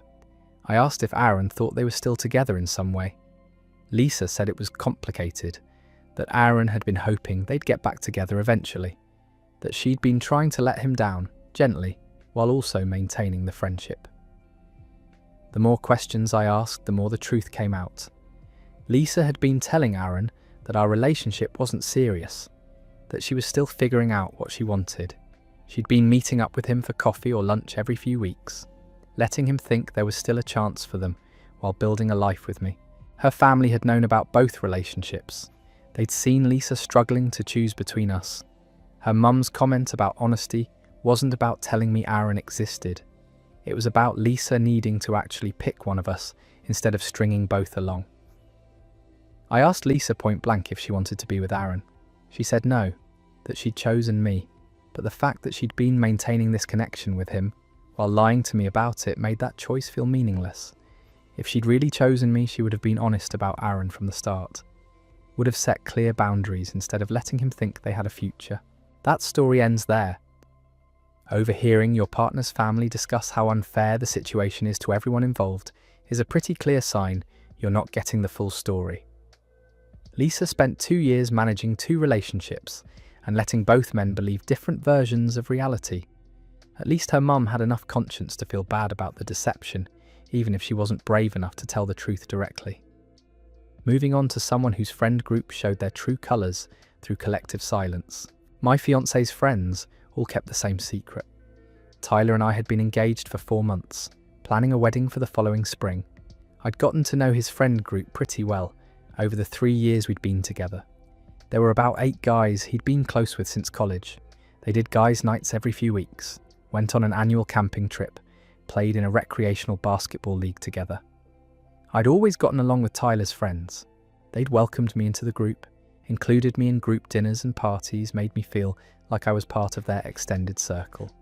So when Tyler's best man, Jordan, asked to meet me for coffee one afternoon, I figured it was about bachelor party planning or wedding speech coordination.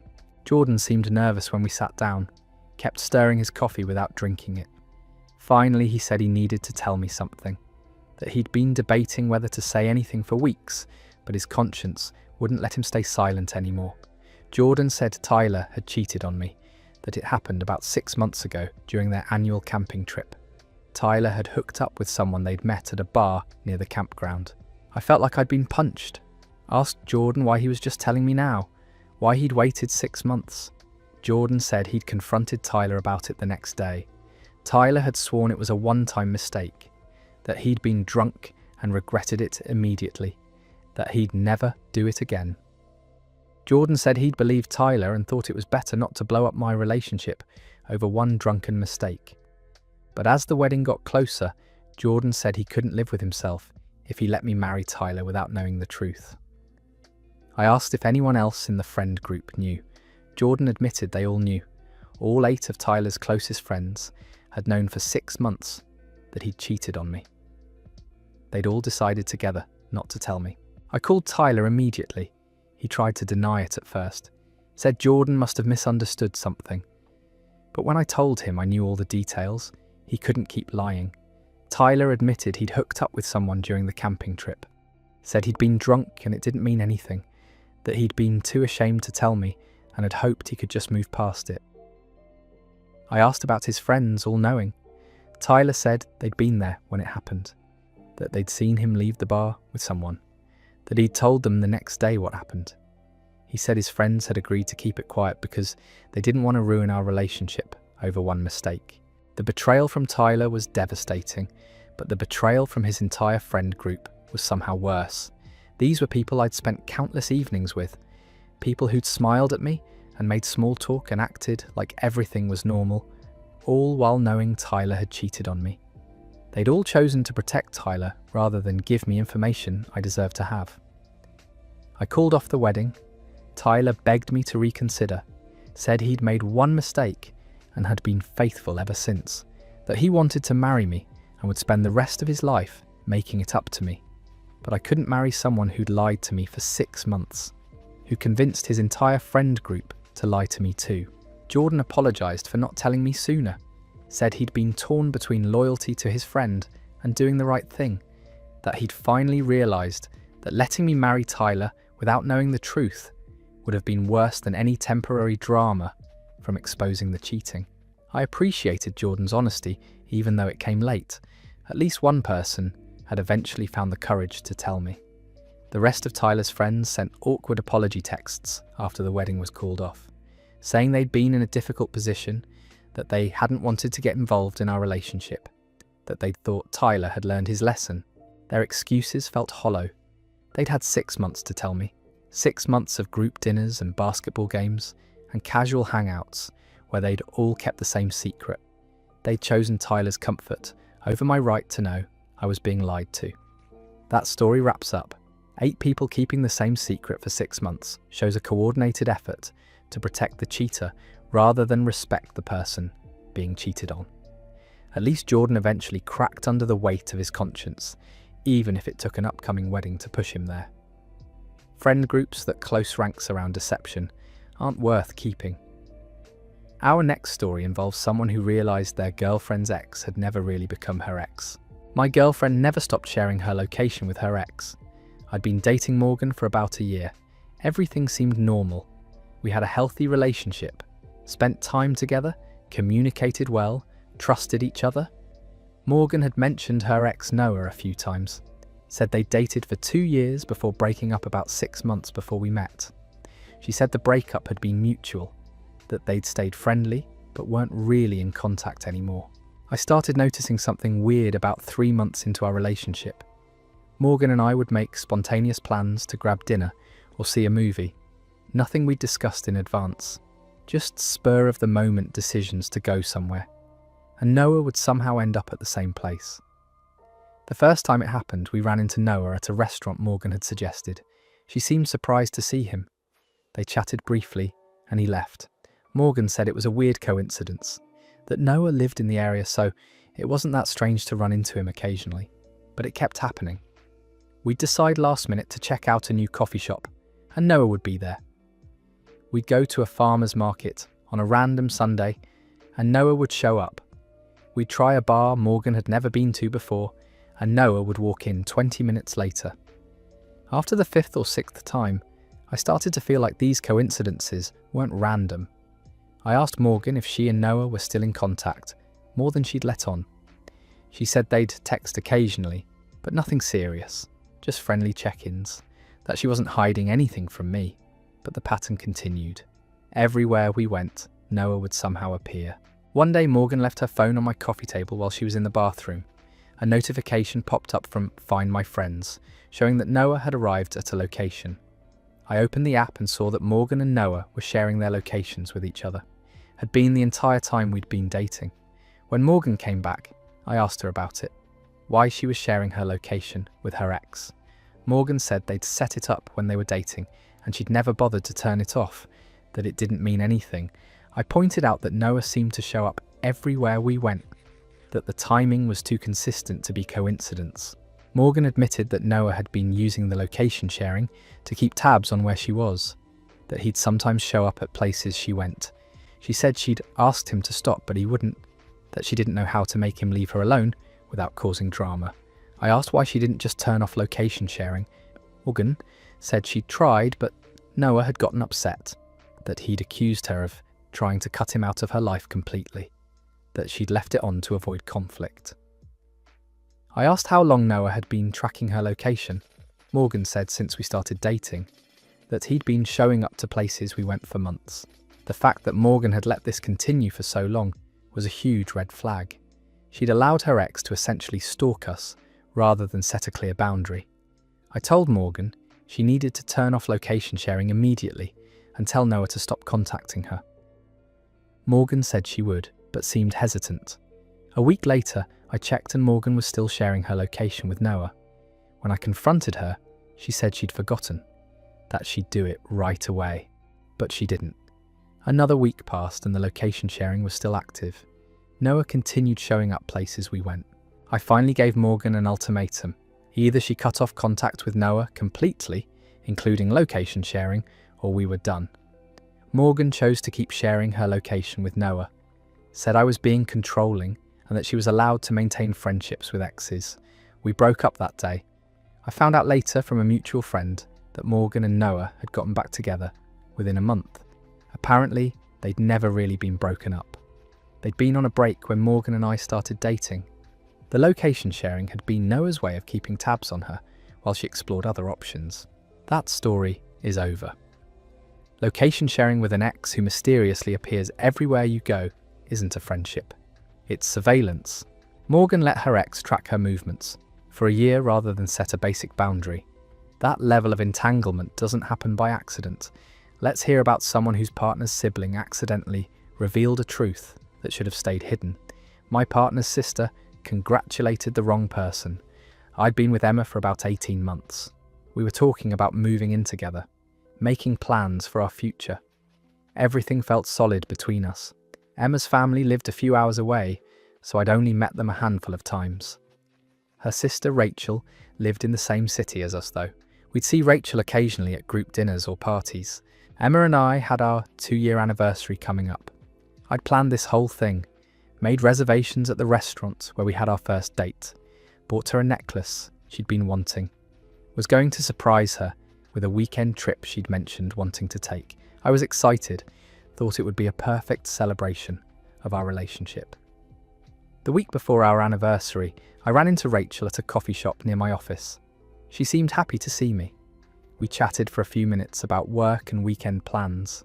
Then Rachel said she wanted to congratulate me on the anniversary. That 2 years was a big milestone. I thanked her and said I was looking forward to celebrating with Emma. Rachel got this confused look on her face, said she thought the anniversary was with someone else. I asked what she meant. Rachel's face went pale. She said she must have gotten her dates mixed up, that she was thinking of something else, but the way she said it made it clear she'd meant exactly what she'd said. I pressed Rachel to explain what she was talking about.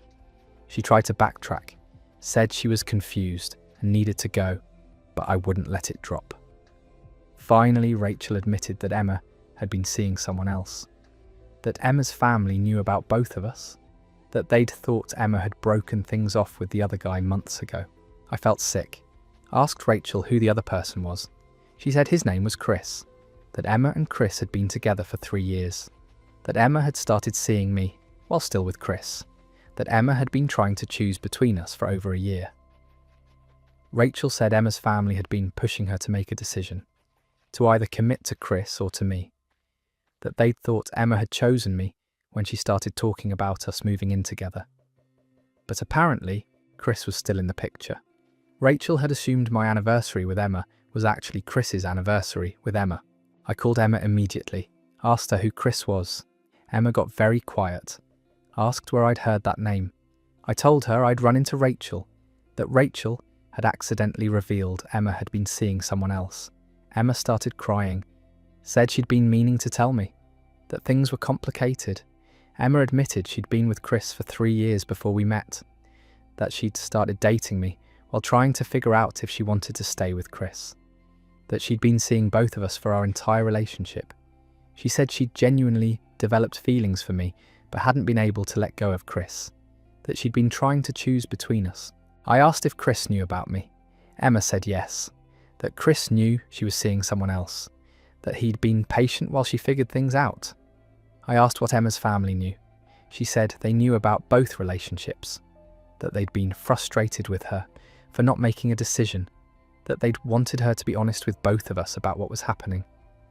The fact that Emma's entire family had known she was maintaining 2 relationships, while I thought we were exclusive, was devastating.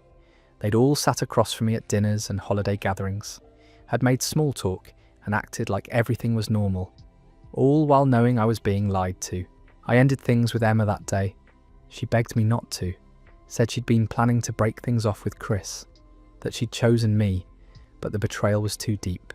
She'd lied to me for 18 months, had let her family lie to me too, had built what I thought was a real relationship while keeping someone else on the side. Rachel apologised later for letting it slip, said she'd assumed I knew about Chris, that she'd thought Emma had finally been honest with both of us. I told Rachel I was grateful she'd accidentally revealed the truth, that I'd rather know than continue being lied to. That story ends there.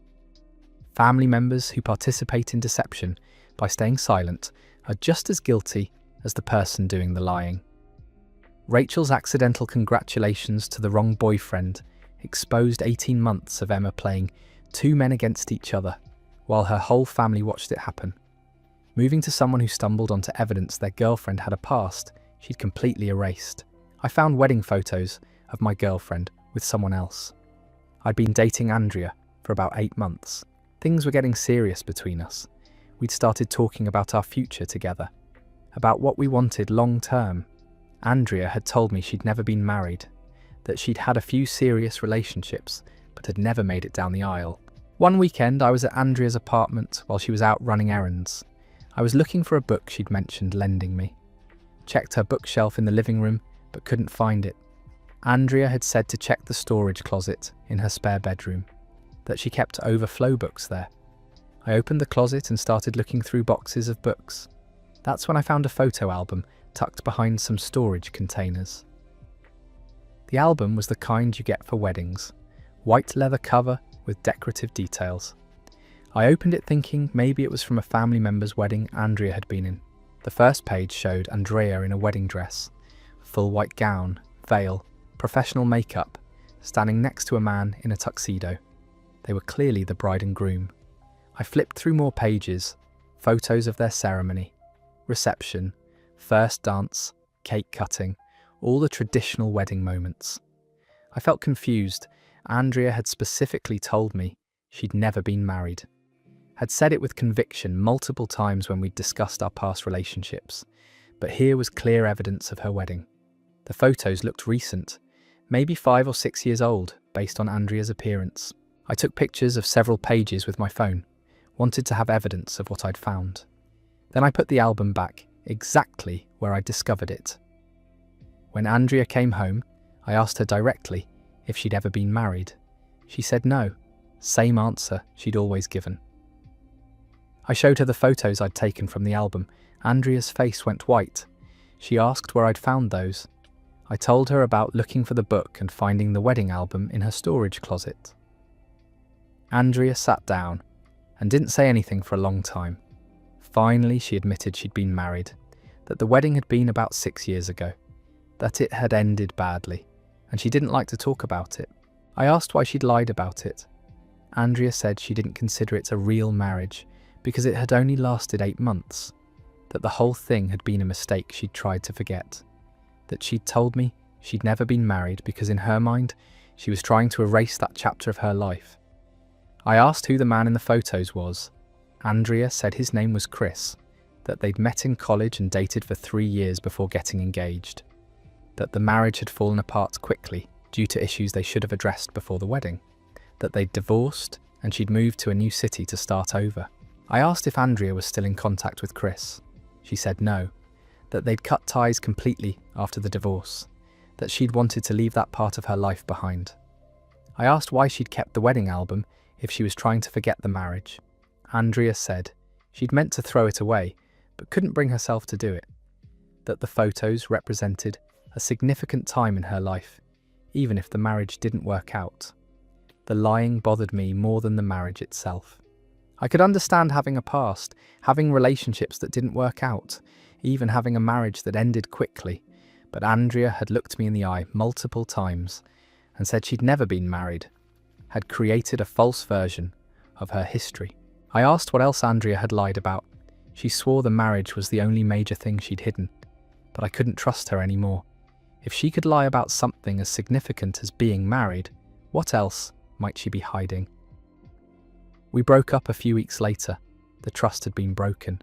Every time Andrea told me something about her past, I wondered if it was true or another edited version of reality. I couldn't build a future with someone who'd rewritten their history to make it more palatable. That story wraps up. Lying about never being married when there's a whole wedding album in your closet isn't omitting details. It's creating fiction. Andrea's logic that an 8-month marriage didn't count shows some serious mental gymnastics about what constitutes reality. Let's hear from someone who discovered their boyfriend's living situation wasn't quite what he'd described.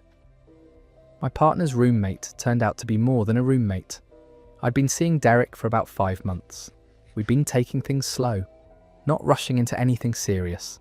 Derek had mentioned he had a roommate named Lily, said they'd been living together for about a year, that they split rent on a 2-bedroom apartment near downtown. I'd never been to Derek's place. We always hung out at my apartment or went out to restaurants and bars.